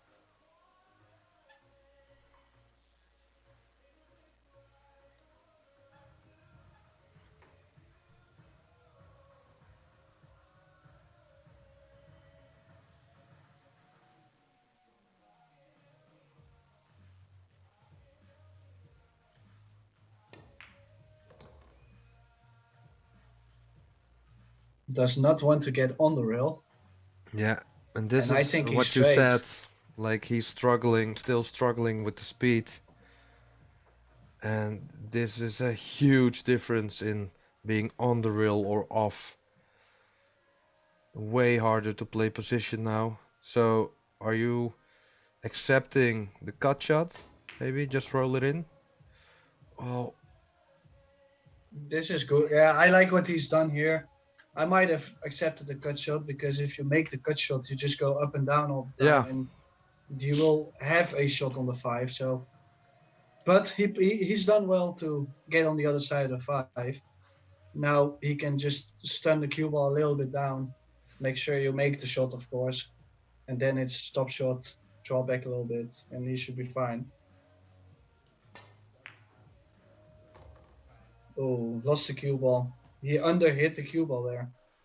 He didn't put enough stroke in it to kill the cue ball just before contact, and then the rails bounced.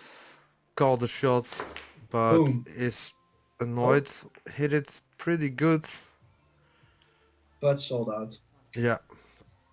And Well, he is kind of straight, so he's gonna leave Joel might cut he shot. might cheat the pocket a little bit, but this is what I mean. From the beginning, he has been a little bit like this. Like it didn't work for him, and then yeah, this shows he's giving up a little bit in his head too. The way he shot the kick shot.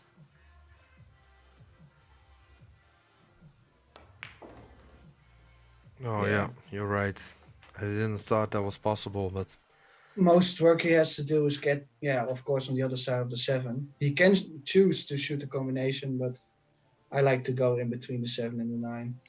yeah, it's pretty natural, and with this angle, he should be able to control the speed good enough.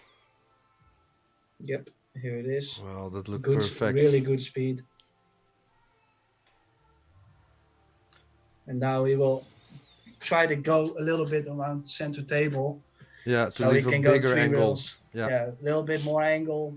So he can go 3-4 rails on the 9 ball. Slightly awkward with the bridge. And Oh, now, I think he's electing to go to Now the he- right side and draw back.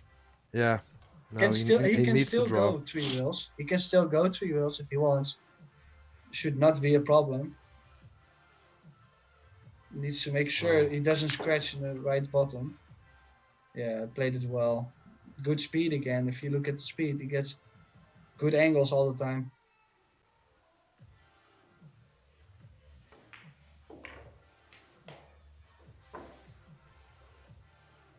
Yeah. It kind of looks like there is no, or at least a really small chance Jan is getting back in this match. But you know, crazier things did happen in the past. So Yeah, but I don't really think Joel is gonna give Jan a lot of air to breathe with. no, it has to be Joel making a few unforced errors and Jan really tighten up his game, and ready to grind it out. Let's see if he breaks a little bit harder now. Lost the cue ball and the 3, no, the 6. But this is also a thing that happens a lot. Now he finally has a ball on the break, and still no he has shot. nothing on the 1. I'm not saying this is the best break of the day, but once in a while you should be able to do something with the 1. Yeah. Yeah, I mean, Yeah, yeah, it has to what are it the has to odds? roll. Yeah, it has to roll your way, at some point. He should be able to put the 1 on the left long rail in between the 3 and the 7. Yeah. Oh, but the cue ball had to go 2 rails behind the 4 and the 7, so I don't think he put a lot of right spin on, and maybe he tried to just give Joel a chance because the 8, 9, 10 is all froze up. Little bit of a mind game. Well, there we have our referee in charge. I don't know if he is actually the referee today, but I like to say that. But that's the one and only Goran helping out with how do you call that? The thing to with the ball toucher. I don't know how do you call that thing? Ball marker. The ball marker. Well, Come on. yourself a ball marker. I used to be.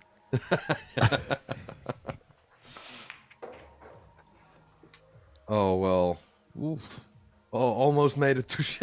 He almost made a foul on the cluster. How about that? If he would have shot this and then made a fall, open opened the up. balls.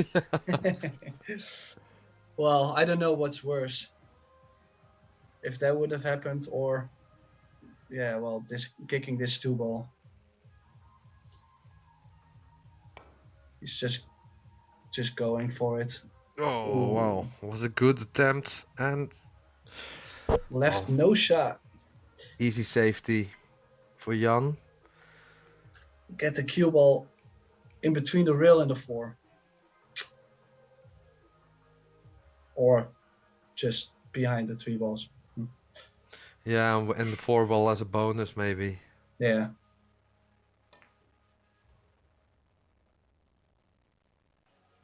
Oh, there we go. It might be too far. You might have left Joel an easy resave. Oh, I don't know if he can see it. Are we not on the slider, Jimmy? The camera. No, not today. Okay. I left it at home.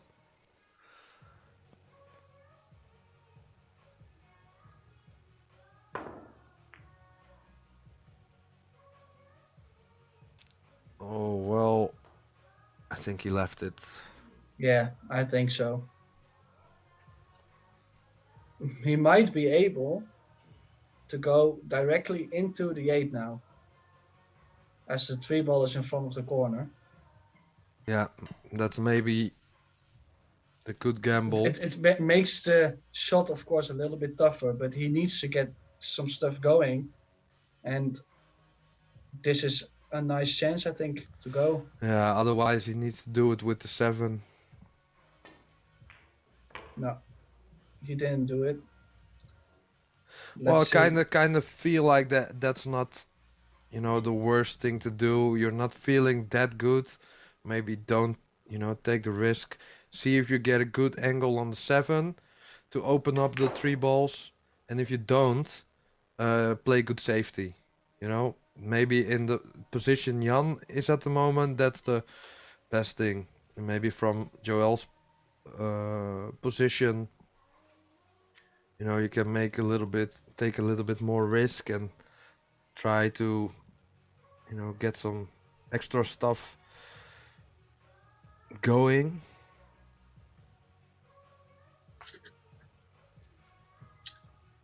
has to go 2 rails now. No, try to play safe. Well, and he did. Looks. Oh no, he left. Well, Well, think he, Joel he can left hit it. he left a small thin shot, but because of the angle, it's gonna be tough. Joel probably gonna go for the kick shot. I might kick 2 rails and try to kick the balls, kick the 4 to the 3rd diamond on the right rail. A little bit touchy with the speed, but if you can get the speed right, really valuable. No, he thinned it and scratched. Oh, that was a hard shot. That Yeah, was it really, was. really hard. I'm not sure if I would have played it. So, but you know, this is kind of frustrating because, or at least when you're in Jan's position, you get the ball in hand, but this is not over. Still need to get a good angle on the 7, and you know, I think if you hit the 9, the 8 is probably going somewhere towards the corner, right, the bottom right corner.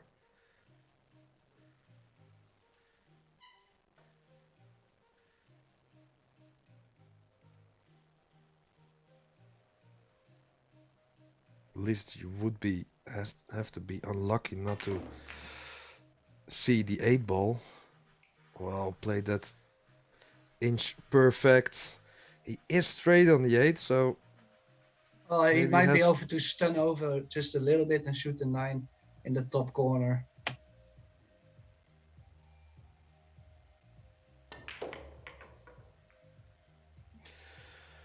Decided to do a little Whoa. bit more with the cue ball, and Well, it does pass the 10 ball, right? Then he should be okay.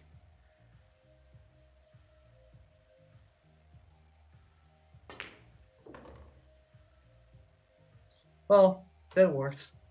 And it looks like Jan is playing a little bit YOLO. Yeah, well, what can you say? You're trailing big time and might as well go a little bit YOLO. Yeah, well, I don't blame him. And, you know, for some people it can work, you know?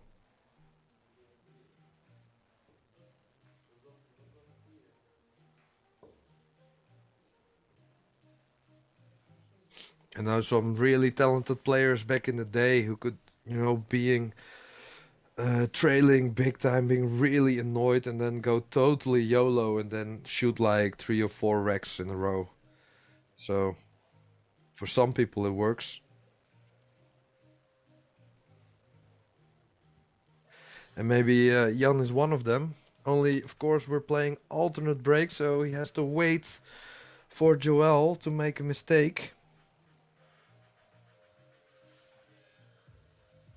Let's see for his break. I had a pretty good break today. Hit it good. Good 7 ball. And big reward again. Oh.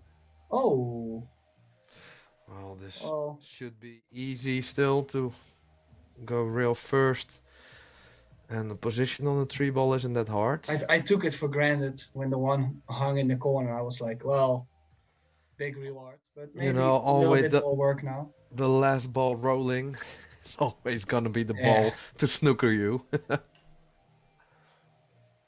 Well, good thing is if he catches this, pretty thick, he's gonna, Yeah, have that's an the only thing. automatic, has an automatic shot on the 3. You so- want to hit this thick. If you hit it too thin, you can snooker yourself behind the 8. Yeah, I think it's better to leave it long and have the shot. Yeah.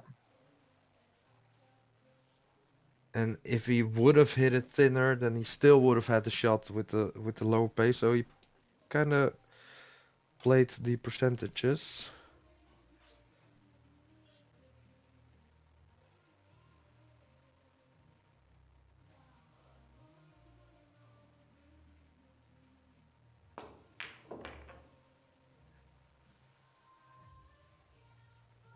Yeah. There you go. No biggie.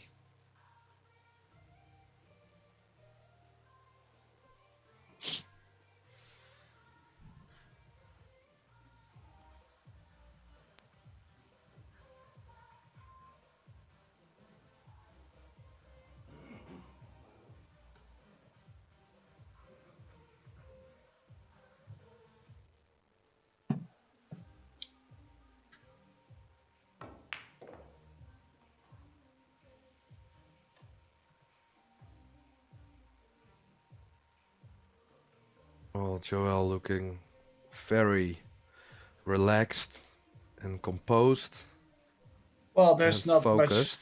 much pressure when you know the other guy is playing. Well, I'm not gonna say his worst pool, but when you Well, know when you know your opponent is not showing up, there's not gonna be that much pressure too.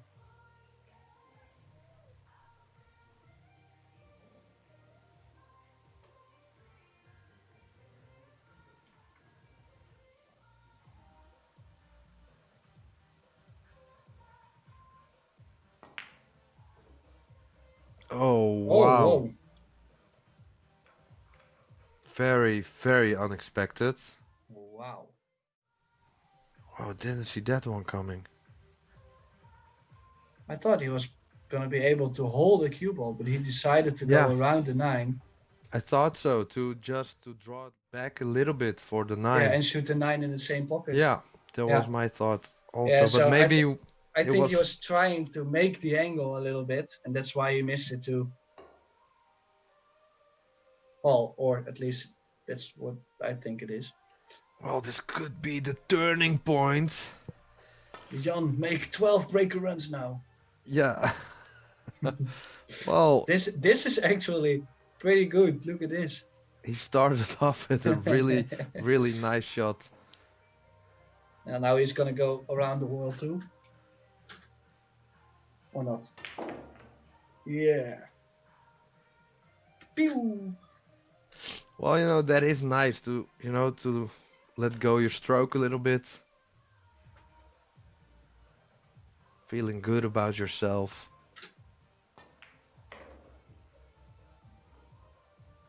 He not scared. No. He not scared. You're not scared. Well, 11 game gap now.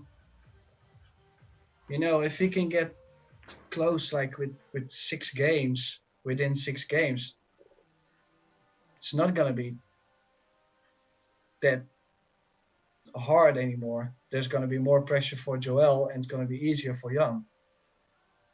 Yeah. So True. he needs, if he can crawl back just a couple games, I still think there's more stuff that can happen.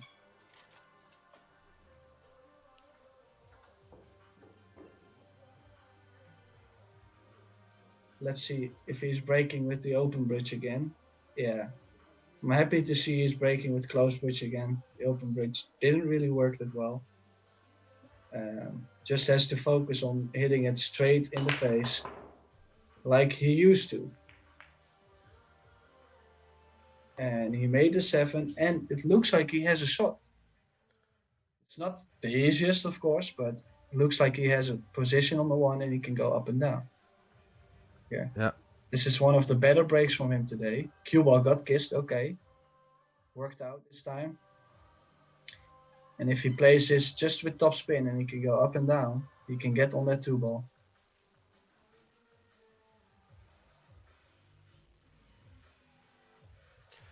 Yeah. In between the 2 and the 10 ball.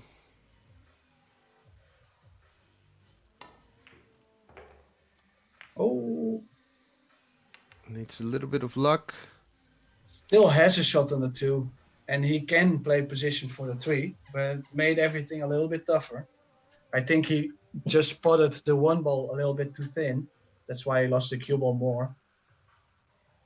He needs to come up with a good recovery now.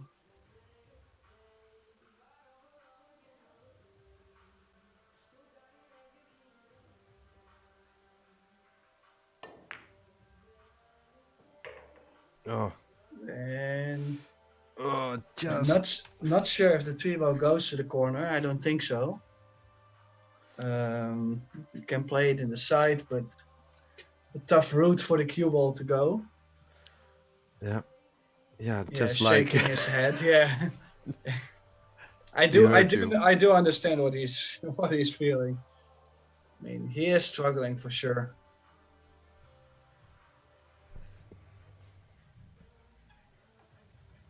Is there a nice safety? Maybe thin the three ball, put it in between the 5 and the 4, and get the cue ball. Maybe kiss the 9 or something. Just make sure you put the 3 in between those two balls. No, he went for the attack, and Oh, yeah. Well, we're gonna see a well, safety from Joel. can't blame him. The safety wasn't obvious. So if it's both, a little bit 50-50, then Jan decided he would rather go for the attacking option, make something happen. Joel, yeah, playing safe. Played a good shot here. Yeah, should be expect Jan to hit the 3 ball. Just go past the 8 ball. Going 2 rails. Maybe play it soft and try to get the cue ball behind the 9. Well, actually, he hit it right, just the speed. Not sure what he was, thinking to win with the shot.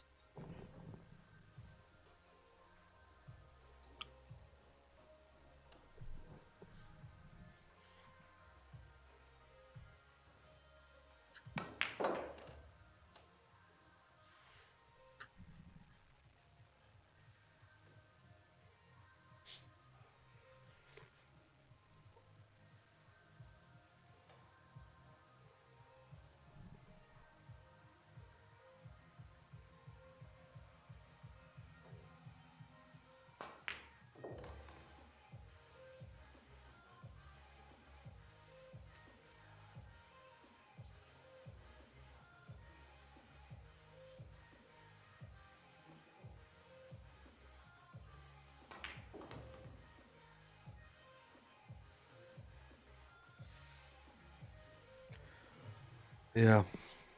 So we're looking at 24-12.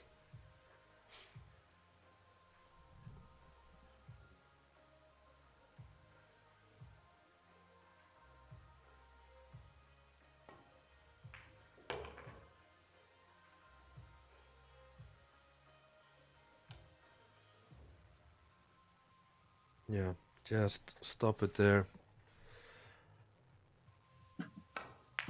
Leave yourself a nice Yeah. angle to go to the 10. Yeah, he's gonna go for a 12-game lead. So you're playing this with a little bit of left side or right side? Yeah, I think I will play it right. Kind of me depends too. what you like, but in this case, you can hit it thick I think and that stroke it a little bit more. yeah, I think it's a little bit easier to control the speed when you play it with outside spin.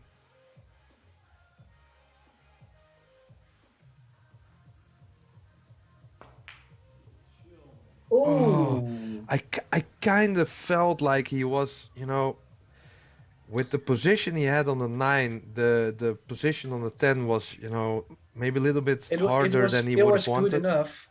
It was definitely good enough, but I kind of felt a little bit awkward. I don't know. Maybe the way he was stroking. Well, it's also the way he's shooting those 10 balls most of the times. He likes to put draw and left spin on them so the cue ball will go through the corners so he can really stroke the ball. To where I just like to... Well, did you see Jan like potting it and then go with his head like shaking no with his lip like into his forehead? They're both smiling though. Yeah. Yeah. But sorry, I interrupted you. Well, just mainly he likes to draw the cue ball around the angles, and I don't think it's the way to shoot yeah, those kind of. I don't think it's always the right decision to shoot it that way. In Well, this case, I would like to shoot the cue ball more up table. Go short rail, long rail, short rail, instead of going, yeah, really through the short corners. Like, but it's probably personal preference. well, I think I agree with you on you're not always need to go through the corner, you know?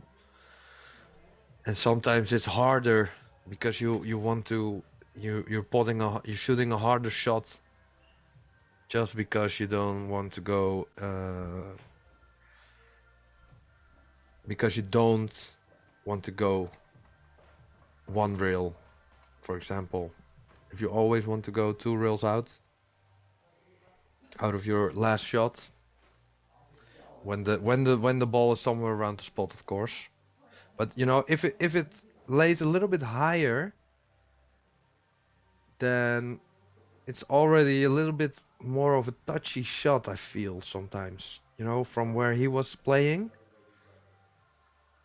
it was maybe easier to play it with topspin, with a little bit left topspin. Yeah, I do agree. This time, I think the tempo was a little bit higher. So really stroking low in the cue ball is close to scratching, and it's still a little bit feeling like touchy. Yeah. And yeah, so sometimes, yeah, I try to mix it up. I like to still choose a way to where I can just go cue the ball a little bit better. And actually, he let Jan in the match a little bit. Yeah, he did. And you know, but Still a other very hand, long way. yeah, like a few hours back we were talking when he was 8 racks behind and then got to 6 and then back to 8, like, oh, now he's back at, you know, back at 0. Yeah. But Now we're doing it at 10, yeah, yeah. 11, Yeah. 10. So, but you know, um, it's still possible. It's always possible, of course, but you know, Joel needs 7 racks, and don't forget, like what it does to a person when you miss like a 10 ball in position and get punished. Well, for Joel, the main thing is he does not have to get worried. If he starts to get worried, he's gonna make more mistakes. So just relax, sit back, and wait till you get another chance.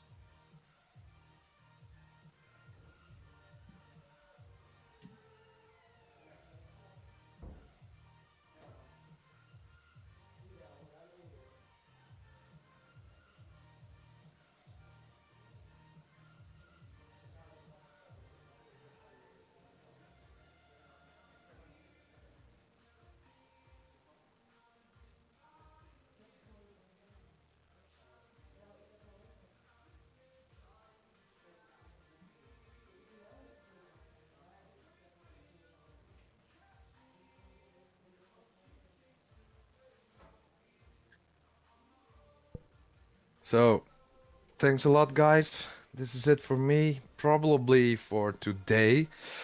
But, of course, when this is going all the way, I'm gonna be shouting at the last 10 ball at Hill Hill. But I don't, well, at least I hope so, but I don't think it's gonna go to a Hill Hill. Thank you all for watching and hearing me out. Have fun with Jimmy and Tim. And enjoy the match. For all you people who don't watch the Matchroom event at the moment, thank you. And don't forget to donate and to like and share when you like the stream. This is all for free, so would help a lot if we could help orange forks out a little bit. So that's it for me. Thanks, guys. Bye bye. Bye-bye. Bye-bye. Bye. Bye. Later. Bye. Normaal doen. Thanks, Brian. Bye. Like they would say in Friesland. Good morning. Oh my god. Okay, bye. Yeah, bye. Please go. Please go. No, you need to hang up first. Yeah, no, you need to hang up first. Okay, bye.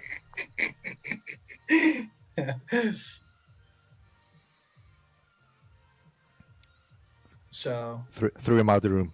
Bye. yeah, nice. Bye. So, big break here. Yeah. Probably getting hungry. Yeah, it's 5 o'clock. 5 o'clock. Oh.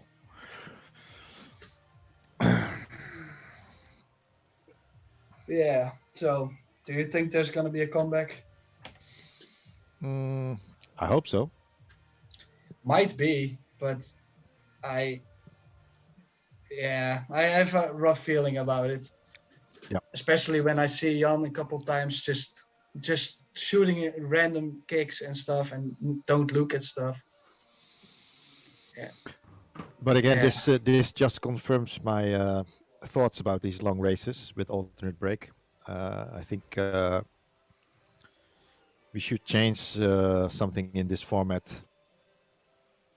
I'd like to see a match of best of 5 sets, race to 10, something like that. And which means if you lose a set, you can reset and go on with the next set instead of just trading 10, 12 racks all the time, which is very hard to overcome in an alternate break format. And I think it would be much more attractive to watch for the viewers at home. So Well, it kind of depends on what the players want to. I mean, I think for a couple other guys, maybe Mark I think Mark is the kind of guy that should play sets better, smaller sets, best of 5. Best of 5. Well, best of 5 best sets. of 5 sets. Okay, Yeah. sorry. Yeah. No, but because with the longer races, like you said, and maybe with Jan the same. Maybe we've seen Nick and Jan van Lierop, they really were fighting ahead of each other every time. So then maybe race to 30 is nice, but in matches like these, maybe it's not the best format. Yeah, and I think maybe in a long race, maybe a race to 50, but for 10,000 euros or dollars, then it's fine. But I think for this kind of matches, it would be better to have a best of 5 sets set up. In a race to 10 or race to 8 per set, something like that. I mean, I've seen, lots of these matches going the same way. One player runs away a little in the match, and it's very hard for the other player to overcome that. I have not seen any match here on MoneyBattle that where a player has been 8, 10, 12 racks ahead, who was losing. None, actually. And there was only two matches that were pretty close. There was one that went all the way. There was obviously the one between Nick and Jan van Lierop. And the other one that was close was Nick versus Ralf Zigan in Plan B. But I think Ralf was getting 9 or 10 racks ahead. Yeah, games on on the wire, eight, I think. Yeah. But that proved to be a pretty good handicap because in the end the match was getting very close. And the fact that Nick played 2 matches on one day was also contributing to that. He just lost maybe focus and was a little fatigue in the end. So that's why it was for the, let's say, the viewers, it was a nice match because Ralf put up a really good fight. Yeah, more exciting. Yeah. Yeah. Ooh. Ooh. Talking about fatigue, I've the feeling that Joel is also feeling the fatigue here. And he's also starting to play slower. His rhythm is slower, and yeah, maybe he's starting to struggle now. And if Jan can get a little bit of rhythm going, because that's probably the main thing I've been missing with Jan, is that there's not so much rhythm, there's not so much feeling. He's physically there, but not not really in the game. No, it's not the Jan that I know from which I remember when we were playing in the team. He was really solid, and today he's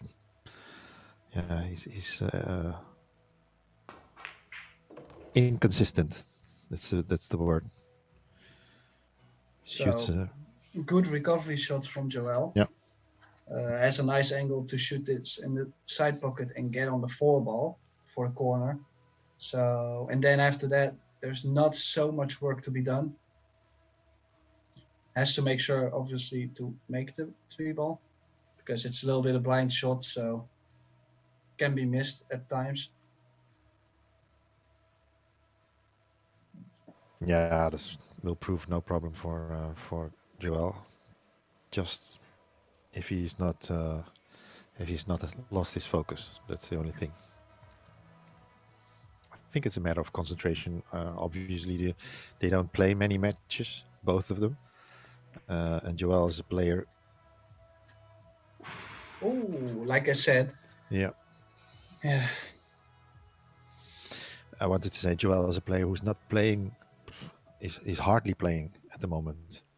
I think he just came over 2 times here to practice in the past week, but before that he was not playing at all, I think, or very, very little. Yeah, it's a lot of experience, especially.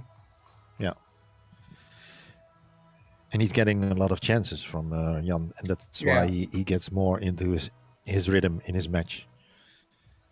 Yeah, but if we look back, like with this 3-ball, but also earlier with that 8-ball he missed, you can see that he has not been playing a lot, because usually those are not the type of shots he would really miss. No. So it says something about how he's feeling. But yeah, obviously if there's no pressure, everybody's gonna play good.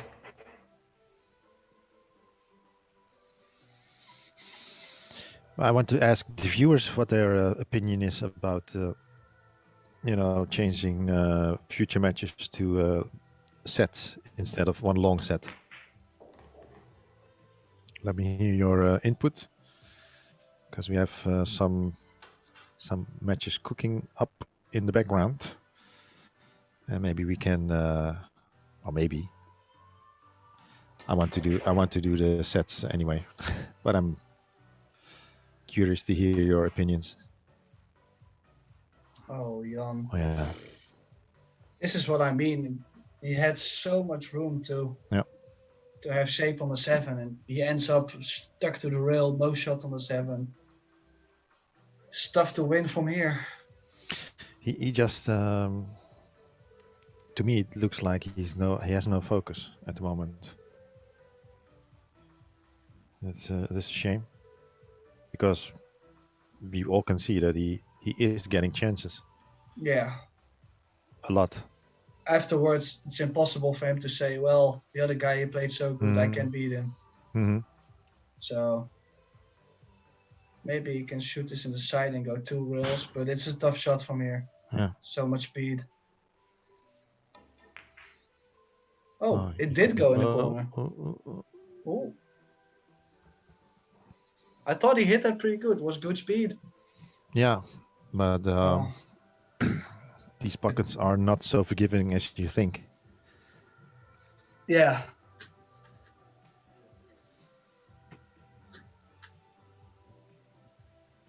And when the conditions change, you can see that they shrink up even more. The ball just they stay out more often than normally. The cloth grabs a lot more. So, especially when hitting a ball in the rail. Ooh. look these kind of things.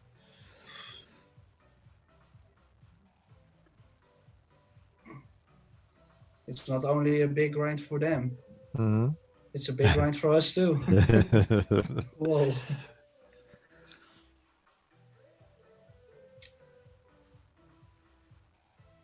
He might be able to bank this with save.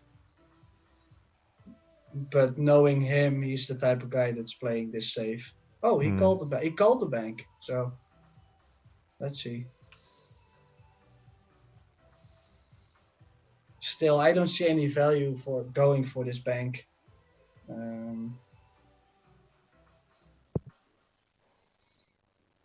No, why not? Well, I'd rather just put the cue ball behind the 10 and the 8 on the rail than going for the bank and maybe leave Jan a bank shot.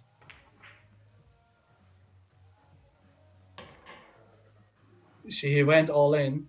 Yeah. But the cue ball was in the open, so. But he made it, so good shot. And yeah, has a good chance on the 10 ball too, so should be fine from here. If you make the shot, you're always right. Exactly.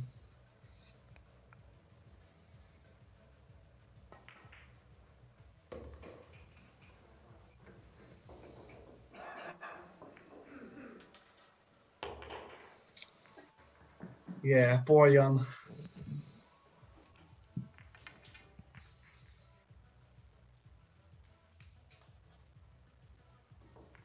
Just checking the messages in the Facebook and YouTube chat. Is there anybody there who has some feedback?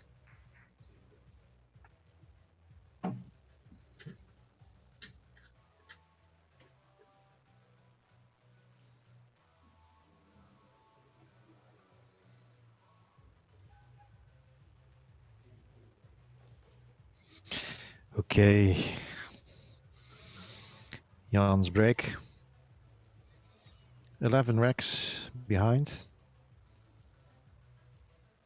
But nevertheless, there is a chance. There is always a chance. There is always a comeback. But let's start with his break. Good break. Hey, and position on the he one. He gets a shot on. Yeah, he found it. Yeah. Okay. Let's go. Now the shit is on. Let's go. Okay, let's go.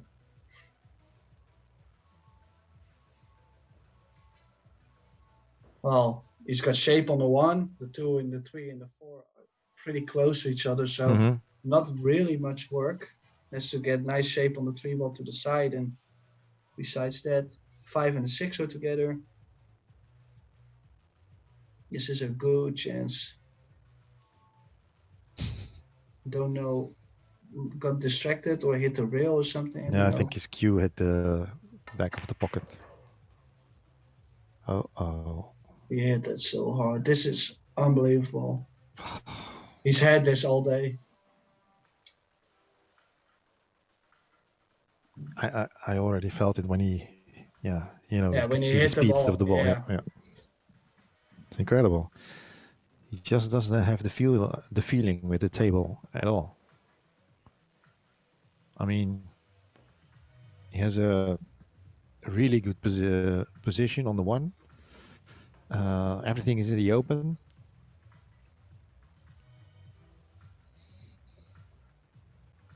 But that's the story so far for this match. Yeah. Today. It's not the best body position as well. Yeah. Well. And he makes it. Good recovery. Okay, he's not straight on the 3 ball in the side, but he can still shoot the 4 in the corner where the 8 is. So. Yeah, he can just roll forward. At least he can continue his run.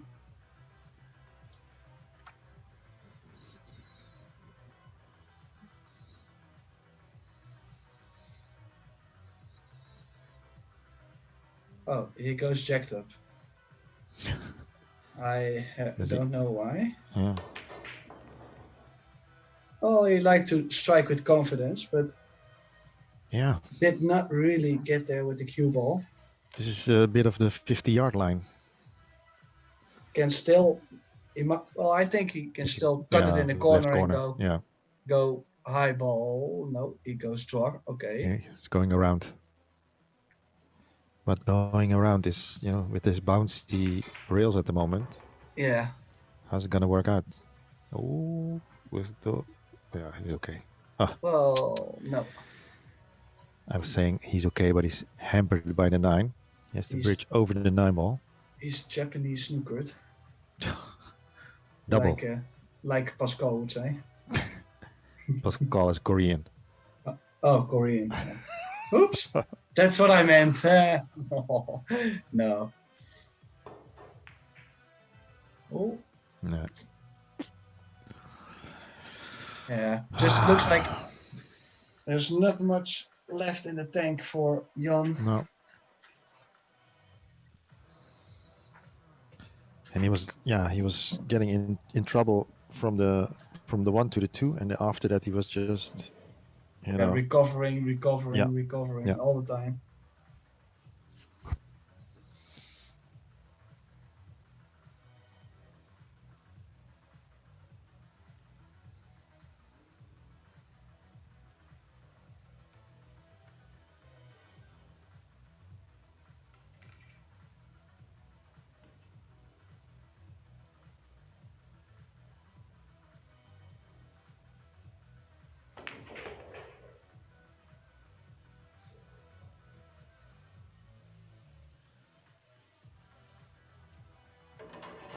Looked a little bit disappointed there, or yeah, not sure why. not happy. Looks good. Looks okay Yeah. to me. He can choose to go to the other side of the 8. He can choose to leave it in the center of the table, or he can go to the right side of the 8. I think center of the table would be okay. Only thing is if he gets too far, that he can't hold a cue ball for the 9. So Or would you try to draw, past the 9 here? I think I would play it like he's about to play it. Center Because table. yeah, I don't care to slow roll with a lot of spin. But there's also players that don't like to do it, and yeah. Yeah, that's good. Yeah, played good.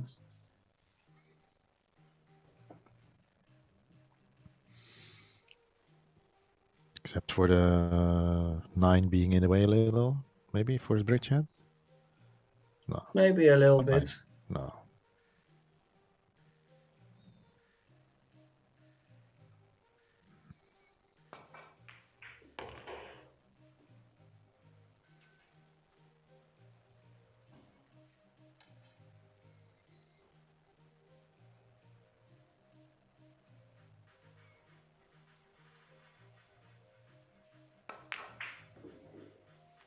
Oh, Yeah, I think this they- is just a matter of concentration.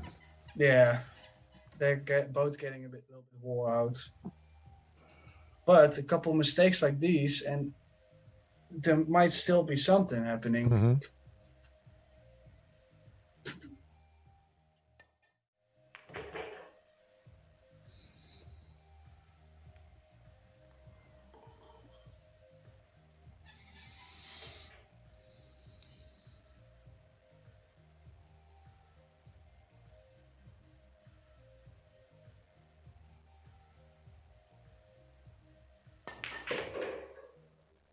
Boom. Bam, letting his arm go a little.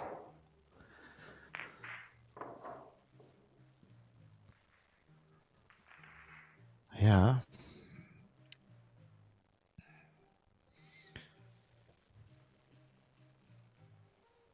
And I know Jan was going to the gym a lot just before COVID. I think it was twice as big in muscles. He But it's, yeah. Yeah, he used to gym a lot. I'm not sure Yeah. if he still done something at home. Of course, with the gyms opening up Yeah. lately, he might have to start over again. I don't know. Yeah, I think so. I think he has to start over again. Looks like it. Okay, Joel's break. Let's see. Last couple. Well, he has been breaking really well, so I expect a lot from him. You know what it means, huh? Yeah. Boom. Okay. Oh. Oh. Yeah, I think I done well. Normally it's jinxing the yeah. break. Yeah, this is a really good break. Yeah, straight on the 2. Yeah. Easy from the 3 to the 4. There's not much to be done here.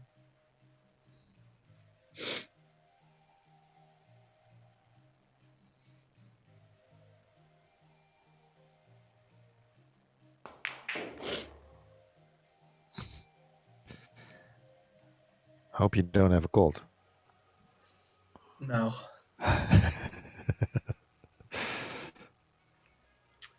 Well, it was really bad weather yesterday. Mm-hmm. And I had to go on the bike and go somewhere, and it was really bad. So I probably will have a cold too. Well, I mean, you have time.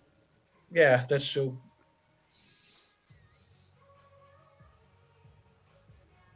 Better now than in 2 weeks, so. Yeah, for sure. For sure. Smooth sailing here. Oh. Oh. The inner. Did they change anything in the setup for the World Championship? Because this is the first one hosted by Matchroom. By Matchroom. Right? Yeah. Well, the format has changed, and there's not a lot of players have not been posting stuff online and everything, but they're playing winner break, one ball on the spot, race to 9. No 3-point with Magic Rack, no 3-point rule. Wow. Yeah, so it's pretty brutal, and I was expecting people to at least, maybe post something online like, hey, what is happening? What is because this is crazy. But until now, nobody has done, and I do kind of like the format, but on the other side, it is a really brutal format because you can lose the leg and still, that's it. Just sit there and wait, shake a hand. I think the format might be okay, except for the break rules. Yeah. One on the spot without a 3-point rule and Magic Rack. Yeah. That's and then not a good thing. From the quarterfinal, mm-hmm. they will let the referee rack the balls and no Magic Rack. That's pretty. So till the quarterfinals, the referees will rack with a Magic Rack, and then they will stop doing it and start not racking with the wooden rack. No, that's very strange in my opinion. Yeah. But okay, but at least this is communicated already. They sent all the information and event information, everything. So, yeah. I think something similar was happening during the, what was it, the championship pool league, championship league pool. What was it? The tournament. Yeah. And they also changed the break format during the tournament. Something like that. I think so. But I think it was a hand rack. Mm-hmm.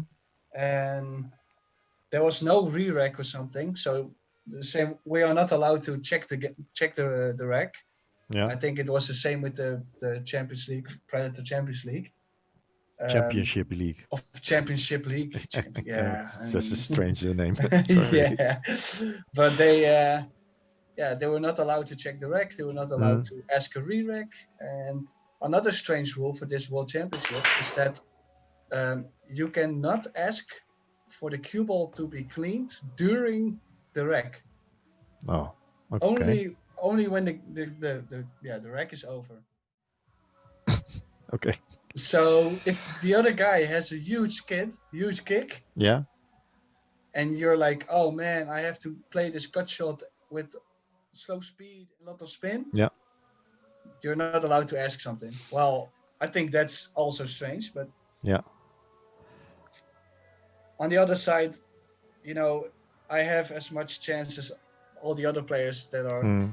there with this format. So for me, I don't think Yeah. it's a really bad thing, but But you know, you know what I'm scared of? What, because I saw it on the World Championship before. You know, it's gonna be soft break, soft break, soft break, yeah. and it's in my opinion not they have a not rule yeah. for the, and it says players must use forceful break, Yeah. but it's something like it's not something people can check, or people cannot say he did not use a forceful break. Is Cora Jewel playing World Championship? I have no idea. He will definitely. Yeah, he will figure something out. I know. And the organization comes to him for, hey, you need to use a forceful break, and he says, yeah, I have something in my shoulder. This is the only power I can get. This is my hardest break. Yeah. Oh, okay. Yeah, it's kind of weird. Yeah. And Jan had a good chance after the break and missed a 3-ball, Mm-hmm. leaving Joël with a good chance. But Joël is starting to struggle too. Mm.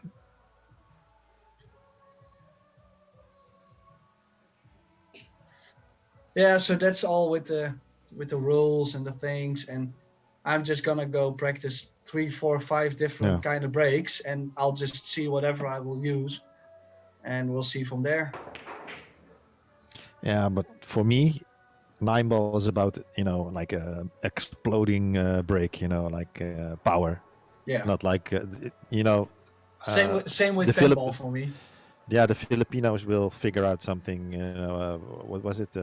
Carlo Biado, Dennis Ocolo. They're gonna, you know, soft break all the time. Yeah. Yeah. I'm not saying it is easy how they do it, because they have practiced, I think, really a lot of times with that break and mastered it to perfection. Well, Ronnie O'Kano won a world championships against Ralph Souquet. Mm-hmm. And the only With the thing he soft break. did was, with soft break, only thing he did was draw the cue ball back 2 rails. Yeah. And he had a shot on the 1 every time. Yeah. Well. Yeah, straight back, right? Yeah, just straight back. Yeah. Just to where he was breaking from, and then it's crazy. Yeah. But like I said, it's not as easy as it looks. It is really skillful, but Yeah. still, there's no action. Nothing is happening. We all know everybody can run out games, so then it's only a run out game. No safeties, nothing. Just break and dish up. I don't think it's a good move for the sport to be attractive on TV. Yeah, I think, especially for new people looking at the sport, they have to see big breaks. Yeah. De Luna jumping and kicking, Niels kicking, you know, like full power. I think that's the way we have to go. Kid Delicious, you know him? Kid Delicious? Yeah, I don't know his real name. I don't know, no. He was also very... Johnny Archer also has a explosive break. I won't say it's beautiful to see, but it's effective, and it looks it looks pretty cool. Yeah. Well, I mean, like I said, I just have to take it like it is. In the meantime, Joël is dishing up this rack, which takes him to 26-14 in the lead. Although I spotted some fatigue in both players' game, but I think Joël looks the more focused one of both of them. Yeah, overall seen, he is the better player until now, for sure. And that's also what the score says. So. And his break has been really consistent all the match. And aside from a few errors. He also gets a couple nice, good results after the break too. Yeah, yeah. let's see if he can show us another masterclass break.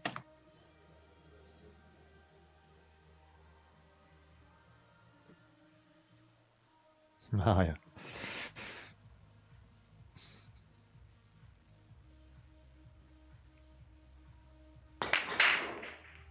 Ooh.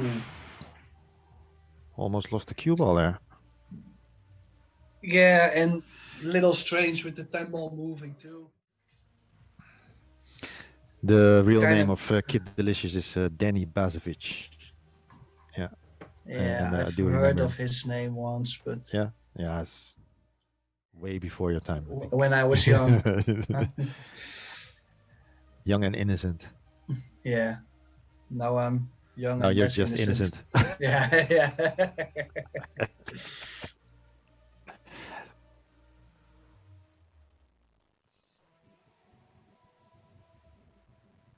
Well, this situation we've got here. Jan has a shot on the 1, has no chance to even run out the game, so Oh, it's this might be good enough. yeah. But I think can just see the edge. But then again, what can you do? Yeah. If you can just hit the edge, I mean, there's not Let- much you can do. Let's just ask for a re-rack. Just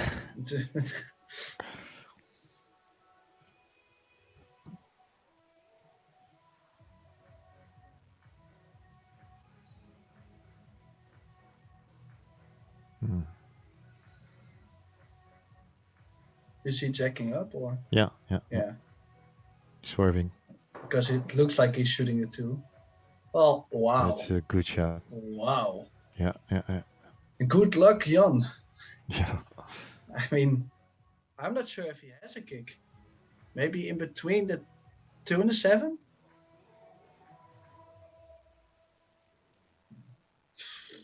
Yeah. Maybe jump over the 2 and hit the 1?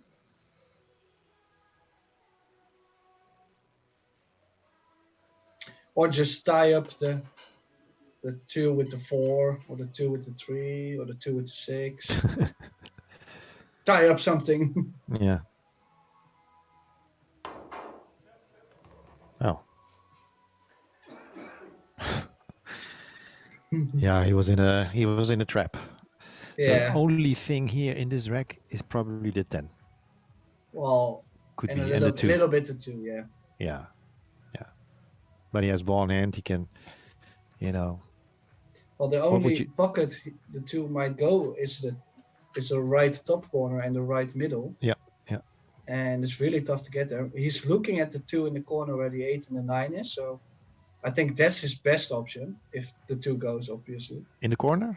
No, In the that left corner. doesn't go. Well, he's looking at it.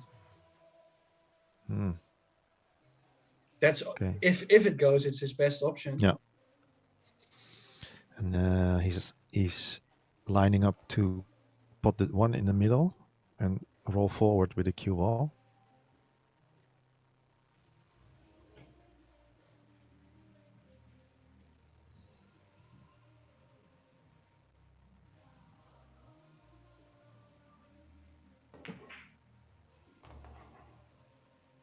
Hmm. I think he played for the middle.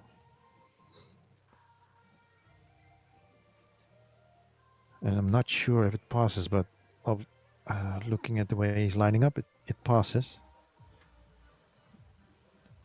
Camera angles can be deceiving. Yeah, so the 2 goes. And does he have a shot? He might done too much. No, I think he's okay. I Barely. thought- yeah. I thought it went a little too far. It might. Might still get in trouble. It didn't look like it, but Yeah, it's hard to tell on the TV, on the camera angles, even with the top view shot. But judging the way Joel is looking at the shot, it's very close. Maybe spin it in with a little bit touch left. of left. Yeah. yeah, might be, or maybe a little swerve. But I like just shooting it no elevation and with left spin. Mm. No, Well, it did go clearly. easy. He's just making a show of it. Yeah. Well, he's trying It's- to make it a little bit exciting. It's just for the viewers at home and us. Yeah. Let's see if there's any questions. Getting Davis. Come on, Jan. Who's that? I don't know. Some strange guy. Yeah.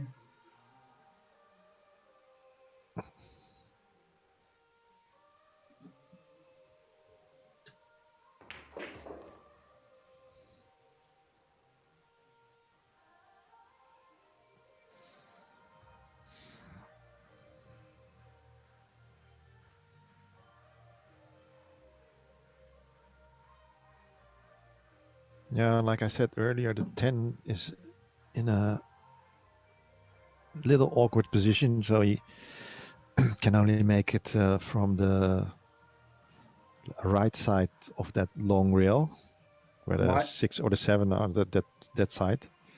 Might be able to shoot the 7 in the left Mhm. top corner and bump the 10 a little bit. Just in front of the middle pocket. Yeah, something. Might be able to do a little bit. Depends a little bit also on how he's feeling. If he feels really confident, he doesn't have to. He can play the positional shot for the 10 in the down left. But some people don't like to shoot these kind of shots, especially when they don't feel really well or tired maybe. So then, he might be able to do a little bit more now to avoid the risk of missing a shot later. Yeah, I'm just not able to see if it's touching or not. Can't see it from this. It kind of angle. looks like it. So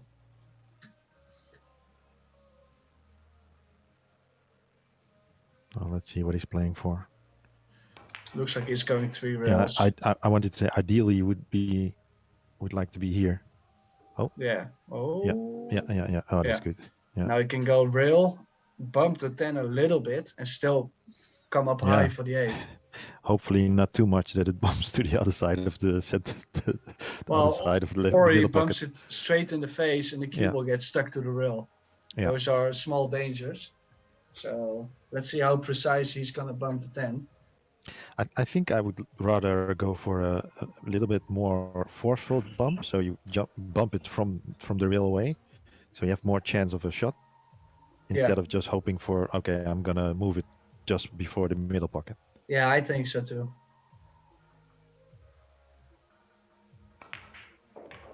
Just like this, yeah.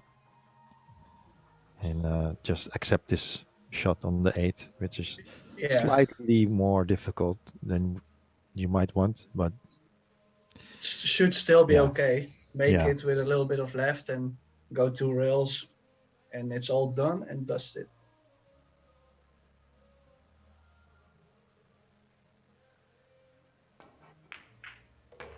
Oh.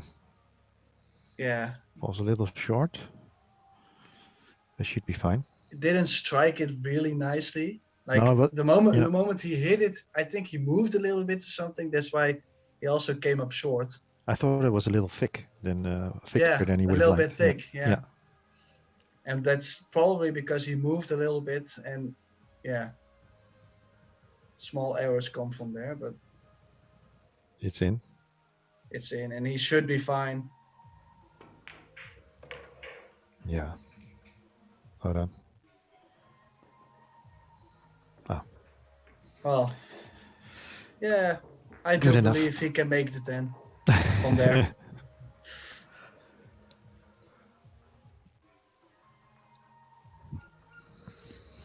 I'm not sure. Is the score updated? Or 27. Yeah. okay.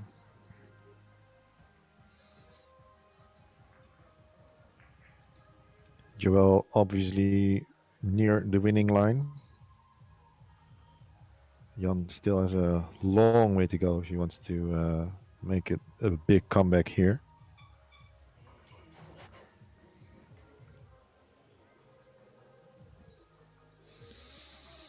Starting with his break.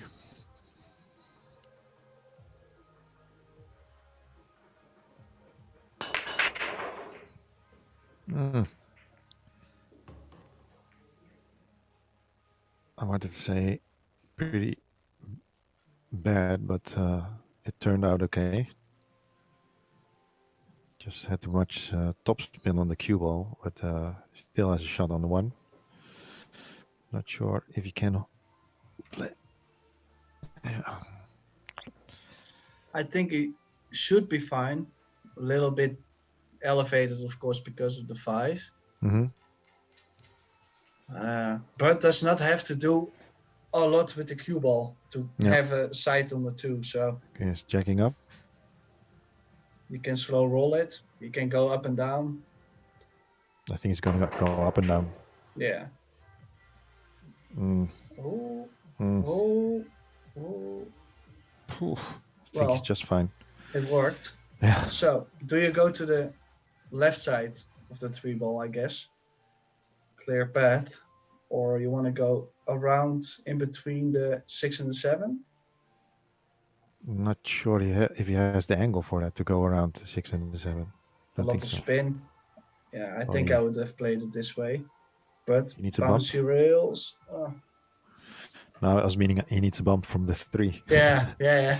Just to But I get was position. scared of the rails. Yeah.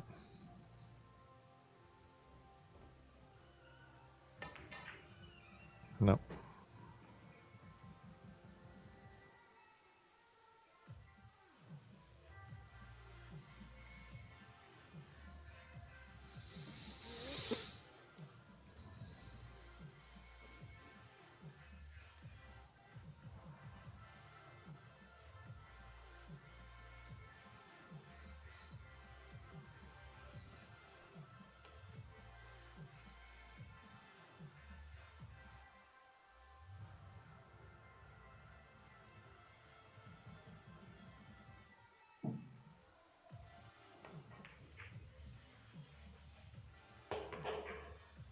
Oh, got a little help from the side pocket there. Helped him to get the position on the 5 ball. Yeah, it was tough to hold the cue ball. Like you see, the 3 ball wiped his feet. I think Tried he to tried hit to it. run into the 5. Yeah, I think so too. Still hit it pretty thick, so, Mhm. so it looked like he was holding the cue ball. And indeed, the side pocket helped him. So yeah, this looks pretty easy to me. Not much to be done. Just make sure you pin down and don't move. And make the ball. Should be nice. I mean,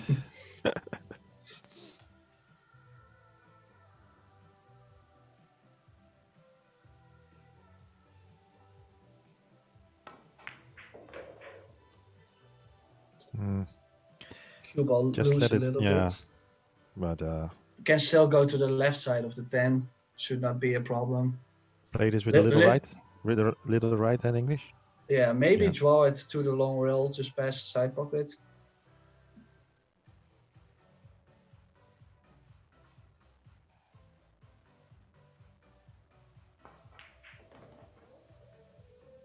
Oh, he played follow. Well, big area, so Yeah. And played to perfection.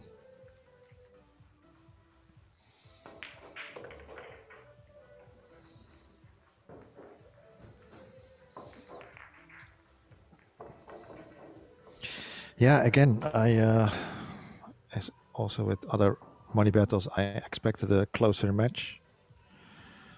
But yeah, Joel proves to be the better player today. 28-14 in the lead. Match is not over, but it's a very, very tall order for Jan. yeah, And I I want to don't, thank, I don't see him coming back from here. No way. No, it's going to be really tough, really tough. Yeah. The donation came in from Jeroen Bernoster or Bernoster, or I'm sorry. Bernoster. Yeah, you know him? Yeah, he plays in Spijkenisse. Ah, okay, cool. He asked me to do a lesson with him, so he came to okay. Roosendaal. Yeah. It's a little upcoming player. He used to practice a lot, and he was still getting better and better. So Well, a rare mistake at the break from from Joël. Joël, yeah. Unforced error. Last couple breaks were not the best from him. No. You can see that fatigue is coming in a little bit. Mhm. Are there any problems? Well, I do remember you as a upcoming player. I think I saw you playing first at the Calypso in Roosendaal. I think you had like a Dominator cube, something like that. Yeah, some really cheap Dominator thing. I still have it though. Yeah. Yeah. I remember. I remember. Yeah, good old times. Yeah. I think I was playing the ranking there, the West Brabant ranking. I'm not sure if it was. Was it not one of the tournaments Gino organized? Just for Calypso, you mean? Yeah. He set up a Calypso ranking. Yeah. Could be. Good old times. Yeah. He organizes so many tournaments. I don't know anymore. You're going together to the World Championship. Yeah. He's doing the live scoring, right? Yeah. They asked him from Q Score to go. So, well, Matchroom asked Q Score, and then they came up with Gino. So we will be sharing the room together, and nice to. I mean, it's a dream for me to go there, and especially to go with him is probably the best thing to happen for me. So that's pretty cool for you both. Big step. His first time at the World Championship for Matchroom, but as the live score manager, and you will be there as your debut as a player. Also, what we think is really cool is that this is the first real tournament for me after the whole COVID situation, of course. Yeah. So this is something I will never forget, obviously.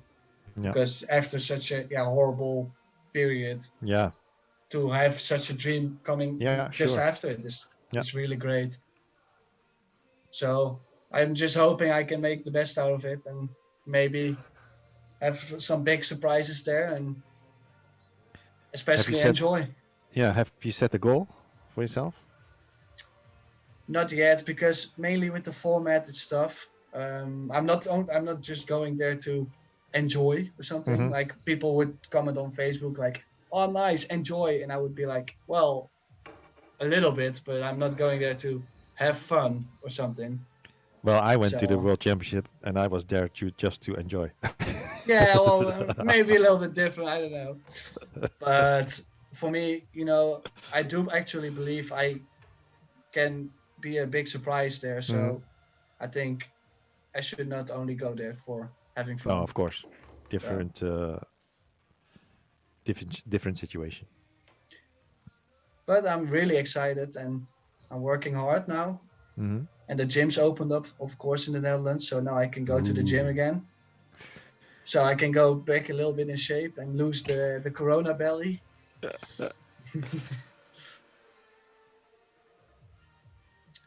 In the meantime, Jan is trying to get halfway the race, but... Can you please shut up? Yeah, well...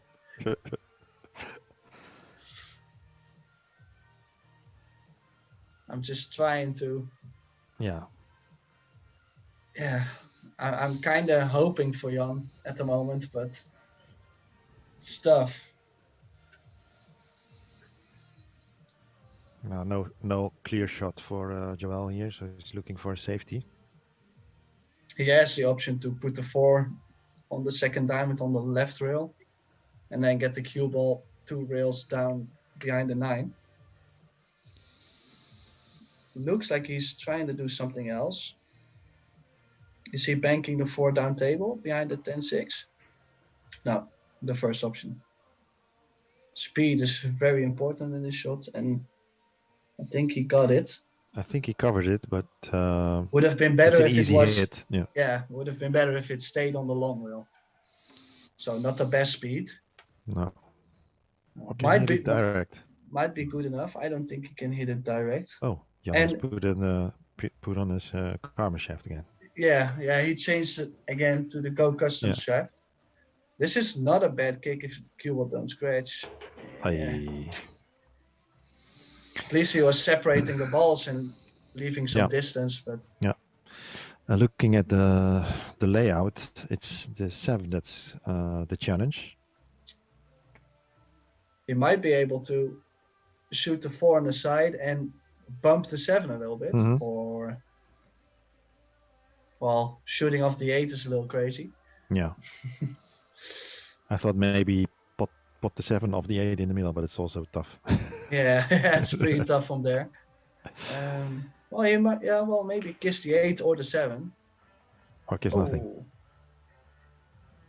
Eee, Hmm. this is a little strange position. Stretched all over the table. He's not entering his positional area. He's kind of crossing it, so it's tough to control the speed like we've Yeah. seen today. So this is not a gimme, and also not the position for the 7. Yeah, and you want to have the right angle. You have to be want to be a little low on the 6. Yeah. Otherwise, If he you ends up run high, into 10. Yeah. yeah, has nothing if he ends up too high. So took his extension out.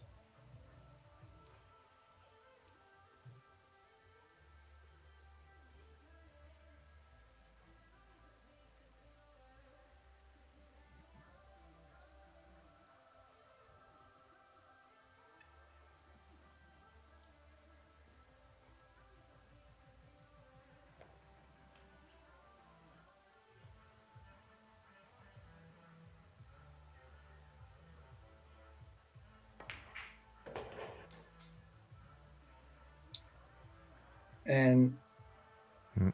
he got really short Yeah. with the angle, so Now it's going to be tough to play anything. he besides might spotting the 6. he might try to kiss the 10 and draw off the 10 ball. Yeah. Little gamble, of course. He might scratch in the side or scratch off the 8 in the side. So it's not a lot of things that can happen. But or he can play a safety on the 7, stop shot on the 7. But he needs to get a full view on the 7 for that safety shot.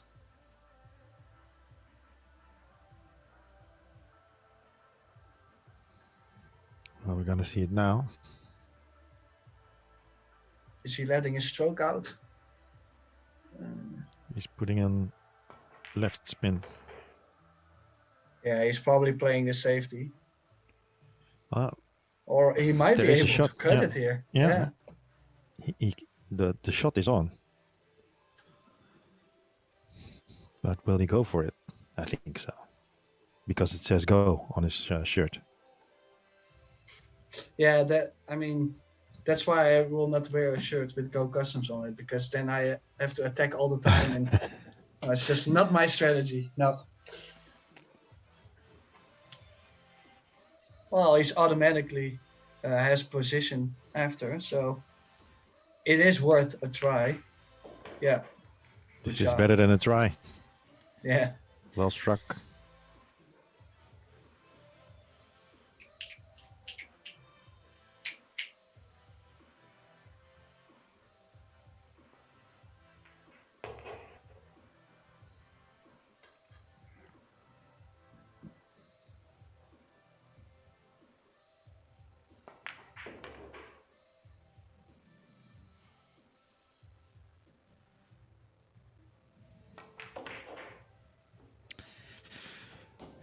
Yes. Winning this rack, which means he's on the hill. Yeah. and Jan has the break now, but yeah, face it. I think Joel, on average, has been more solid today. Yeah, especially like we discussed, his break has been really good. Okay, the last few breaks he's losing the cue ball a little, but overall he's been very consistent in the break, and not just the break. No. But this ending of this match is a little bit more, yeah, sloppy. We could say sloppy from both players' side. So they've been playing 6 hours now, and I think that's a big factor in this match.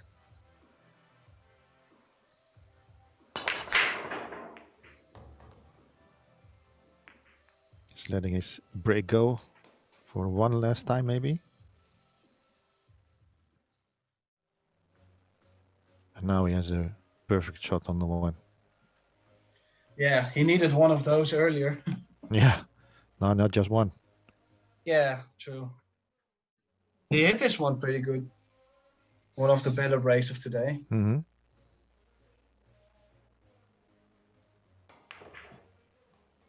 Oh.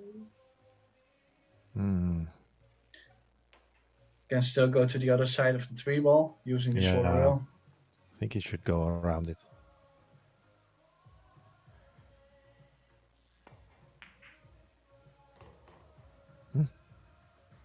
Mm.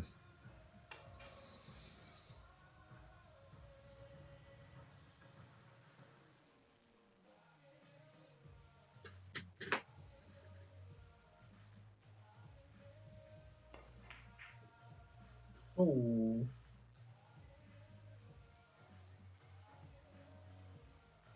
Yeah, I think, yeah, he's not believing in it anymore. Yeah, and yeah, in some kind of way, it's kind of bad that he's not believing. On the other side, I do understand. Yeah. If you're 15 games down at one point, Mm-hmm. yeah, doesn't Yeah. make that much sense. Yeah. It's not that he's trailing 2 or 3 racks. No, it's 15 racks. It's a big difference in an alternate break format.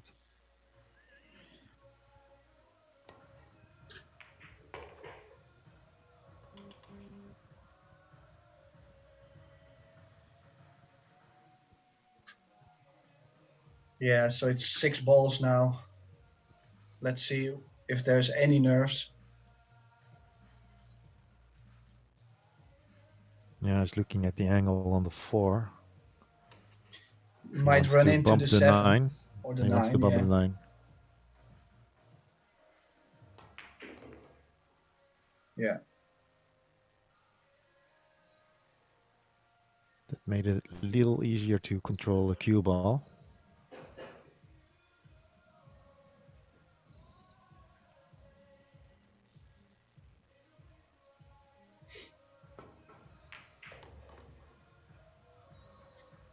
Might get a little straight here. No. As a small angle. But needs to force the cue ball a little bit. Well, he's playing with the Go Customs full carbon cue. That probably helps to, stun this ball easier. Yeah. Do you think? More power? Oh. Yeah, well, I think with all the carbon, you have more power. And just as I say this, he's fallen short on this ball. Yeah. Commentator's curse. Yeah, now he has to go up and down. I mean, across the table. Or, he should just go up and down. Leave himself a little bit longer on the 9, should be okay.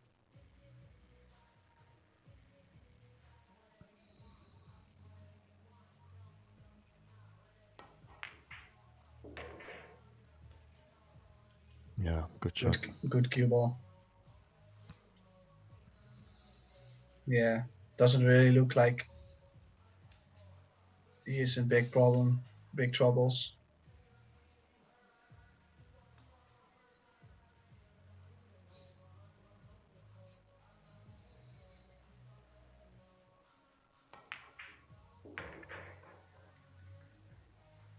Yep.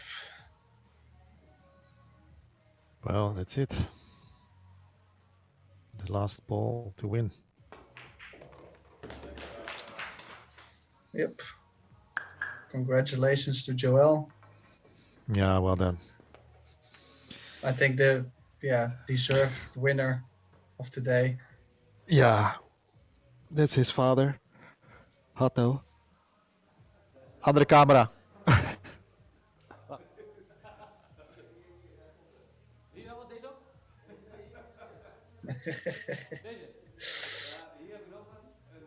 Yeah, showing his love for Orange Fox, obviously, and his fans. I think. Wait. Nog een keer. Nog een keer.